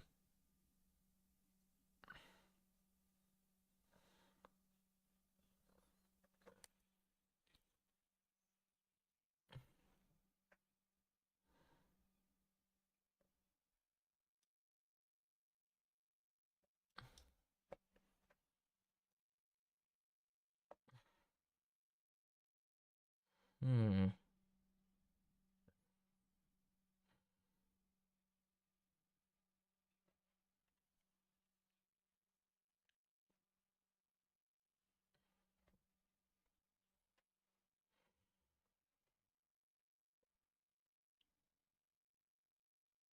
So wait, they're talking about the hierarchy not being set until, like, May?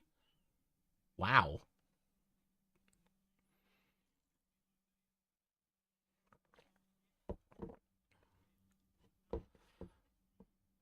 Well, I'm saying that F1's...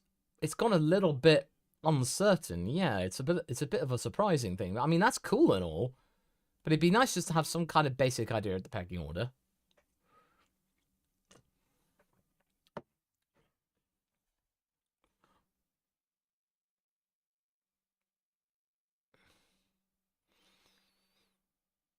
I've got to admit, it's just so nice seeing color on these cars again. As in, like, the color is in the right place, and that whatever carbon fiber there is, it's all tucked away where it's not as obvious. It's just such a relief seeing it.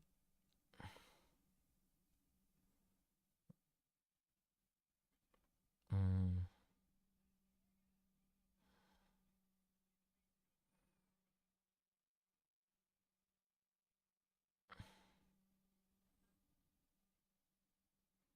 Well, what have we got? Okay.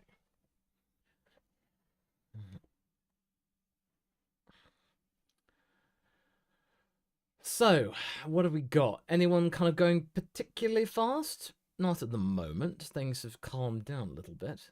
So, 24 degrees is the track temperature. It continues to drop. So, things have kind of eased off a bit. Yeah, George seems to be knocking around. I wonder what he's up to. Hmm. Okay. Let's see.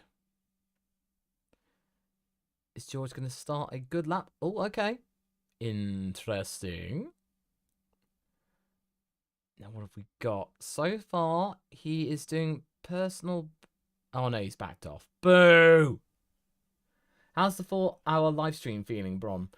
It's feeling good. And there's about 2 hours left to go. I mean, quite frankly, this is nice to do. I wouldn't make this a hobby. I mean, next year, there's going to be 3 pre-season tests.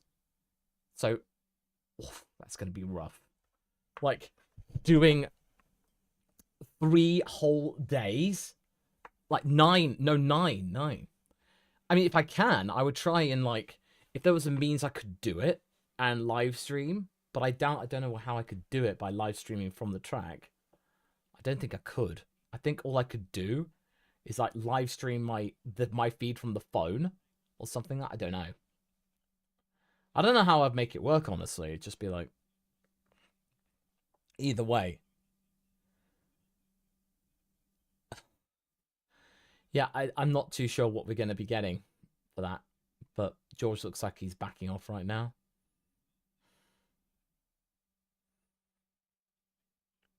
Well, Stefan, unfortunately, sponsors are really keen on Formula One at the moment.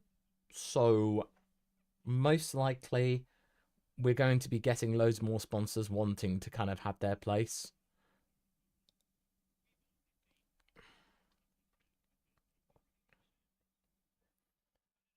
There's special rigs you can get to do IRL live streams, but I believe they're expensive and probably not worth the hassle.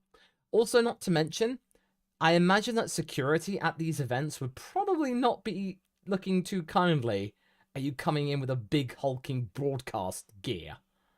So I doubt that security would be that happy that you're doing that. So yeah, swings and roundabouts, etc.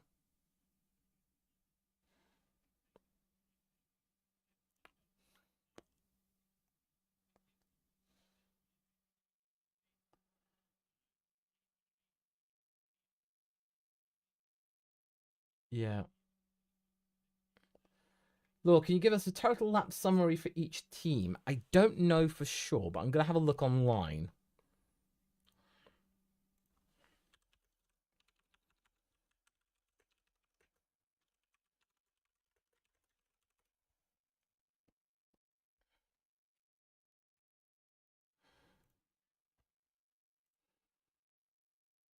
Okay, what have we got? Via team. Well, basically...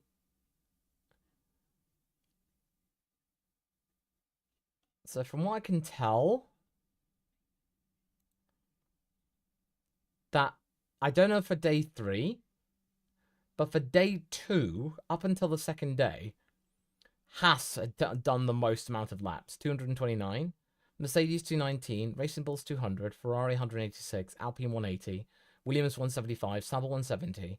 McLaren 162. Red Bull 160. And Aston Martin 133. So that was according to days 1 and 2.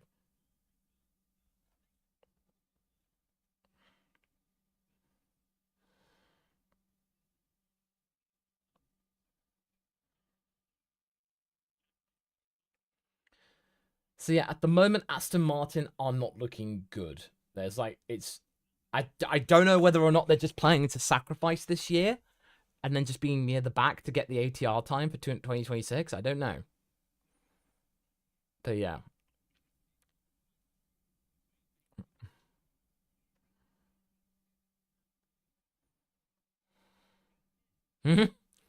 That's quite good. They're saying Rory Byrne versus Adrian Newey. It's like Lewis Hamilton and Max Verstappen only with calculators.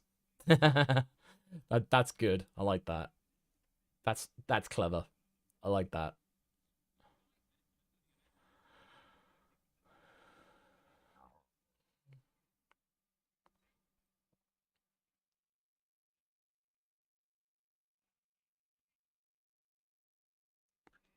Okay, Piastri looks like he's on a heavy fuel run. So, at the moment... Piastri's done 23 laps. So that's good. That's not too bad. Stroll has done the least. He's done, I think, only 18 in this current stint.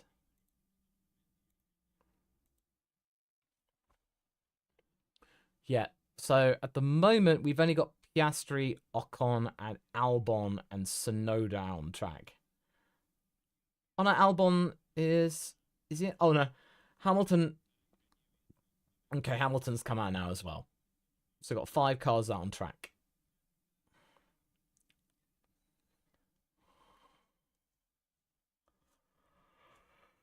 Yeah, no, I think yeah, Piastri is doing. He's just putting in the work.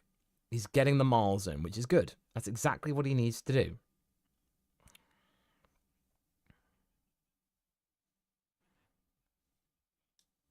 That is pretty much all he needs to do. Oh yeah, Pierre's hair is growing back slowly but surely, and it's making him out to look like Chris Martin from Coldplay. I'm getting Coldplay vibes from him now.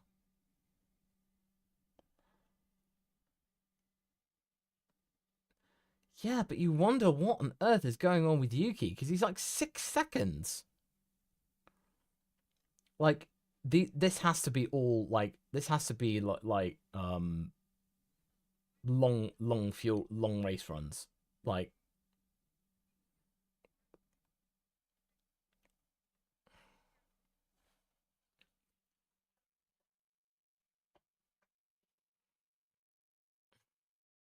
we need Gasly singing Yellow.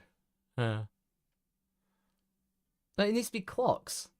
You know, ticking clocks and all that stuff. Testing is so hard living East Coast USA. Oh. Yeah, and I feel you, but yeah, I can understand what you mean, but it's just like, okay, I think honestly, I think it's just to take that off, because as far as, oh gosh, let's turn this let's rotate this, just kind of calibrate it. Okay, now it's just the speaker. There we go.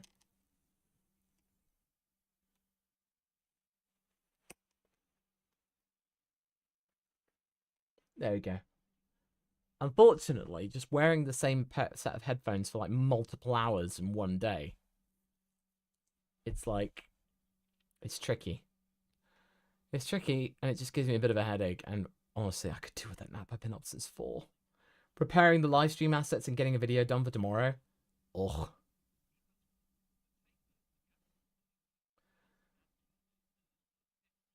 David Osborne, welcome. Welcome to the live. Who's impressed me most so far? Honestly, it's got to be Antonelli, because like, throughout this entire test session, he's not really put a foot wrong. He's just got on with it. I mean, all the rookies have been quite good. Like, they've just been... We've had no real major errors or anything like that. They've all been really accomplished and competent. They've just done their job. But I think that Kimmy's done it more than... He's done it especially. So, yeah. And I don't know about you, but Lawson seems to be a bit more, like, seems to be handling the RB21 slightly better than Max, which is curious.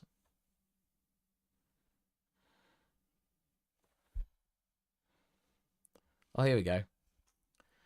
So basically, oh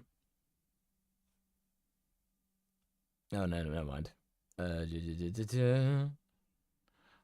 hang on, oh. Oh, F1 portrayed by Top Gear just came back to the rescue again. Media Clash goes, at work in Louisiana, F1 TV on one monitor, Law on a second, and my work on a tab in the background. Wow, that's what I call multitasking. 5 Bravo Aviation? That's a fair question. That is down to the fact there are only 18 drivers which are taking part in today's proceedings. Because Carlos Sainz did a whole day yesterday, and Liam Lawson is not running today. Because Max is doing the whole day, Alex is doing the whole day as well. That's why.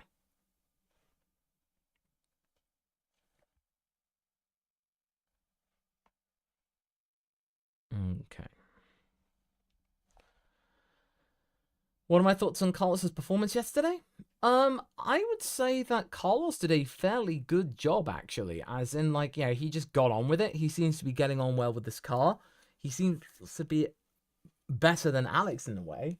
And I think that could easily make the difference. And I think Williams will be scoring more points this year. Definitely. Will there be quali, sprint, and race watch-alongs? No. I'm not going to be doing those. Mainly for the fact that it's just like, I don't want to risk it. And also, I kind of just want to just relax and watch it with my folks, like with my family, and just enjoy it like a proper fan. Like, I don't think I could just do, just sit in here for 2 hours when I could be, in theory, watching the race and playing with my kid. So, yeah, it's a happy balance in a way. Actually, can we get Mercedes top 3? I think it's a possibility, actually. I think it's perfectly reasonable. Like, I do think it's fairly reasonable to have Mercedes back in the hunt in the top 3.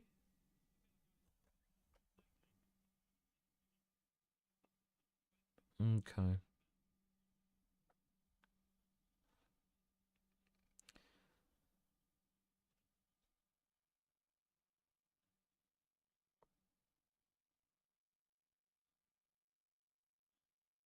Oh, hang on.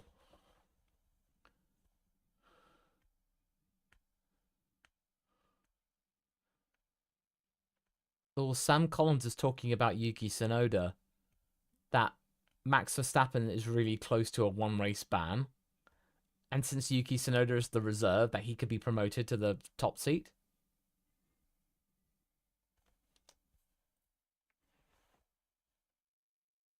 And Sam's thinking that this could happen as recently as Suzuka. Interesting.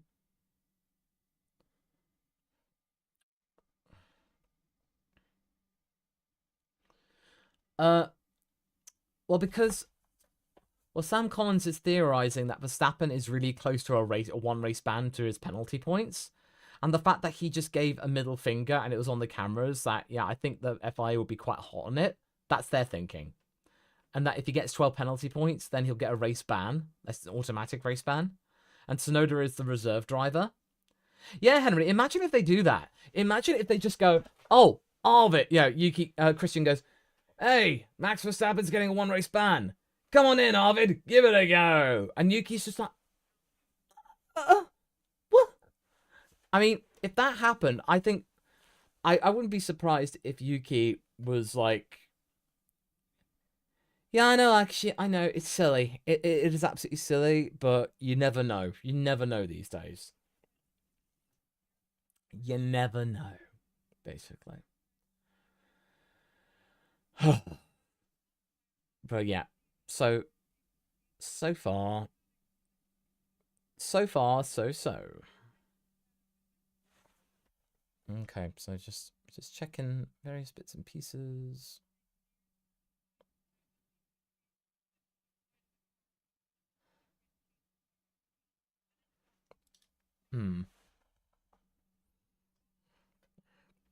Yeah, Matfield. Imagine if Yuki got in Verstappen's car and then won a race. He'd be the first ever Japanese driver to do that. To win a race in Formula 1. I mean, what would happen then? You just send him back to Racing Bulls and then you just pretend it didn't happen? Speaking of Verstappen, actually. Oh, hang on. Oh, he's turning up the wick. Oi, oi! He's turning up the wick! Max is the fastest first sector. Here we go. Okay. And meanwhile, Lance has the fastest first sector of his personal best. And a fastest second sector? Yes, indeed. So Max is on the C3 tyres. Oh, okay. This is the first time he's on the C3s. So what are we going to get? Are we going to see him? We're going to see him getting past Gasly. Here we go. What's he going to do?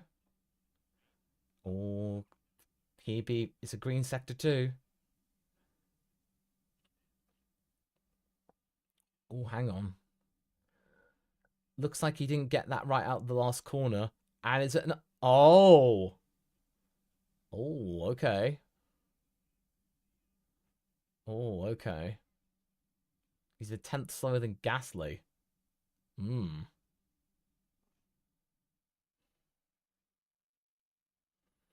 In terms of flipping off, no idea. I don't know. But yeah, okay. So we're just coming up almost 2 hours to go. And so far, is Red Bull cooked this year? No, it's too early to say, really. But, you know, let's just say that going into this test, they've not regained their dominant form from last year, at the beginning of last year. But I think they maybe have done enough to restore some sort of faith that Red Bull, well, Max has a car that he can maybe try and defend the world title, basically. So I think they might have done enough to at least keep Max in contention. I mean, they have to. And as you're quite right, Lance Stroll has jumped up to 12th position. But I'm not quite sure which tyre he did it on. Yeah, no one's quite sure because it's not said. People, they don't know what tyre. As in, the transponder doesn't say. As in, on the actual timing sheets, nothing is... It has not been made clear.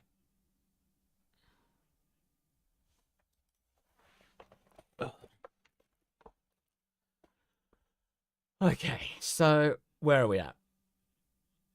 Where are we at? Body language of the RB crew looked not happy. Yeah, well, I think they probably wouldn't be wanting to give the game away too much. So I don't think they would be that open. But they certainly don't look super duper happy. Like, either they're doing okay, but I don't know. It's a little bit precarious, let's just say that. I didn't know. It could be better. Yeah, maybe that's how you'd say. It could be better. Let's just say that.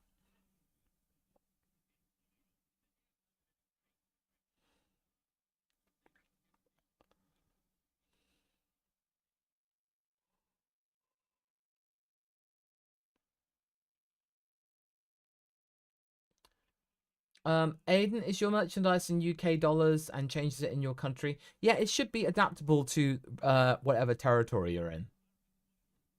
It should localize to your local currency.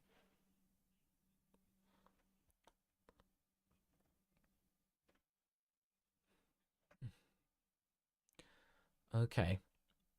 Looks like...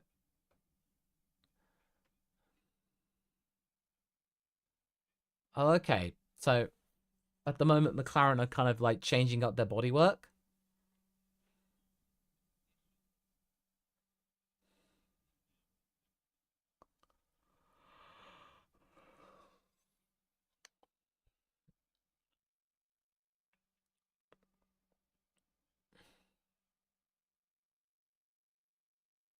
Okay, so basically what they're saying is that right now what McLaren are doing, they're working on like different specifications for different tracks.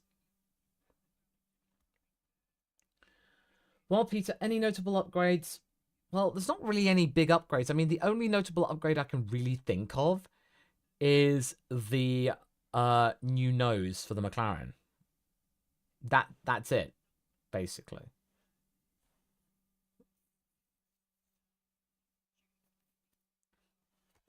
Oh yeah, Jason. No, I saw that message you put in the Discord saying, if Lando hits Oscar, I'm gonna stab him. Oh God, tribalism. Tribalism. But yeah, I did predict that I reckon that the two McLarens will make contact twice, like at least twice during the season. Doesn't that, it's not going to be like taking each other off or anything, but just like they'll bang wheels or something like that. I sure. Biggest upgrade for Aston Martin was the bus on track earlier. At least its door didn't fly off. Oh, savage. Savage. Haha. Oh dear. That is cheeky. Absolutely cheeky. Okay.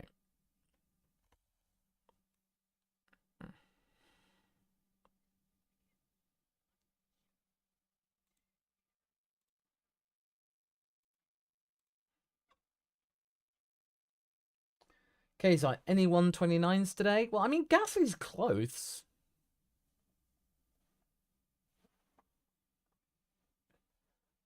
It's it's looking close.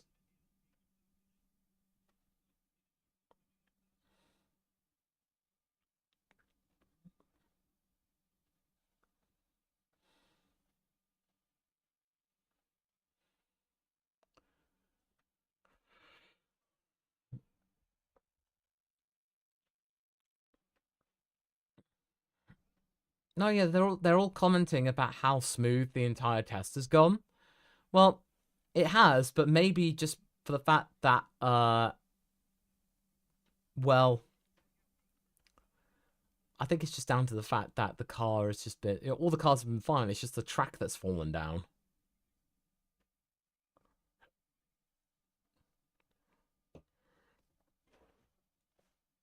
Yep. Oh, that's Alex Jake's gone.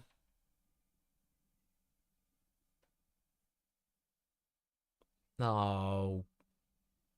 Yeah, basically that's the end of the commentary for that. For that group, that team's gone. Yeah, Kaiser, I mean, good. It's crazy how good reliability is in modern F1. It won't last long. Like, it will probably fall off again next year when the cars are brand new. So that will certainly change things up a bit. Incidentally, Lewis had the fastest first sector just now, but he is running on a C4 tyre. So we shall see what's going on. Antelol, don't worry, I'll be sure to get you a link in the moment. Sometimes the YouTube integration doesn't quite work. So I shall get in contact with you about that in a moment.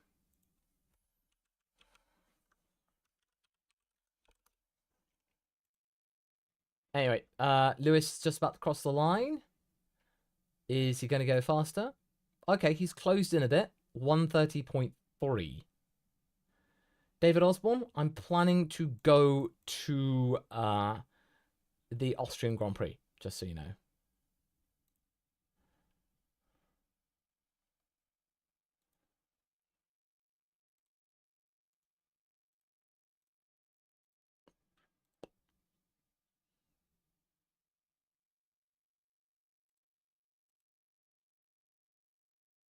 Hmm.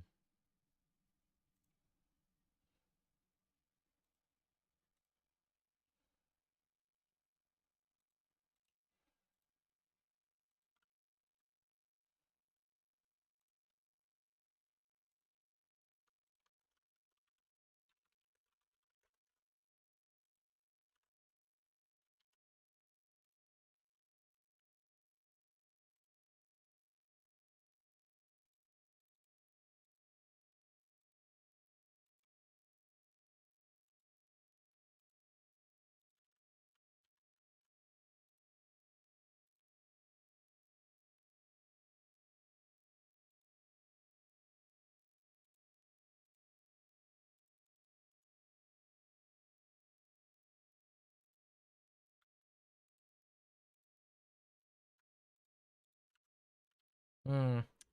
Sorry about that, Antelot. I don't know what's going on at the moment.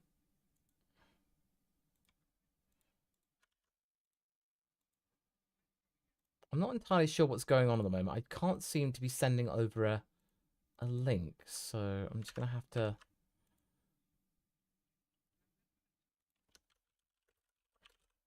So let's just have to sort that in due course.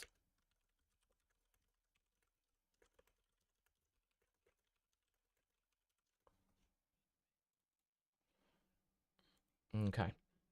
Anyway, looking at the telemetry, Lewis is catching up to Verstappen.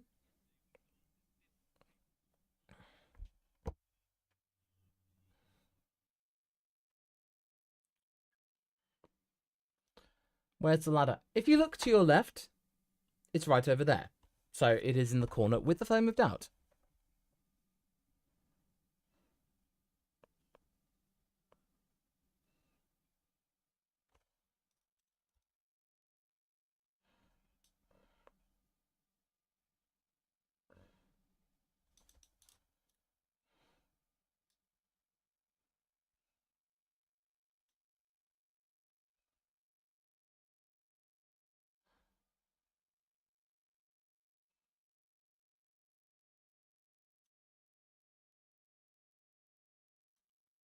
We are just doing picking up of child logistics.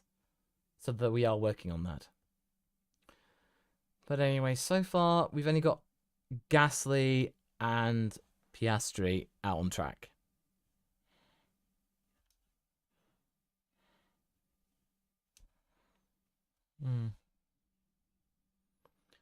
Thoughts on Haas, says Jonathan.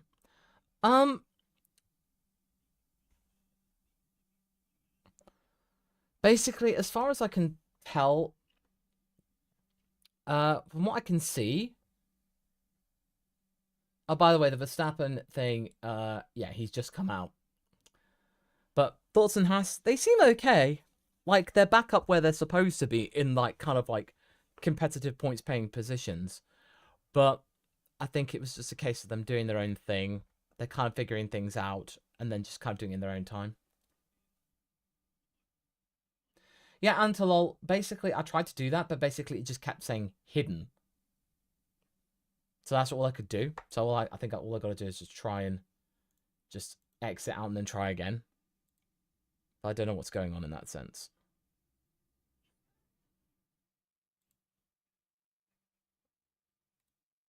That's the best I could think I can do at the moment.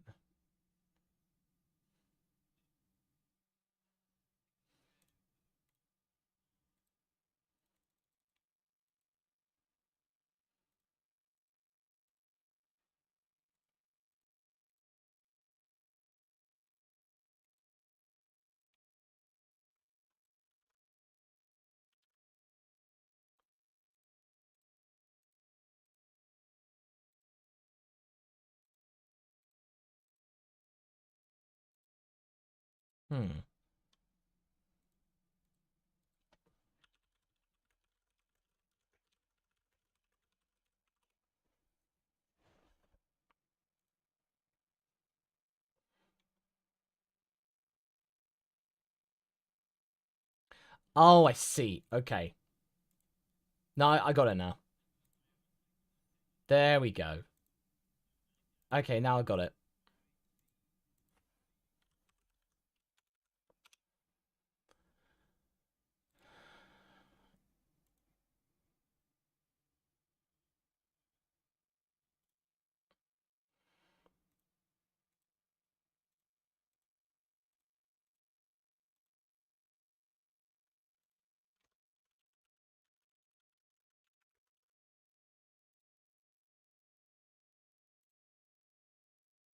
There we go. That should do it. Well, hang on a minute. Verstappen seems to be doing okay. Like, he's doing something. A faster second sector. So, it looks like, according to the commentators, what Max is doing might be a low fuel run. And is this what's this going to be? Oh, first lap in the 1:29s. So, Max goes fastest. But they seem to be theorizing that maybe this is like him going on a low fuel run.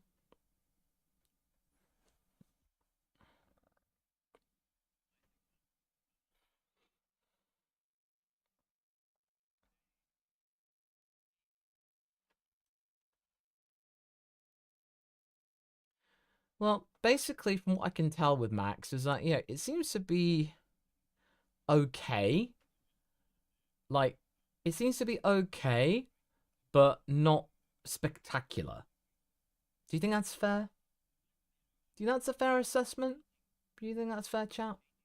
That all of this is looking okay, like decent or something. Just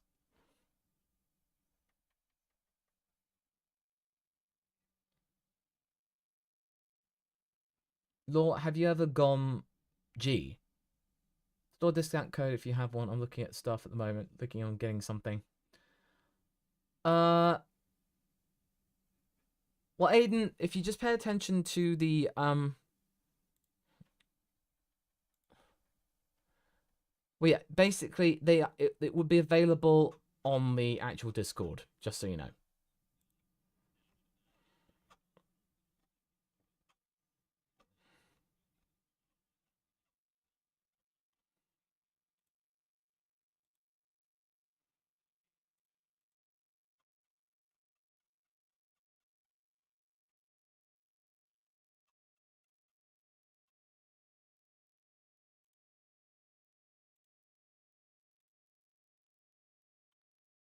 Yes, if you look in the general thing, it's a pinned message, just so you know.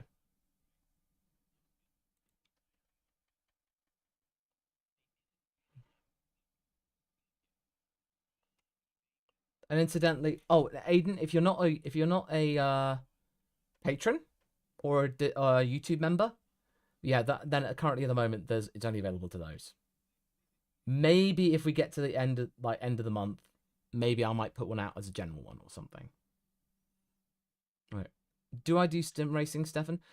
I used to, not anymore. I don't really have much time to do it these days because obviously running a YouTube channel, etc.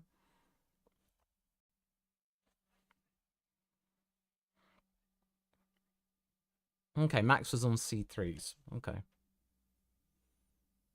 Yeah, Shay, I'd say that at the moment it's not looking that like Max is in the doldrums, but I don't think that this is what Max had in mind when it came to bouncing back almost. I do wonder what's going on with McLaren. I'm just like, it's so vague. Like, I don't think anyone's quite sure as to how strong they are. Like, it's so unknown. Maybe that's what they want, though.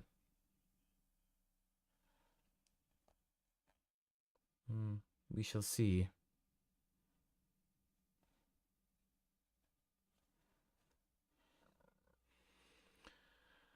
Okay, right. Well, the camera has cut to Oscar. And, oh, he's going to get a nice little draft. Is he going to get a cheeky draft down the straight?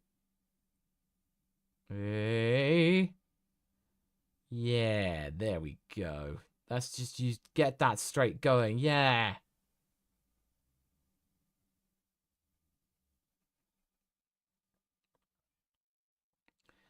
He got a nice little draft from Hulkenberg. That's good. But and he's Piastri's on the C1 tire. Interesting.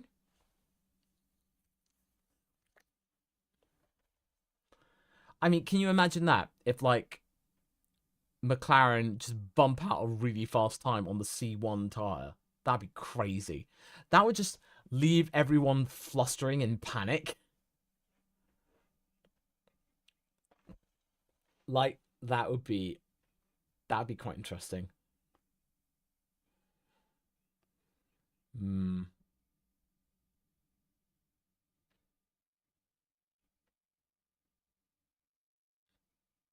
We got a bit of a yellow flag situation coming up here.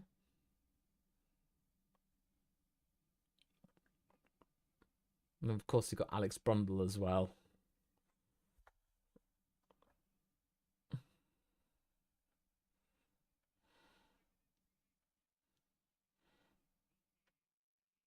Oh, looks like Albon triggered it. Oops.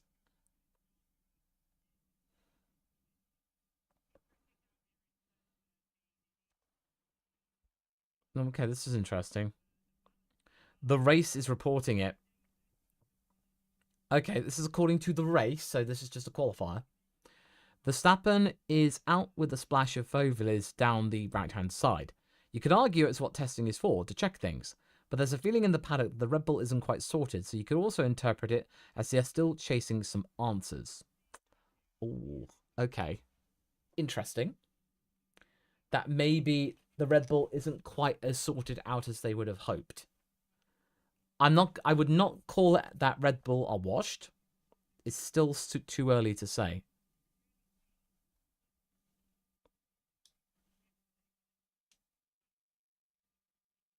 Hang on. Okay. So I've seen this one tweet go, Williams' performance has surprised many so far. The McLaren side expects Williams to be quick enough to finish in the top 4, especially on one lap. There are only good things to say about Alpine so far. Oh. Oh. So at the moment, there seems to be more and more people suddenly going. It seems like more and more people are suddenly just going, oh, hang on a minute. Maybe the midfield maybe the midfield are catching up. God, can you imagine that? Imagine that. If like Williams, Alpine, Haas have caught up to the top 4 and then can maybe give them a bit of a spook. That would be amazing if they could do that.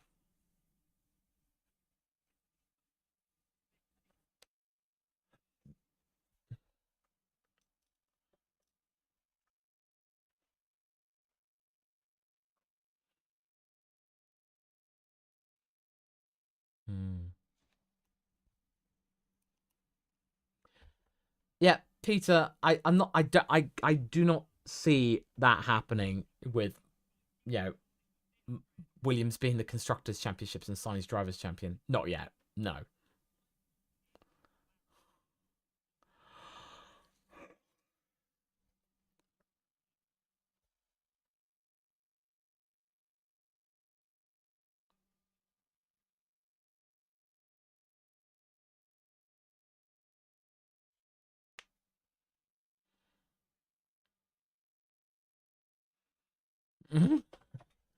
Basically, the pundits are being asked what car would they want right now, and they say the McLaren, and Crofty's like, "Go, no, you want a car that's challenging, all that stuff," and then and then Karun's like going, "No, I want the McLaren." Oh, they got Bottas on the on screen.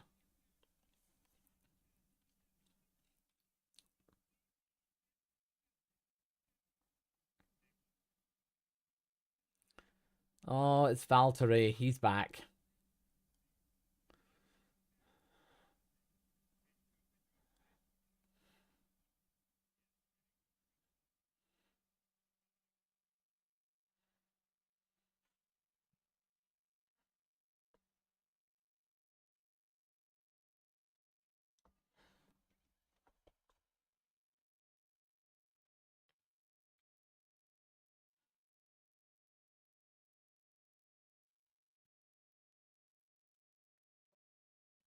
Yeah, Stefan, but to be honest, I think it's probably for the best that he's not racing with Sauber this year, because it's quite clear that last year was just not a great time for him.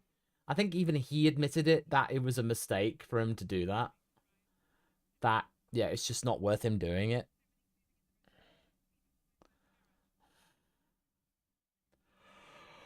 Oh, oh goodness. Goodness, goody gosh.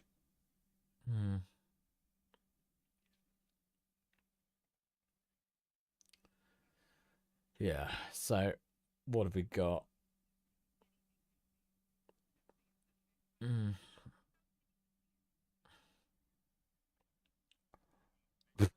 Valtteri likening Kimi Antonelli to a sponge. Like, yeah, the good kind, as in like absorbing information. Yes, I can imagine those people going, "Oh my god, my Shayla."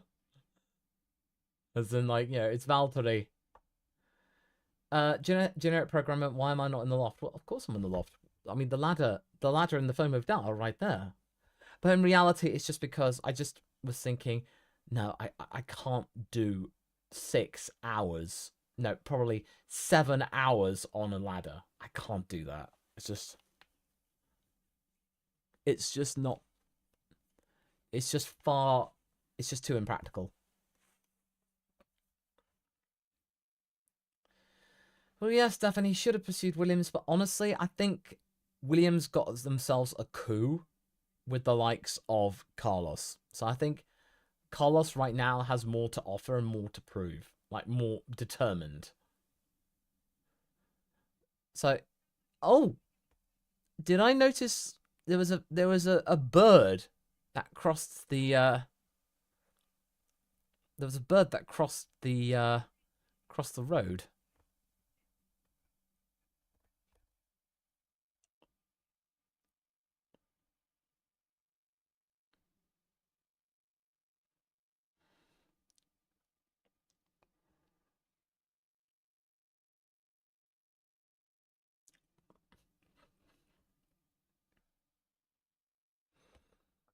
Yeah, I don't know about like the Carlos and the birds and the bird crossed the road, but all I know is that it just crossed and it got by safely.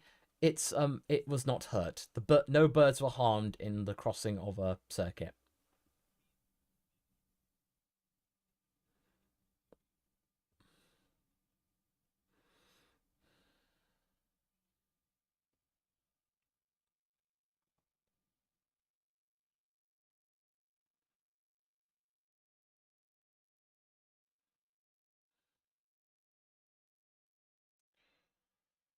Yeah, Stefan. I mean, yeah, Salva. I think maybe Valtteri should have just left the moment Alfa Romeo stopped being Alfa Romeo, because I think it just became quite clear that what Valtteri was sold on, which was an Alfa Romeo team which was looking promising under Fred Vasseur, suddenly changed and it just wasn't it anymore. And honestly, I think Salva should have probably looked to the fact that, well, Valtteri was costing them $10 million a year, and they weren't, and he didn't score any points. Like, that was a huge drain on their resources. Whereas with Bortoleto, I mean, I think Hulkenberg's gotten a pay rise to 4 million, and I think Gabriel's actually getting 1.5. So I think he's actually got a pretty good salary.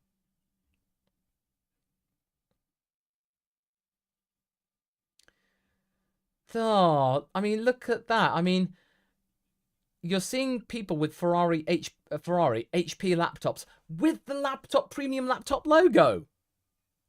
Like, you just think, oh man, they could be using that proper, really cool stripe line one. That could have been so cool.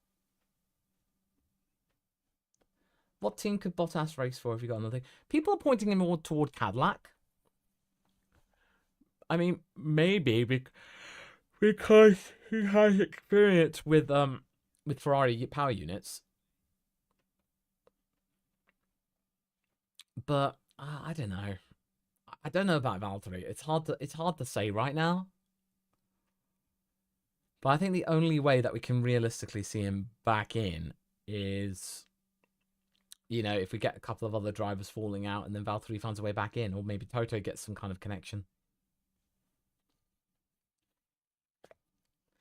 And then also it all depends on how long that takes. Like, if we get to a point where Valtteri has been out this year and then he doesn't get a seat for next year, I think that's it. I think once you've been out for 2 years, it's incredibly hard to get back in. Nico was lucky because he got the super sub gig in 2020 and then really qualified well on the Racing Point. So I think that probably doing those super sub days for Racing Point saved his career, because then he eventually got back in with Sauber.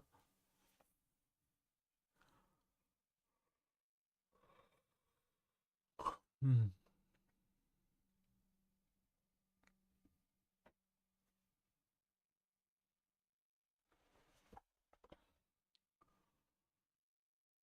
Mm. Yeah, Kowalmerk, honestly, I just feel like that Yeah, I do feel like they'll pick Checo, and I don't think that's a bad thing for Cadillac to pick Perez. I don't think it's a bad idea at all, because we've got to remember he's not suddenly become a terrible driver. It's come to light in recent times that clearly Checo flagged the issues with the RB19, but they were not paid attention to because Max was doing so well. And then eventually, Helmut Marko started just hammering into him, and that completely destroyed the fan perception of Checo because of what Helmut Marko did and the fact that Checo's words were not heeded. And then it happened again in 2024, and this time Max got a taste of Checo's medicine. It was just like, it was absolutely bizarre. Like, it just did not surprise me at all.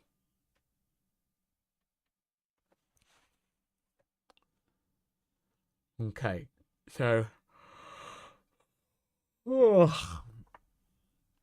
it's been a long day.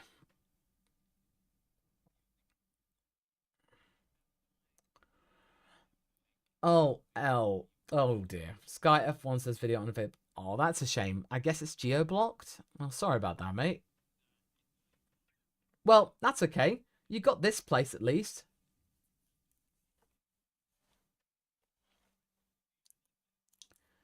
You've got us at the very least, so you can always just stick around here.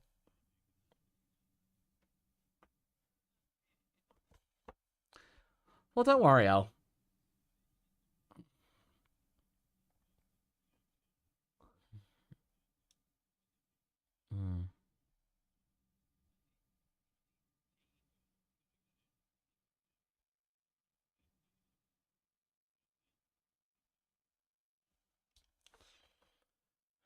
There we go.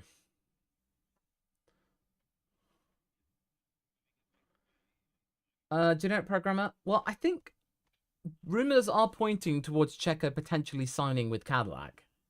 And honestly, I don't think that's a bad idea. I don't think that's a bad shout.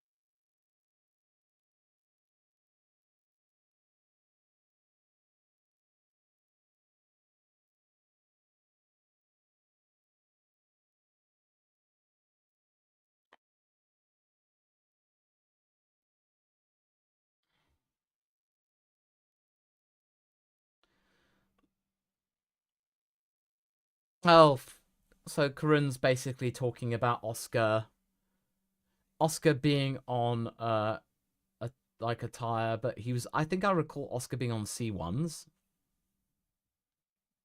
So he's on the hardest compound, I think.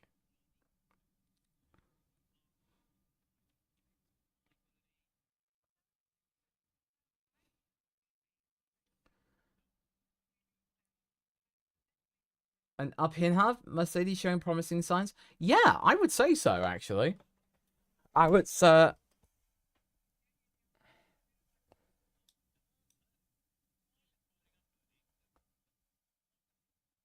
yeah, I do feel like maybe there is something going on for Mercedes. Like, I wouldn't say that they're back, but I would certainly say they are more likely to be, um, they're more likely to have figured it out enough to at least be back in the hunt.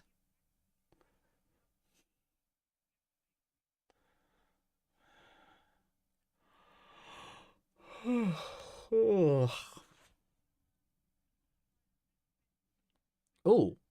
whoa.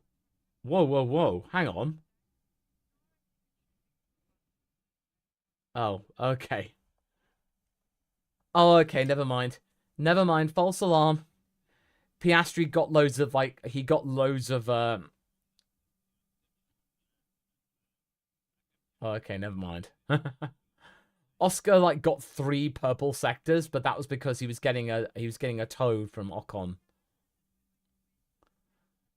But yeah, Ocon got the fastest the top speed. I think I think he's doing a long fuel run on the C1s. Yeah. So I think that's what's happening.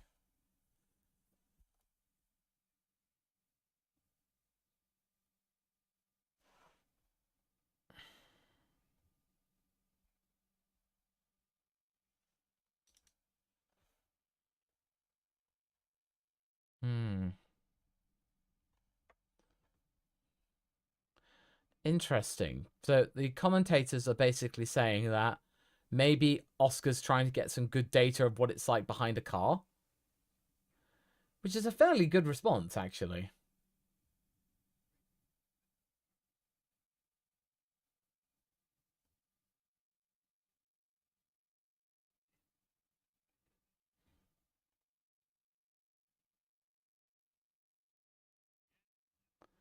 Oh, oh, Esty.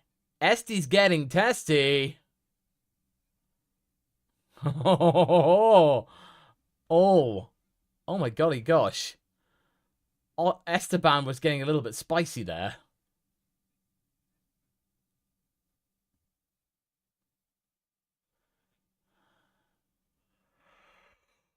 Oh. Oh my gosh, that was really, really punchy. Oh, hang on, just a sec. In other news, Albon's pumped in a couple of mini sectors in the front. In sector 1, and it's his fastest. Hang on, everybody. Williams is doing something, and Williams looks like they're on a fast lap, and Albon's just gone over 100 laps. So quietly, Albon's been pumping in the laps, and they're doing a low fuel run, I think. Here we go. Let's see what we got.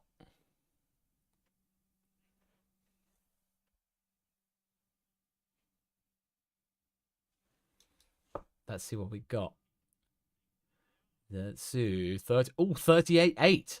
Oh, this is good. Oh, this is punchy. This is punchy. There's something going on. Oh, yeah, the cameras have cut to Albon. Oh, a little bit of a twitch. Little bit of a twitch coming out there. What has he got? What has he got? Oh. Oh.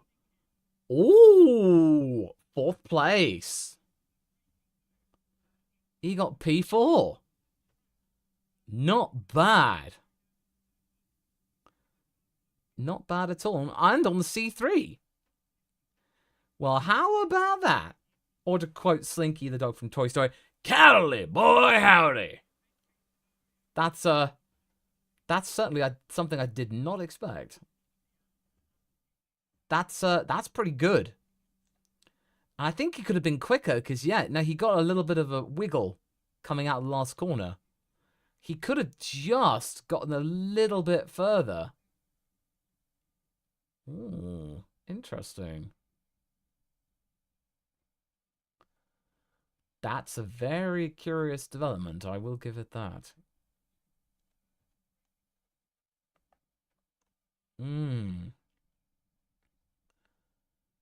So Albon's given us something to look at, and I quite like the looks of that. That's a very intriguing development.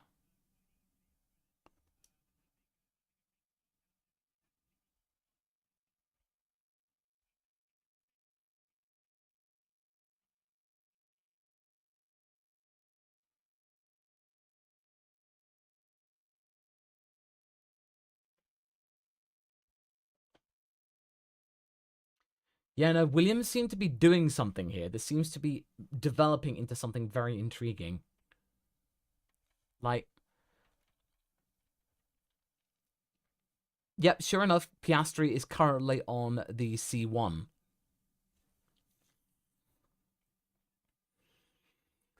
which is looking pretty good actually, because it just shows. I mean, and Piastri also is just about to overtake the amount of laps that Lando did in the morning. So he'll have ended up doing more laps, and hopefully, as Andrea Stella might have said, he might end up doing some performance runs, which is very nice. That's absolutely splendid, I would say. Oh, hang on. We got a couple. Will Ross, World Drivers' Championship back off. Oh, do you mean back on? I'm not too sure. Like, I don't think it's a foregone conclusion right now. I don't think there is any way you can realistically just go, yeah, there is a championship to be had here. But either way, thank you very much for your super chat. Oh, Albon's going quicker again. Hang on. Hold the phone. Oh! Max is going quicker. Max is going faster. Fastest second sector of anybody. So he's coming around the last bend. And at the moment, Albon is holding his own, actually. What have we got from... Okay, slightly quicker. Slightly quicker for Verstappen. And Albon quicker still. Actually, in terms of the sector times, Max and Albon are only within 400ths of each other, which is very, very interesting. And then it pumps out to like 3 and a bit tenths. So Albon's doing really good, and he's actually sped up a bit. Is he going to go quicker? Slightly. Slightly faster. Unfortunately, he was a little bit slower in the final corner. But either way, he's taken it down to a 130.1. So he's only just under 4 tenths behind Verstappen. On the C3 tyres as well, which is bloody incredible. Like, imagine that if the Williams car is only 4 tenths behind the Red Bull. Can you imagine that? If Red Bull, like, gets spooked by Williams, that'd be incredibly surreal. Like, the fact that the Ferraris are not, they're not leaping forward. I don't think Williams are going to be chasing glory runs, because I just don't think that's in James's remit. Like, the whole point of them, Williams should score points in 80% of this season's races. Well, at the moment, they seem to be looking like the favourites to be best of the rest. As in, they seem to be looking quite competent. Well, yeah, Antolol. I do think that's the case. I think it would be a fool's errand to think that Max is not in contention. Like, he is. He definitely is. Aston, am I saying Aston's better than... No. At the moment, no. There's no gap. There is no justification right now to say that Aston Martin are better than Williams. There just simply isn't. There's absolutely no reason to think that. Because there's no justification whatsoever, because, well, they're slow.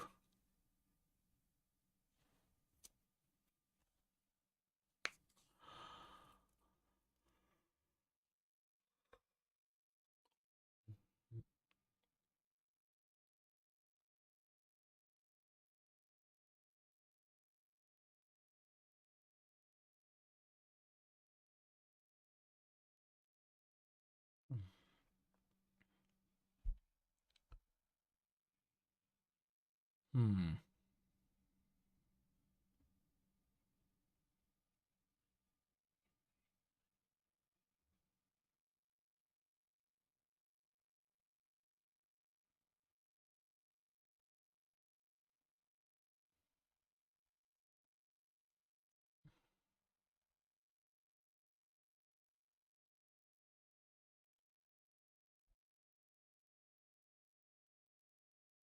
Oh, hang on.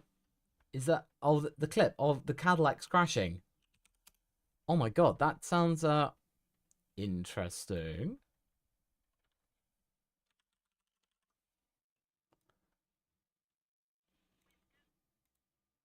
That's not great. That's not great at all.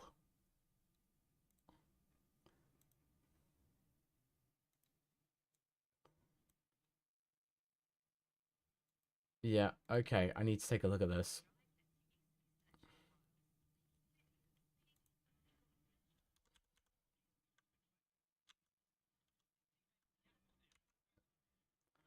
Oh.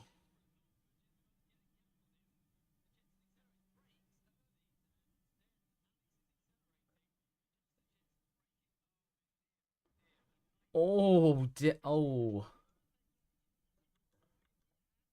I can't. Oh. That is just tragic. Like, it's just complete miscommunication out in that regard. Like, oh, that man. That's just really bad. Like, to be fair, it seems like it's all like they got completely mixed messages when it came to their run plan. It's just really, really bad. I just oh.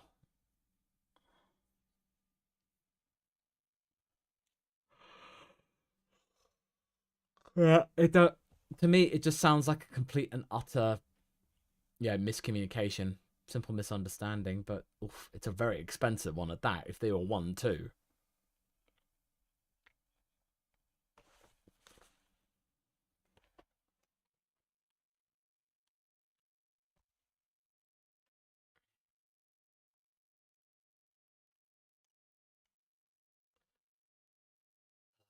Let's just see. Where are we at? Yeah, genetic programming, it doesn't seem that much different, honestly. Doesn't seem that much different at all.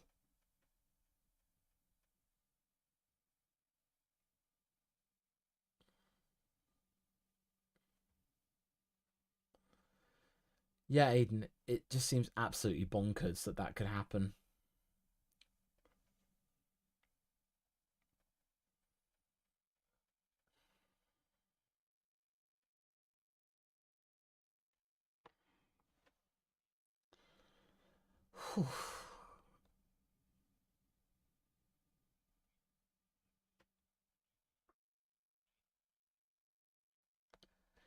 Yeah, Kios. But from the looks of it, it seemed like the rear suspension of Jensen's car looked really, really juddery, like it had been dislodged, which is not ideal. Not ideal at all.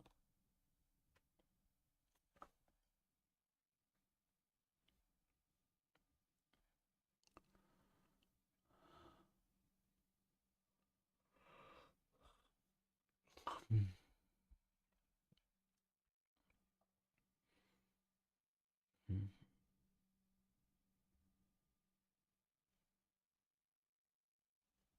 Okay. Well, it sounds like so far that people are kind of just like settled down back into more kind of race stints.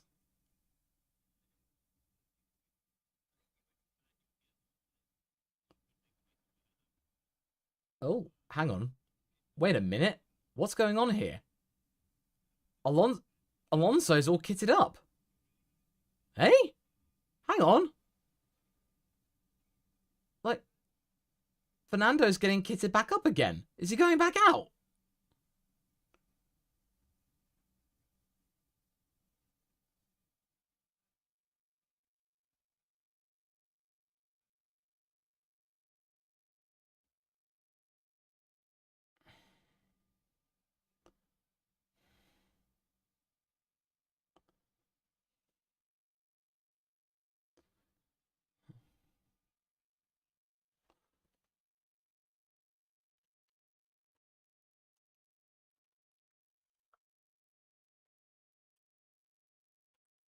Like, this is like, oh.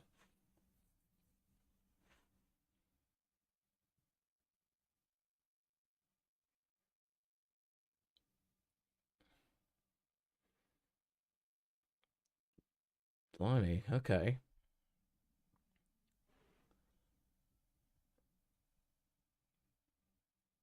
Yeah, so basically, either Lance is genuinely ill and yeah, he just couldn't make the cut.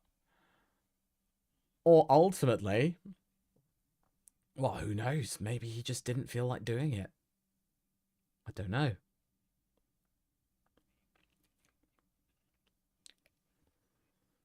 I mean, naturally, obviously, Aston Martin aren't saying anything. But blimey.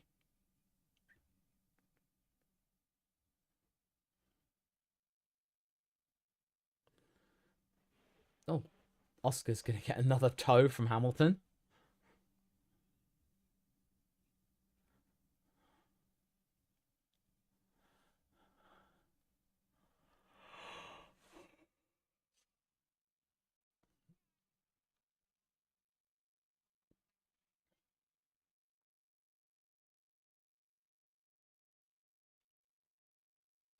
Brett, how do I feel about Pierre and Alpine through testing? Alpine don't. I mean, they seem to be a lot better than they were this time last year. As in, they're like. They are very much looking like they have gotten on top of things, or they're continuing from where they were before, which is quite interesting. Oh, hang on. Albon's looking like he's going for a hot one. Oh, oh, he's looking. Oh, oh, okay. He's looking quite spicy here. Whoa! Hang on. Hold up. Two. Whoa, hang on. Hang on here. What's he doing? What is he doing? Oh! Oh! Ho, ho! 6/100ths behind Max. Hold up. Is Albon cooking? What's Albon cooking? Is he cooking something? What's he doing?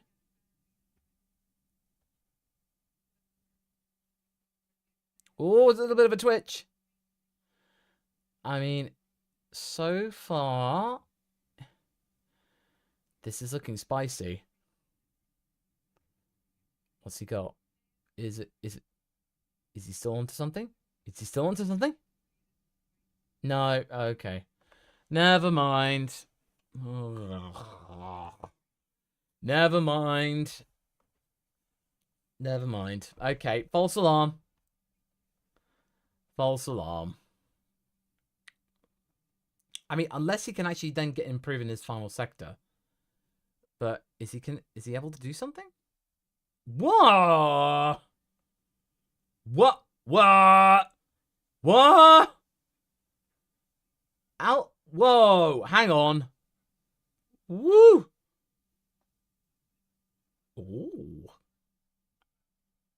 Hold. Okay. All right. Right. Okay. Interesting. Like, Albon's got something. Like, there's something going on here. And now Gasly's going for a run. Gasly started on... Maybe Gasly's starting to go do a run? How do I feel about Haas? I think they seem okay. I don't think they're, like, miles off, but I don't think they're really trying to chase lap times. Like, I don't think McLaren are either.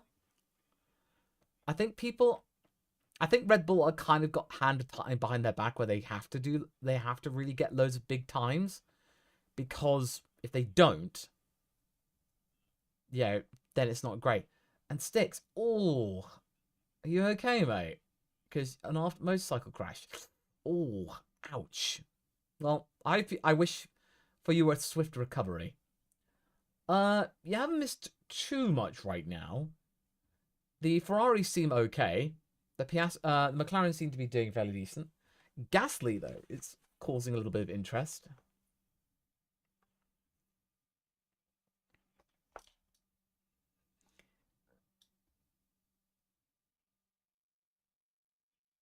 Apparently, Ayo Komatsu's been talking about a good starting point for the car. He's quite happy about Ocon's feedback and Behrman's long run pace. So I think Haas are coming out of this test looking quite impressed, because they've done a lot of laps.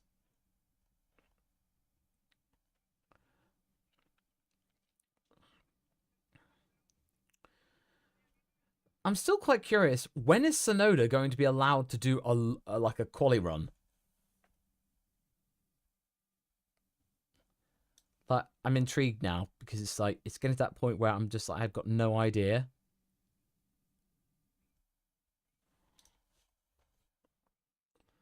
Who's on the Aston now? I think Alonso's back in.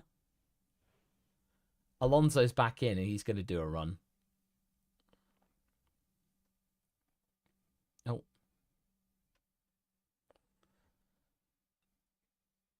So basically saying subsequently felt unwell. That's all they said.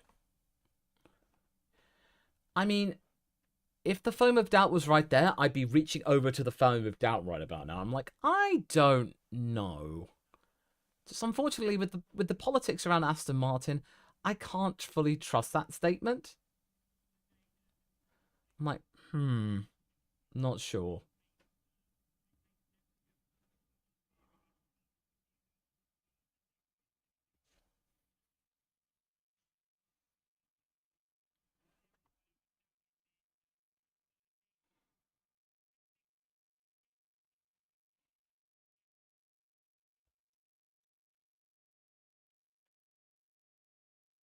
Okay, right.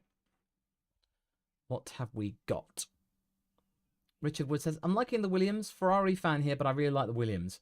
Those traditional teams like Williams and McLaren are important to the sport. Too bad we lost Brabham. Yeah, it's a shame, but to be honest, by the time...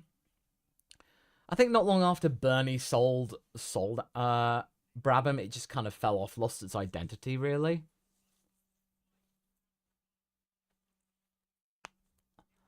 I don't think... I don't know. I feel like with Alonso, I don't think Aston would go for a glory run because I don't think it really serves much, really. Because Lance isn't the one doing it, so therefore it's just like there's not really much point. Like, I think maybe with Alonso, they'll probably just do just finish off the run program that they were planning with Lance. I think other than that, that's it.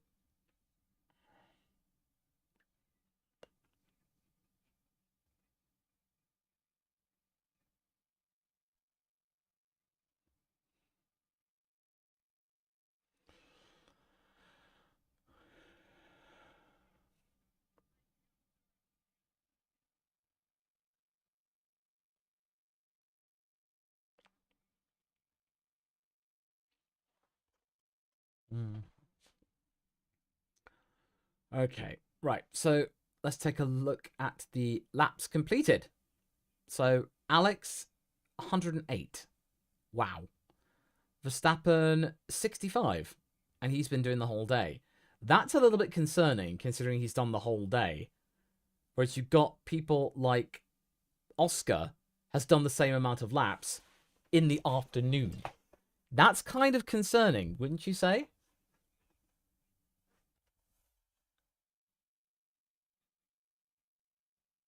So that's kind of an interesting point.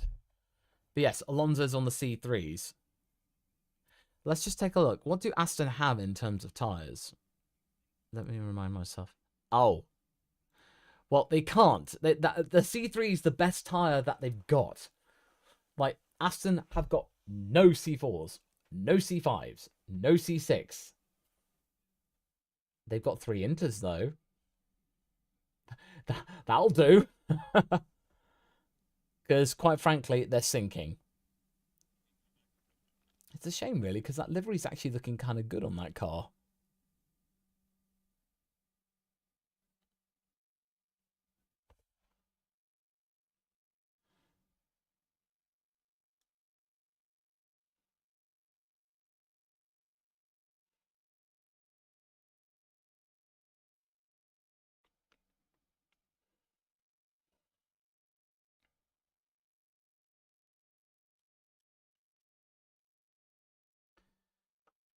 Richard Wood, I know people like to hate on Lance, but if the guy's genuinely sick, then have some sympathy. Well, that's the thing. If he is genuinely sick, then absolutely. Definitely. However, the way that Aston Martin have basically handled Lance in the media, you're left with that seep, that little bit of doubt, that little foam of doubt, which means that you just can't fully believe it. And that's sad. I just wish that Aston Martin were more transparent, you know? I just wish they were. Then it would mean it's just, that would make it so you would feel bad. But yes, Master Yi, we're down to the final hour of testing very, very soon.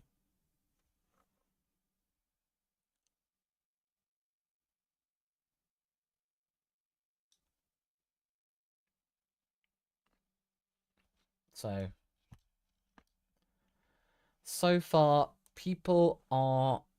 We've not seen the power hour. That's the thing. We will be getting into the power hour. Yep, Alok, I am still here. We are still streaming. Coming into the final hour. If you've not liked the stream thus far, please consider liking the stream, because I want to try and go to the P1 boys. Hey, the ladder man exists. Because Matty and I locked eyes once, and I said to him, me, the mad ladder lad, that Esteban Ocon would get a podium this year.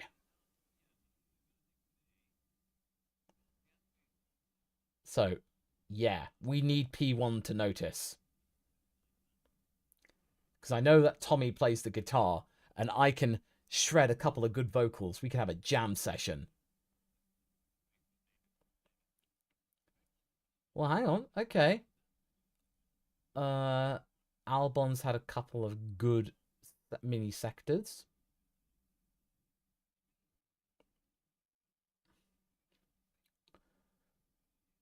Well, in terms of drivers,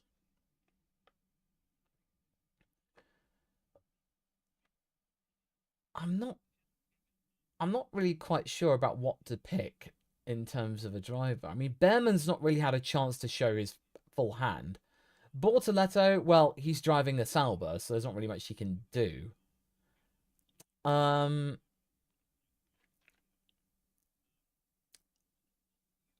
We've then got...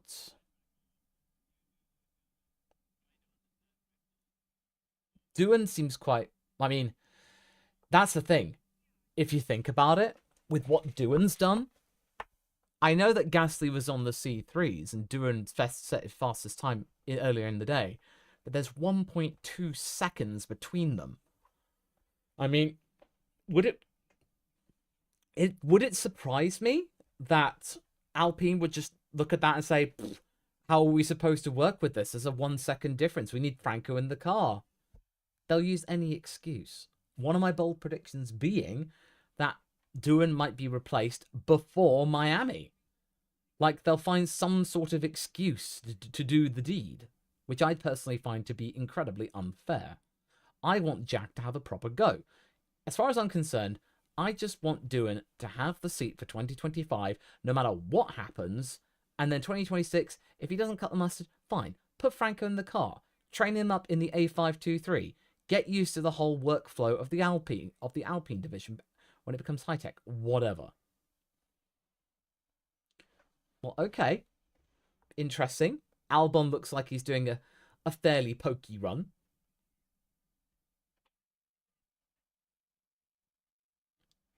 So here we go. Alex is doing a fairly... He's looking quite peachy.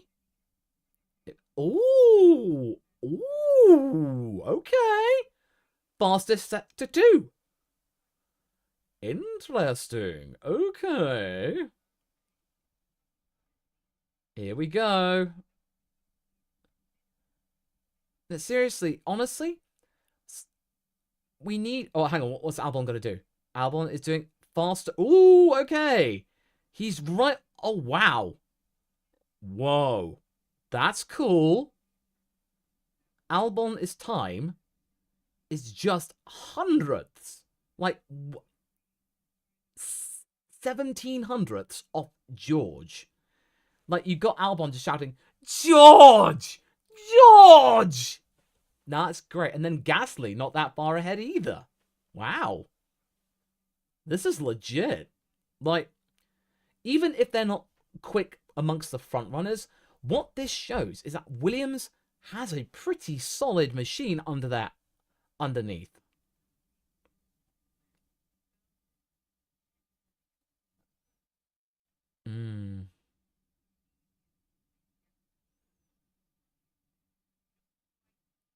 Well, generic programmer Antonelli did his session in the morning, and the morning conditions are not really representative.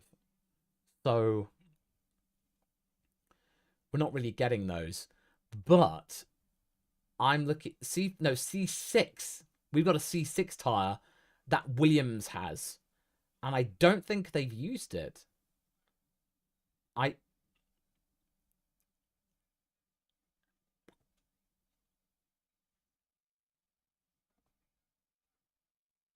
don't think Albon's yet used the C6. I wonder if they might just do it for gags.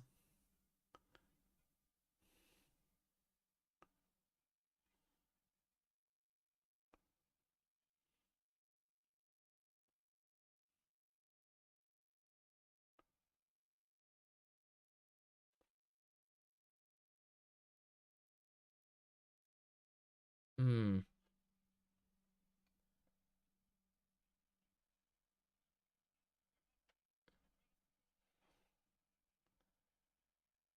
Well, Kios, that's the thing, because in terms of, let's just take a look at what we've got in terms of the tires. Well, if you look, the reason why you've not seen anything higher than the C4 is because we've not seen Ferrari use the C5 or C6 or Williams. Those are the only ones that, both Williams and Ferrari, they're the only ones who have those tires.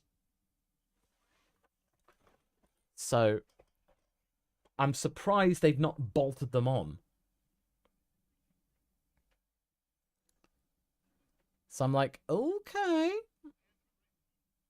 Oh, yeah, they published the tire list back on Tuesday. Well, I suppose, actually, there's not really much point running the C4 and 5, all the 6, because it's not representative at this track, because they run the C1, 2, and 3 here, the hard, medium, soft. Anything softer would barely function. Like the C6. Like the C6, I think would probably just disintegrate after 2 laps, maybe 3. The C5s you might get 5 laps, and that's it. So basically, you just want to, those would be your glory run tires. No one's seen them yet. Hmm.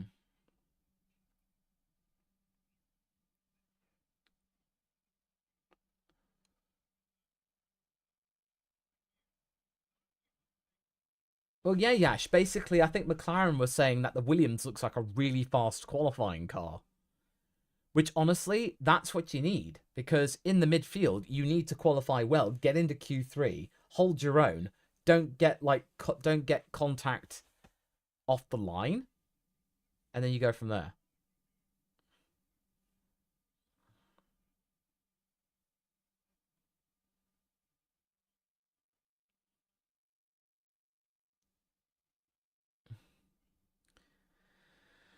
Oh my gosh. I mean, poor Aston. I mean, they just seem absolutely nowhere.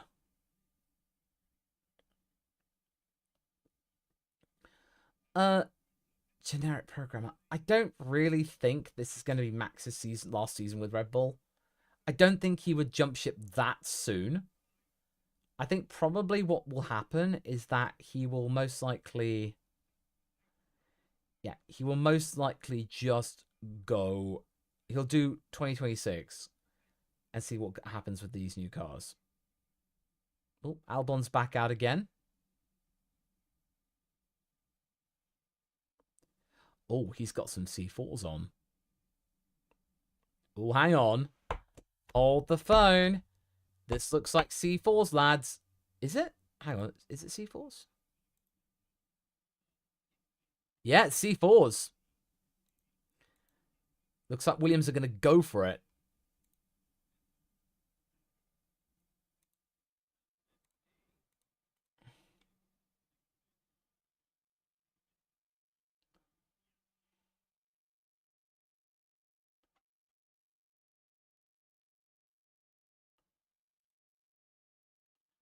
Okay, here we go. Let's pay attention. Hello, Francisco. You think Max might retire this year? I mean, if he did, I mean, that would be a huge, like, that would be huge. Because that would be a huge slight against Formula One in general, not just Red Bull.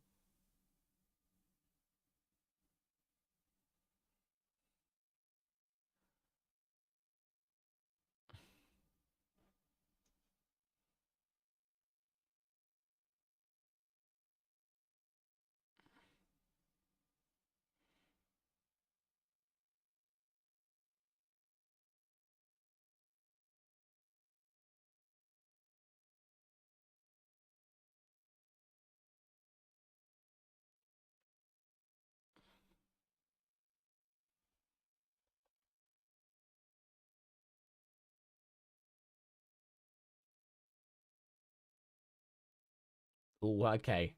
Oh, Verstappen's on a run as well. What's Verstappen on? What tyre is he on?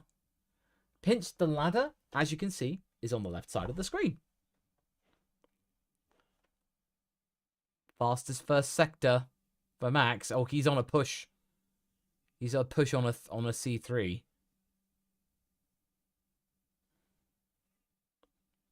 And Albon, no, Albon's even quicker. I mean, granted, yes, let's remember, Albon's on C4s. But still, let's remember, Hamilton was on, set his fastest time on a C4. Let's remember that. Oh, dear. Oh, that looks rough out that. Oh, Albon's quicker. Albon's retained. Oh, dear. That Red Bull does not look good over the course of a lap. Whereas Alex is carrying on. Oh.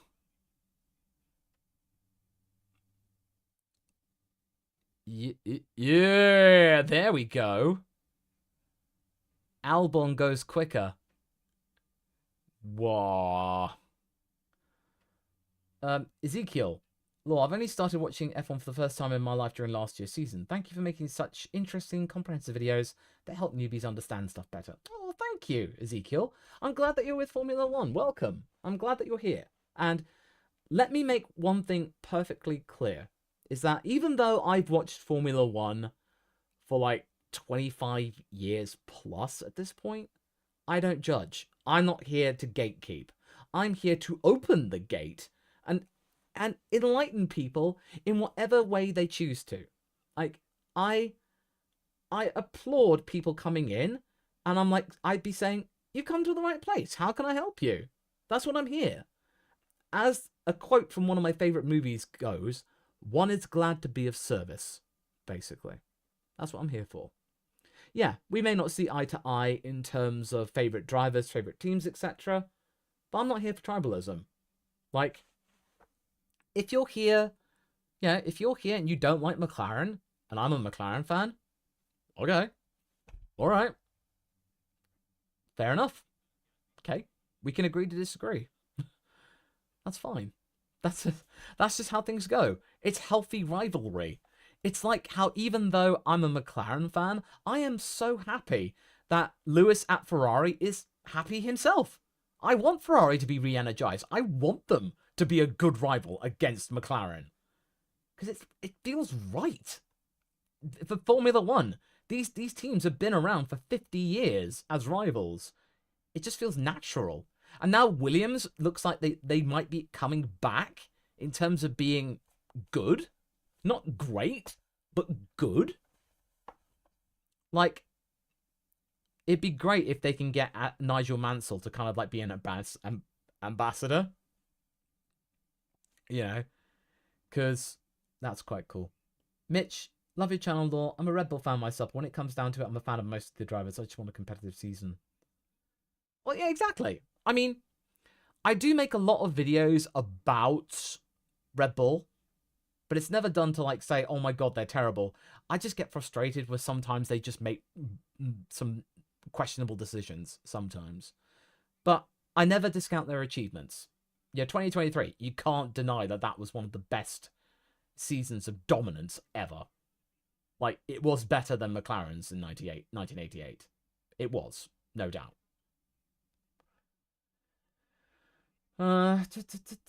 Ezekiel, I'm part of the tidal wave of Argentinian fans, but not as biased and crazy as most of Franco's fan base. I would say they're passionate, and this is...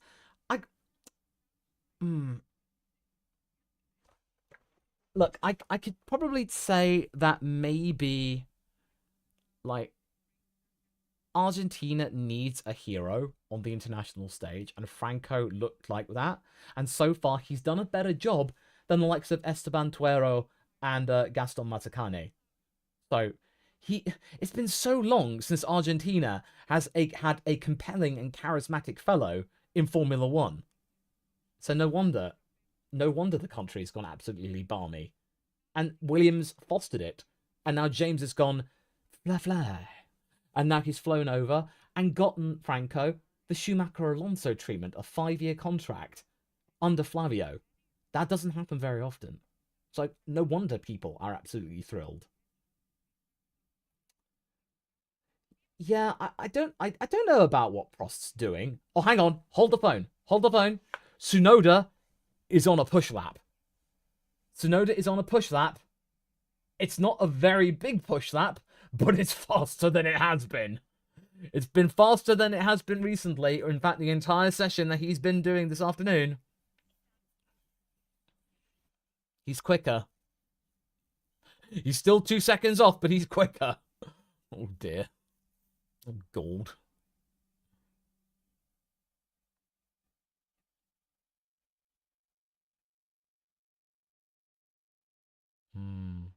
Here we go. I mean, what's going to happen? Is it going to be enough to at least leapfrog Behrman? No. Oh. Ugh. Ugh. That's not good. That's not great. Oh dear. That's like slower than Behrman. I hope this is just a slow push lap. Ooh, that's not good. And that's not Isaac Hadjar. The graphics are a bit wrong here.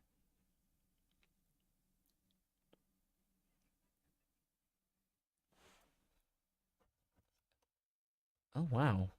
This sidelight's been going for hours. And it's still not lost battery. That's crazy. That's really good. Kind of like change that because otherwise it's getting a bit thing. But we're slowly getting into the power hour. And Oscar is on C3 tyres. So he's now on the C3s. And he's got some green delta times. So it's a fairly quick lap, as in, like, you know, it's getting there. But maybe he's kind of ramping it up.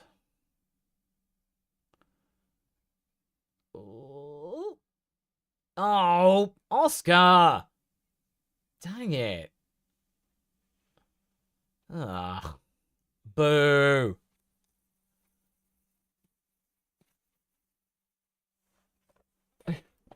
Like, Oscar's yet to set a fast time on the C3s. It's crazy. Oh, no. Okay.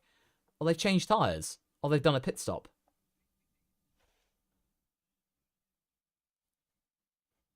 What is that? Is they changed them onto another set of C3s?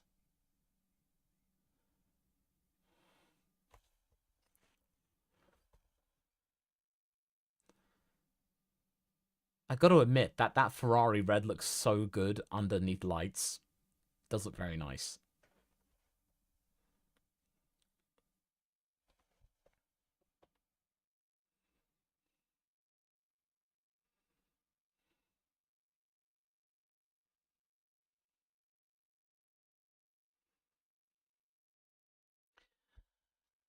I mean, admittedly, in terms of Williams, it's easy to buy into the hype. And I get it. I don't think they're going to be fighting for the top 4, but I think the top 4 teams acknowledge Williams' presence. As in, like, they acknowledge that they have improved. and that they could be a problem in qualifying. And that's good to be going into the season with. So, yeah, that's good in that regard. So, that is something to consider. Well, DMC Sparta, I mean, look, I don't really... I still think that the Ferrari thing has just been ruined with the blue balls and stuff like that. But, as people say, if they end up being really quick, it won't matter. It won't matter at all. Because, well, it'll have won. It'll have won a championship. Therefore, it wouldn't even matter. So, yeah, that's the long and the short of it, really.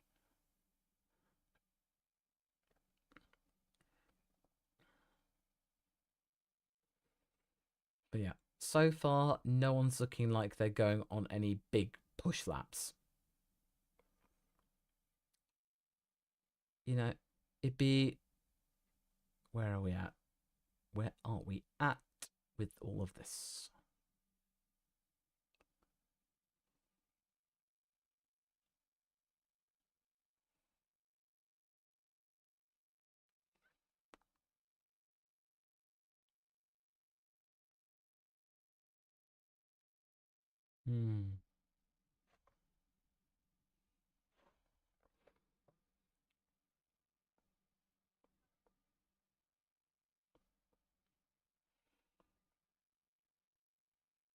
Well, yeah, the generic programmer. The thing is, though, it's about technically the marketing logo for the is black. It goes black, but its corporate logo is the blue. Am I going to be making a video summarizing testing and making a prediction video based on these 3 days? I'm not going to do one about specifically this, but I'm going to take, when I do my championship prediction video, I will take the information from this test into account, basically. That's what I'm going to do. So I will take all that into consideration and then go from there. And hang on. You'll be pleased to know, any Yuki fans, Yuki is on a faster lap. So he will be off the bottom. Hopefully. So where are we at? Where are we at? Are we a little bit quicker? A little bit quicker. I mean, it might hopefully get him down into... Let's see where we are at. Oh, he's gone really wide there. Oh, okay. And, okay. Oh, dear. Yeah, he went really wide. But there are no track limits because this is not a race. Because it only comes into effect in qualifying in the race. So if you did go wide in practice, then you don't get in trouble. And that includes testing, I imagine. But he did lose probably maybe 3 or 4 tenths. So that might have been enough to get him into the mix with Alonso and Bortoletto. But yeah, so where are we at with Piastri?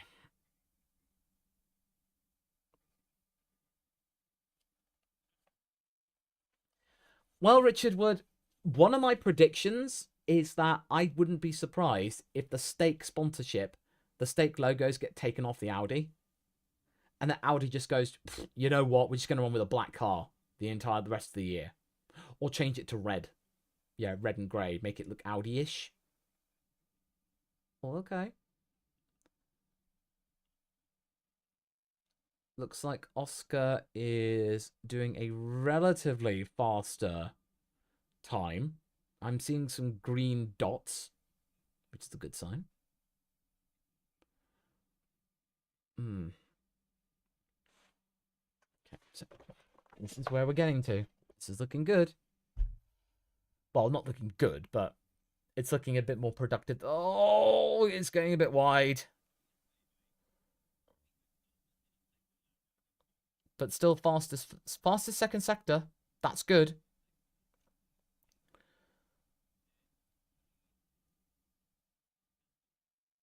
So 4 tenths.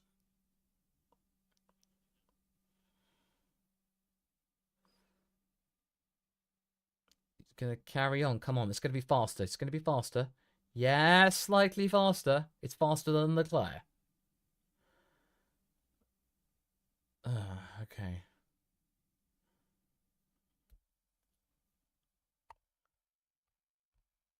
So, well, I mean, Oscar's done a fair, decent amount of laps.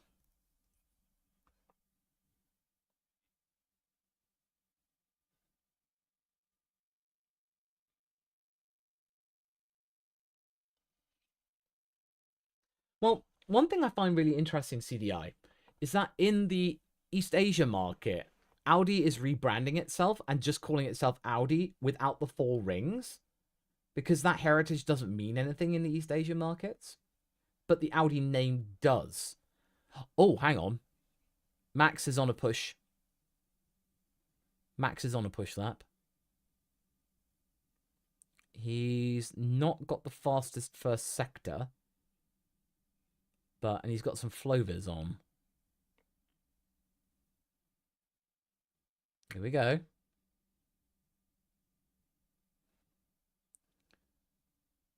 But hang on. It looks like, from the looks of it, I don't think Max has fallen off a bit. Yeah, no, he's fallen off a bit. He's fallen off a bit. He's not slower second sector. No, Max is Max on? Oh, is that a C4 tire? Oh, it's the C4. Yeah. And that's the C4, I think. Is it C? No, I think that's C4.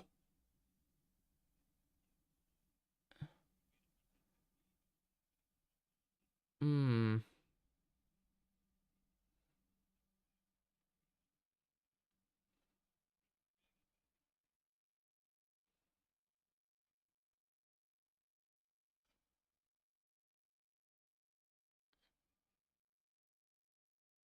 Hmm.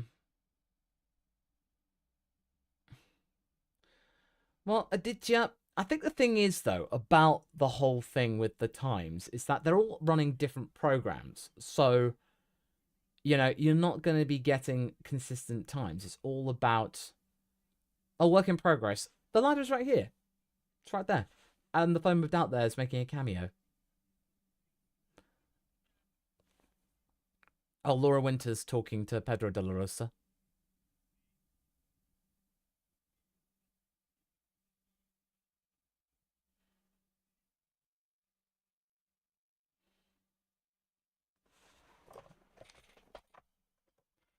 They're talking about suspension setups.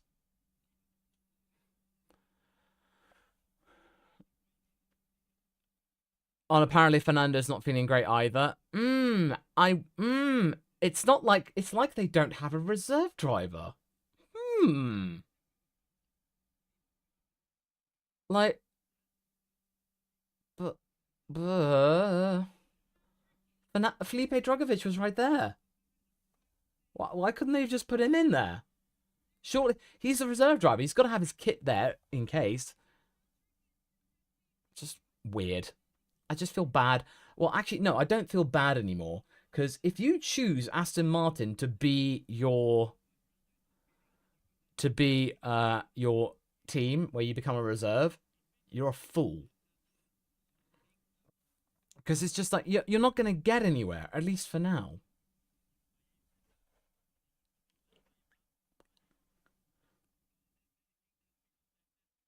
Yeah, Crytox. Today, Alex has been doing the whole day, whereas Carlos has been doing all day yesterday. And then the day before that, they shared duties together.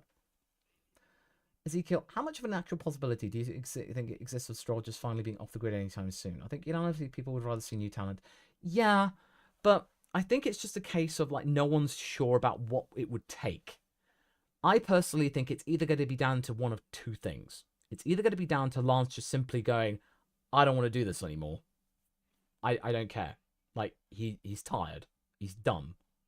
So it's either personal exhaustion or it's going to be down to Adrian Newey just simply going, I can't work with this guy. As in, I'm not getting anything. And if you want me to win a world championship, I can't do it with Lance in the second car. If you want to win constructors, you need another guy. I know a guy. His name is Max. Max and Fernando, even if it's just for a year, would be insane. And I think they would put up with each other. There's so much respect between the two. They understand each other completely. And I don't think he would explode as long as they knew it was just for 1 year. But then again, I don't know what I don't know what Aston Martin's going to get up to. No idea. Well, actually, the thing is though, is that I feel like with this position, Adrian's going to get more control than he has ever had at any team he's worked with, even more than Red Bull. Ever. Like, he's never had that much control because Papa Stroll wants the team to win. He will do whatever it takes. He will hire whatever people it takes. He will do whatever it's needed to be done in terms of building things and getting things made, organizing sponsors, getting a guy prestigious as Adrian Newey and making him unrestricted. Give him everything he wants. And he's never had that before. It's going to... Watch this space. Watch this space. By the way, good news, everyone. Yuki Tsunoda's on a push lap. What?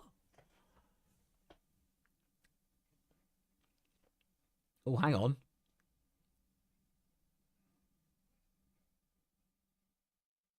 Oh. Uh-oh. Oh, dear. Oh, no. Max almost drove into the McLaren and Ferrari garage. Oh, dear. Oops. Oops. Oopsie.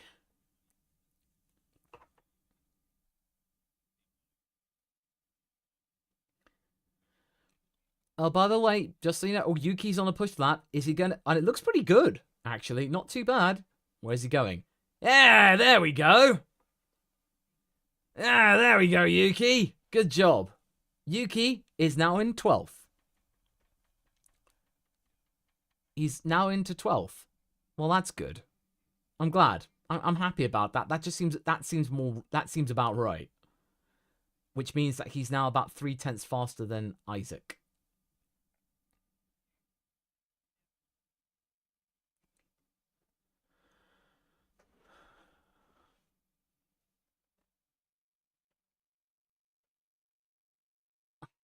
Dang it, Crofty. Now I'm just reminded of, you're too slow. Dang it. Okay, no, Max is on the C3s. Okay, never mind. Yeah. Come on. Come on. I want to see C5. Come on.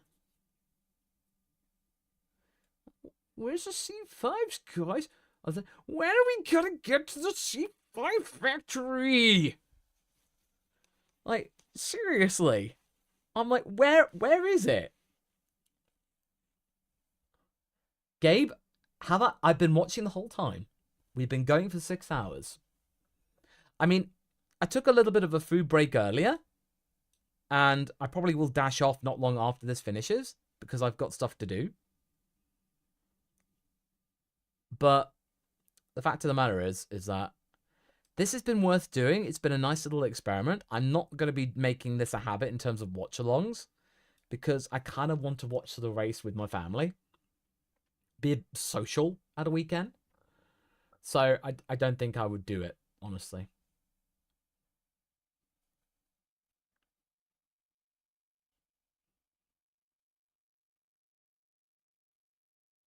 Oh, thanks, Gabe. But, you know, we've kept it around like 500, 600 people, which is nice. You know, in terms of ratios in comparison to the P1 guys, it's round about the same. So I'll take that. That's good. Thank you all for being here. Let me know in the chat, who's been here the entire time? Because if you have been, you've been legends.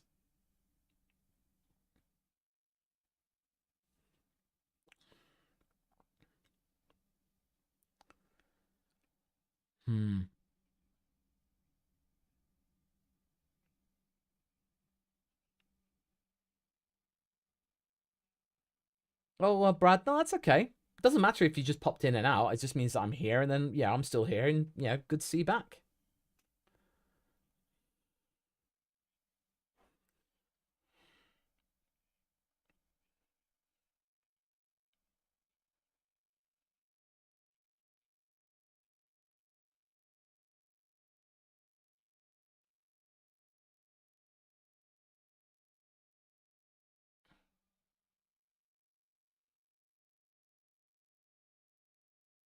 Well, hang on. Piastri is on a bit of a push lap. Hang on. Sorteray, thank you very much for the kudos. Thank you. It's okay. You don't have to be here the whole time. If you just, it's just nice to see you pop in and out again. It's just nice to see people. That's nice. Well, Piastri is going a bit quicker, and he's not as wide this time, so he should pick up some pace. Come on, let's go. Yeah, here we go. Here we go. Yeah, boy. Yeah, here we go. He's on a quick one.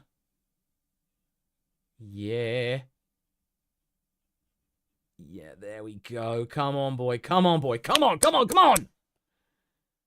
Oh, boo. It all felt. Oh, poo. Oh, well. I've refreshed my YouTube feed waiting for a new Law video, then remembered I'm watching his live stream. Yeah, no, I thought I'd just try and I'd just do the live stream today, because it's just like, I can't think of any other video to do today. And I thought, you know what, let's just give it a try. Honey, nothing really much has happened. I mean, except Max Verstappen almost drove into the Ferrari garage. Oops. Childebrand, I'm fairly new to F1 and learned so much from you and your channel. Please keep being a professional gabber. Yeah, don't worry. Can do. So my next planned video is predictions. Probably on Monday, if I can. Like, if there's no other news to cover, then it'll be that.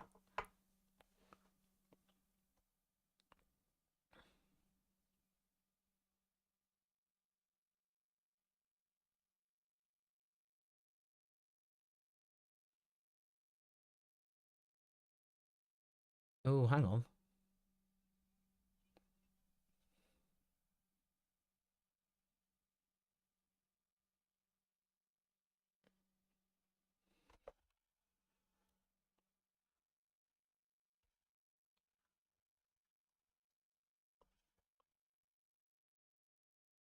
So basically, what they're saying on the broadcast is that potentially what Oscar did was in relation to, potentially it could be down to a mixture of fuel and they've turned the engine down.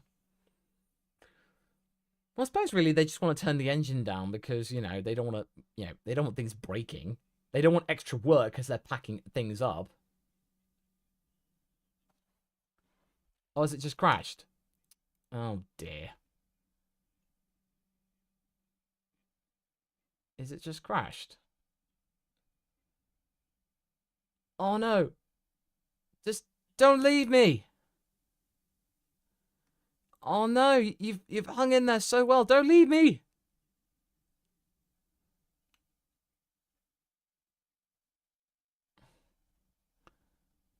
Oh, no.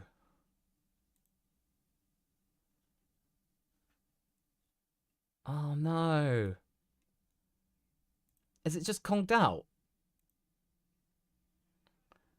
Oh, no. Is it frozen for every stream?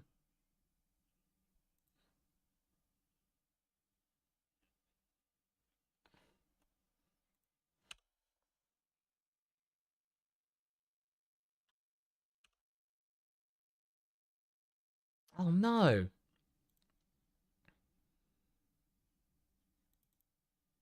Oh, no. This is not good. Oh, no. Come on, don't leave me, guys. Don't leave me. Well, it seems like the feed's kind of conked out. Yeah, no, because I'm just not getting any data now. Oh, no. After all that. After all that. You know, we just... Oh, boo.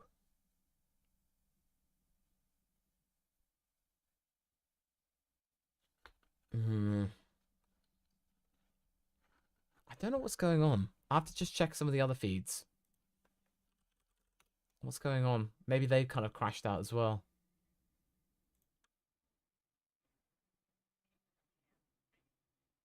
Was it frozen for multi-viewer?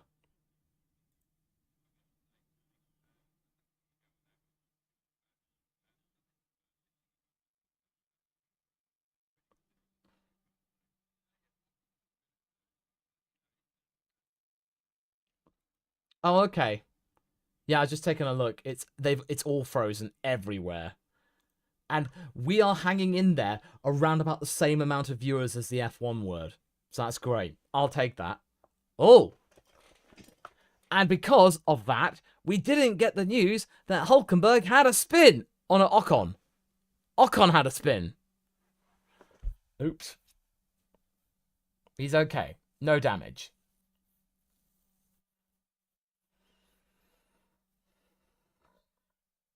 Well, I don't know what's happened.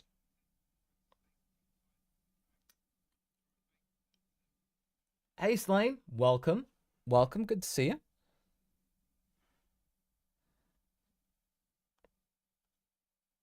Here we go.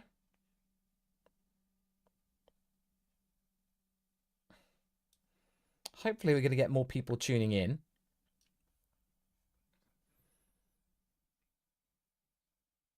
Yeah, Ujo, come on. You know, don't be mean. Don't be mean about Ocon. But yeah, no, it's all completely frozen. Oh, okay. It looked like he locked up going into turn 1.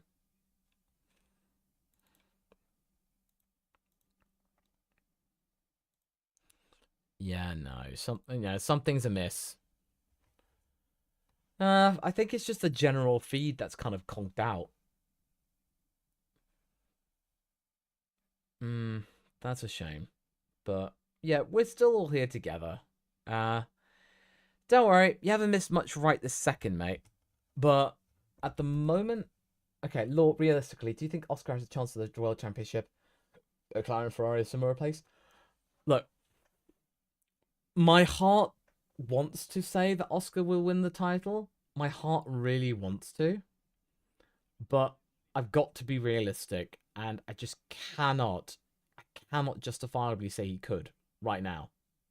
I could be wrong, and if I'm wrong, and if he does do it, fair enough. I will belt out Bury the Light by Casey Edwards at full blast. If I do that, you've got that on tape. I will do it. But right now, I feel like Max can make a decent effort in defending it. George and Lando seem quite confident. George seems quite planted. Lando seems quite confident as well. The Ferraris, I don't know. They've not really shown their hand entirely. But Lewis is happy. So I do feel like we are going to get all the top 7 drivers contesting for wins very early on. Yeah, the top 6, basically. Antonelli and Lawson, I feel like they'll have to get up to speed for a bit, basically. Oh, Albon had a big lockup. Well, that's a nasty one. Oh, nasty. Oh, nasty. Yeah, no, these timings they've all conked out.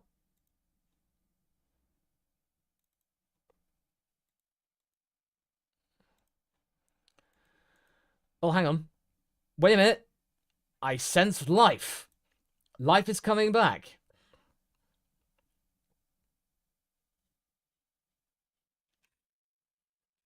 Yeah, we got something. Something's coming back.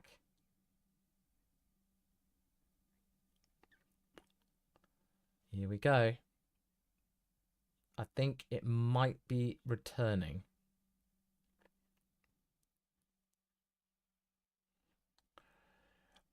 I would say a cheeky tenner on George isn't amiss. That's not betting advice, by the way.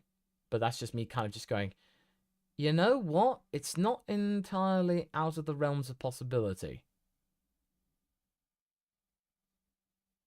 Oh, Max has had a spin as well. Here we go. Oh, thank goodness.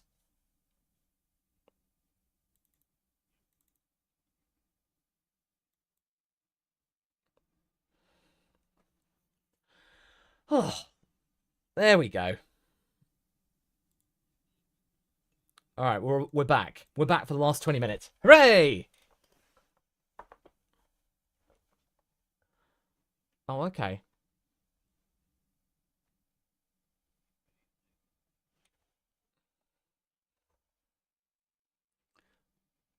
So, are we seeing anybody? Like, are we going to see Lewis or Alex just chuck on the C5s and just go for it?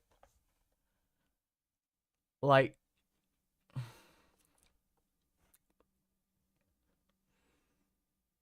oh, hang on. Sonoda's on a push. Oh, hang on. This is looking interesting. Yuki's on a push lap.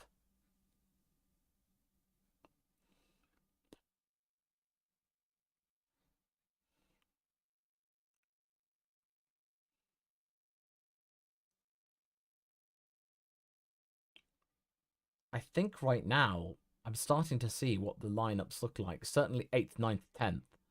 I think it's going to be V-Carb, Aston Martin, and Sauber. Like, it's not looking great. Oh, but hang on. Piastri's onto something. He's putting in some decent times.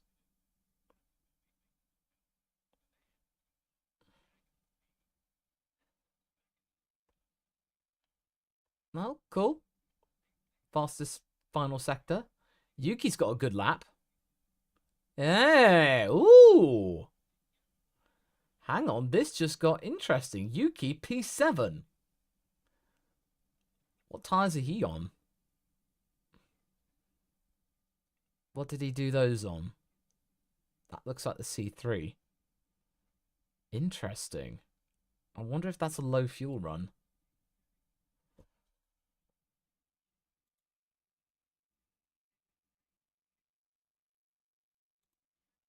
Yeah, the yellow stripe's a mini sector. Like a mini sector within a main sector. But right now, we're down into the last 20 minutes. Lord, did you spot Merck's fake vent on the nose? Is that the one that basically people thought that they were copying Red Bull? If that's the one, then I think maybe, I don't know.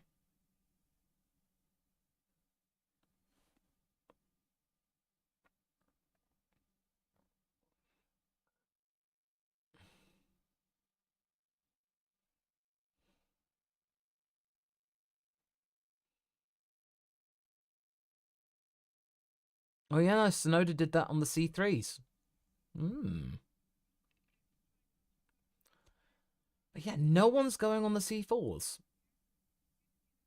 Like, surely, the last 10 minutes, go on a quali run. Like, just drop it. Absolutely drop it like it's hot. Because, hmm.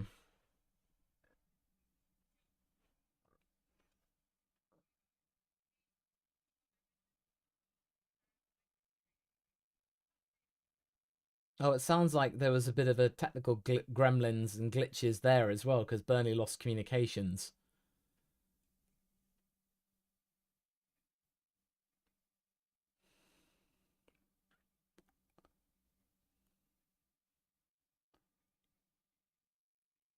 Oh. Yeah, it sounds like there was some kind of snafu, technical snafu as well.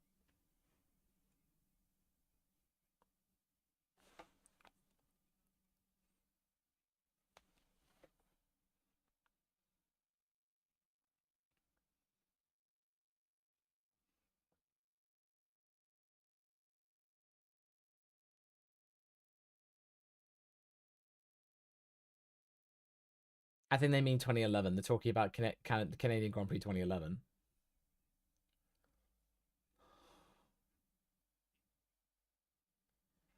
I've got no idea what. I mean, basically, I would be very surprised if they don't use them because surely, because surely they would just do it.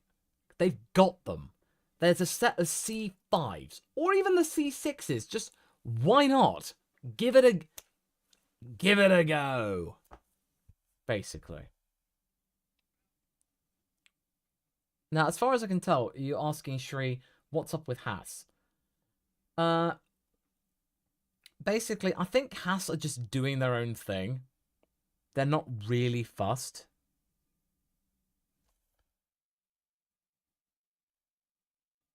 Like, they're basically just doing their own thing, and they're just doing all practice, etc. So they're just doing their own thing. Imagine the C5s and C6s coming out in the final 10 minutes. I mean, that would certainly build up some hype, honestly.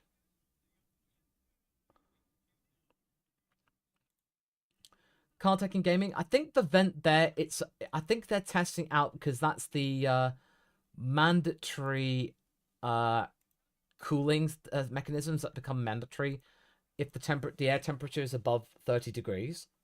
So I think it's mainly there for data gathering in terms of aero for those situations. So I think it's like a dummy thing. They're just, doing that for like testing purposes.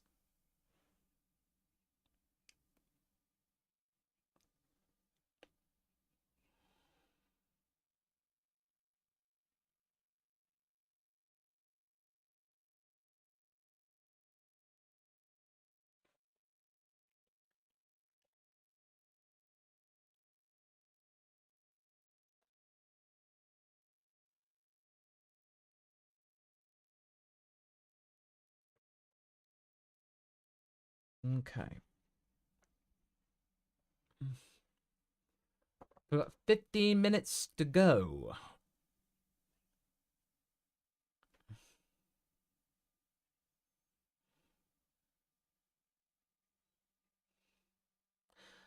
I think at the moment, Alpine look quite good for P5.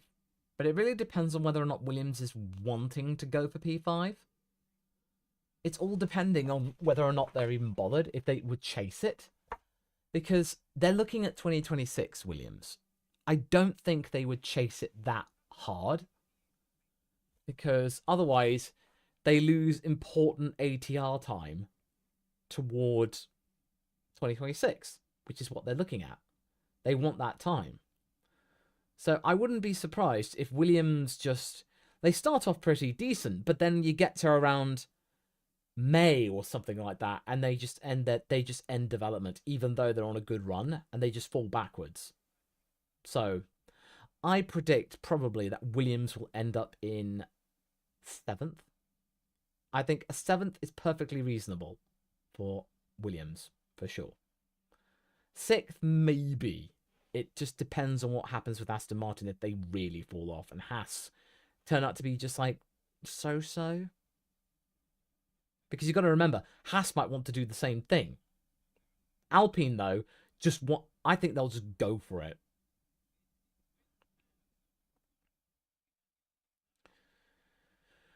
So Albon, it looks like Albon's on not doing more again, but he's still banging in loads of laps. That's like really good. Like that's a really credible result. And I mean, Haas are looking like they're doing over 150 laps today. That's still really good. That's the thing. Even though Haas are not exactly fast, they're reliable. That's like a really reliable business. I mean, there's not been any problems with any of the teams except Aston.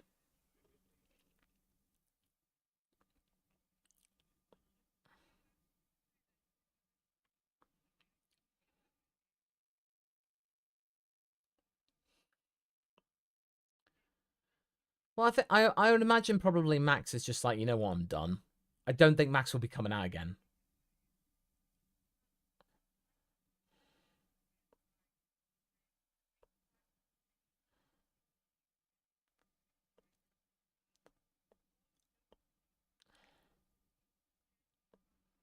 Hmm.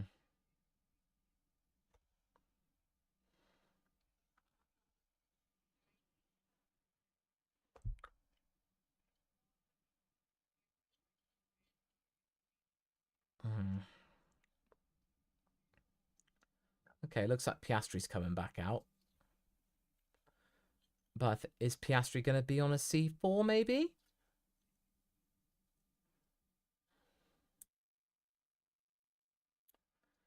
Broglio, just tuning in. Why aren't Lawson and Sainz? Because they did their work yesterday.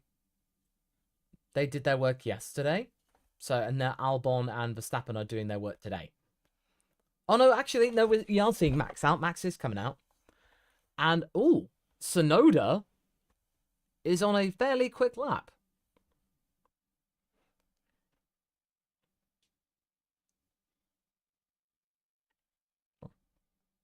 Yeah, no, Yuki's on a low. I think he's on a glory run.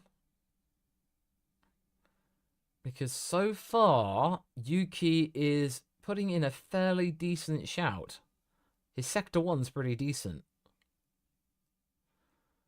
I think it just depends whether or not Ferrari, they might be preparing to go out for like a one more glory run. Because they got the C5 and C6s. Okay, Yuki's got personal best.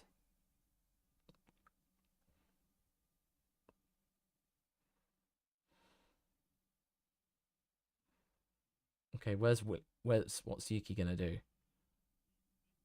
Oh, okay, a slight improvement. So he gets a 130.4. Oh, okay, that's good.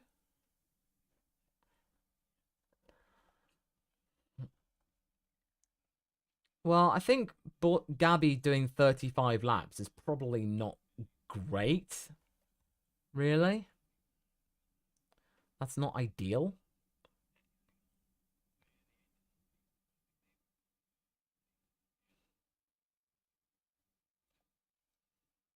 Hamstill, my ladder is over there, along with the foam of doubt.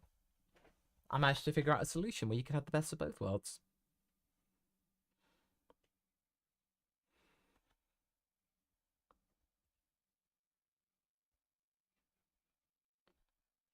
Okay, Ocon looks like he's kind of on the start of something. Ocon looks like he's on a push lap. Piastri, fastest first sector. Okay, Ocon's on a push lap, and so is Piastri. Here we go. I mean, I'm really surprised that Piastri's not gone out on a set of C4s, because they've got some.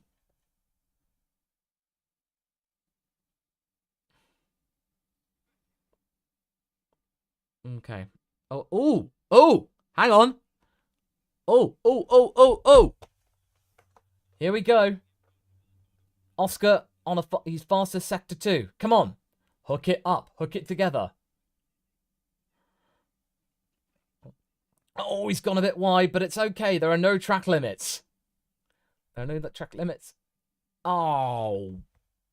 Shoot. No, it all fell apart. Boo. Whereas, okay, Ocon looks like he's okay. What's he going to do? Hey, he's up to P8. 8th place. Oh, George is on a push lap. George is pushing. Fastest first sector for him.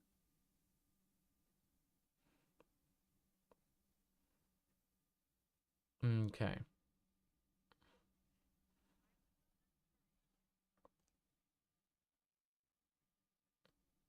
I said boo, not poo.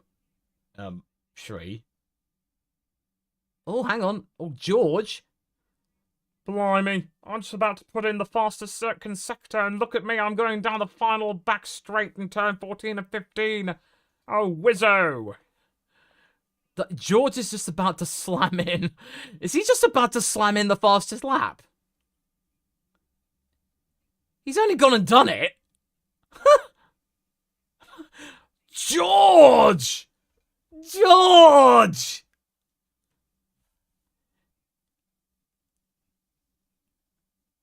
Wow. He's just pushed that out of nowhere. I bet Max is not happy. Okay. I mean, wow. Okay. And where are them C5s, yo?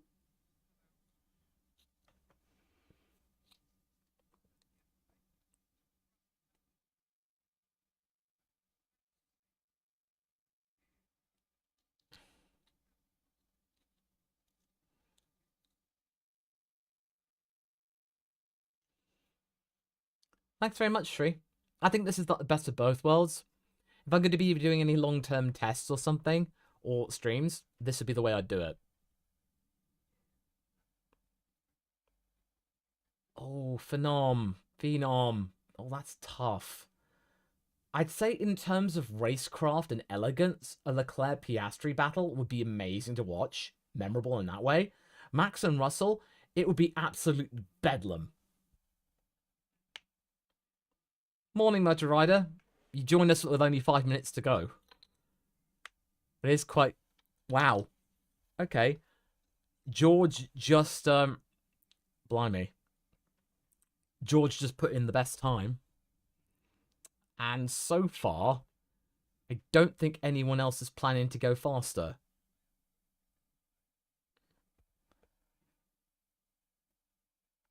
I mean, like, okay. I think Ferrari's not really trying to go out for big glory runs at the moment.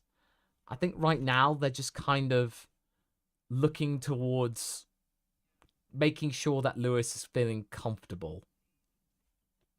And I think so far he is. It's an operational exercise, basically. Motor Rider, I think he knew what he was getting himself into. And honestly, Hulkenberg will be happy that he is a German driver driving for a German team that is Audi. That he's doing that, and he's the guy who will be there for their first 2 seasons as Audi. So I think he'll be happy that he got the opportunity in some shape or form, even if it's relatively near the back or not near the front.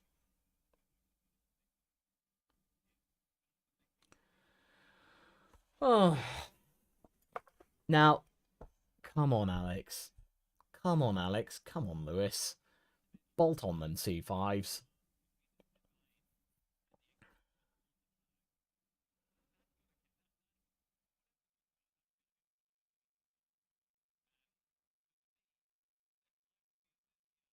Okay, Arez, what are my thoughts on the cars now that we've seen them out for 3 days? Well, incredibly reliable. All the drivers seem to be capable of driving the car well. And generally, everyone seems to be just getting on with holding themselves. I would say Ferrari. I think Ferrari are probably just wanting to hold their own somewhat. I don't think they're going to be going all guns blazing. There seems to be probably like an operational exercise. You know, to just make sure that everything is running to plan. And to make sure that, you know, Lewis is settled in. I think that's the main purpose of this test.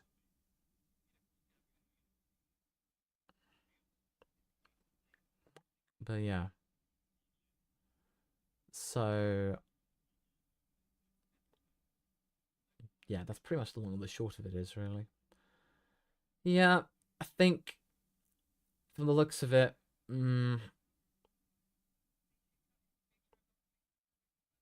yeah, we're not going to see them C5s, are we?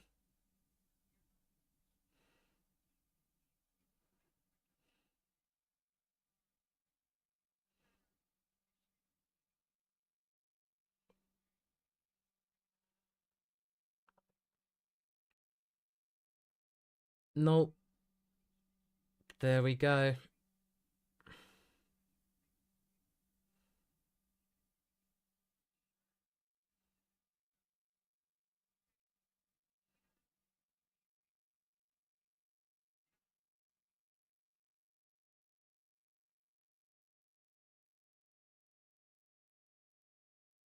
All right, Emily, take care.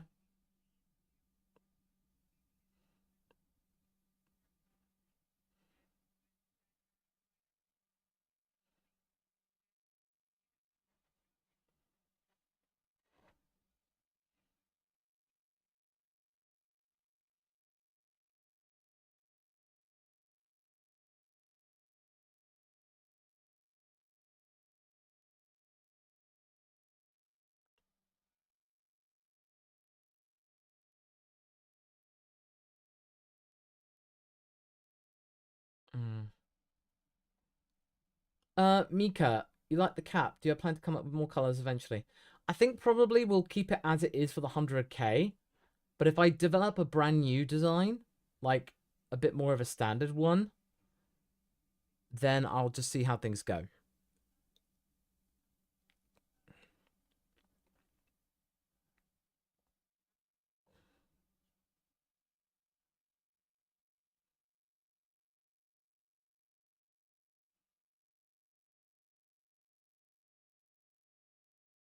Hmm.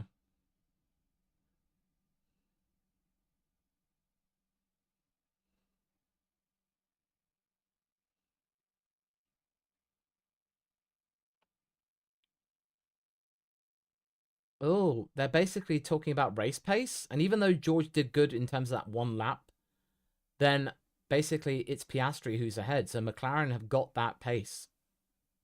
And there we are. It's all done. There we have it. That's all she wrote. Anyway, I know this is a bit abrupt. I'm going to have to love you and leave you. I've got to go and pick up my little one from nursery. So I've been with you the entire time since I dropped them off at nursery. But all that remains to be said is thank you very much for joining me. You can look at the archive. We have learnt a lot. And it's been a pleasure. Take care, everyone.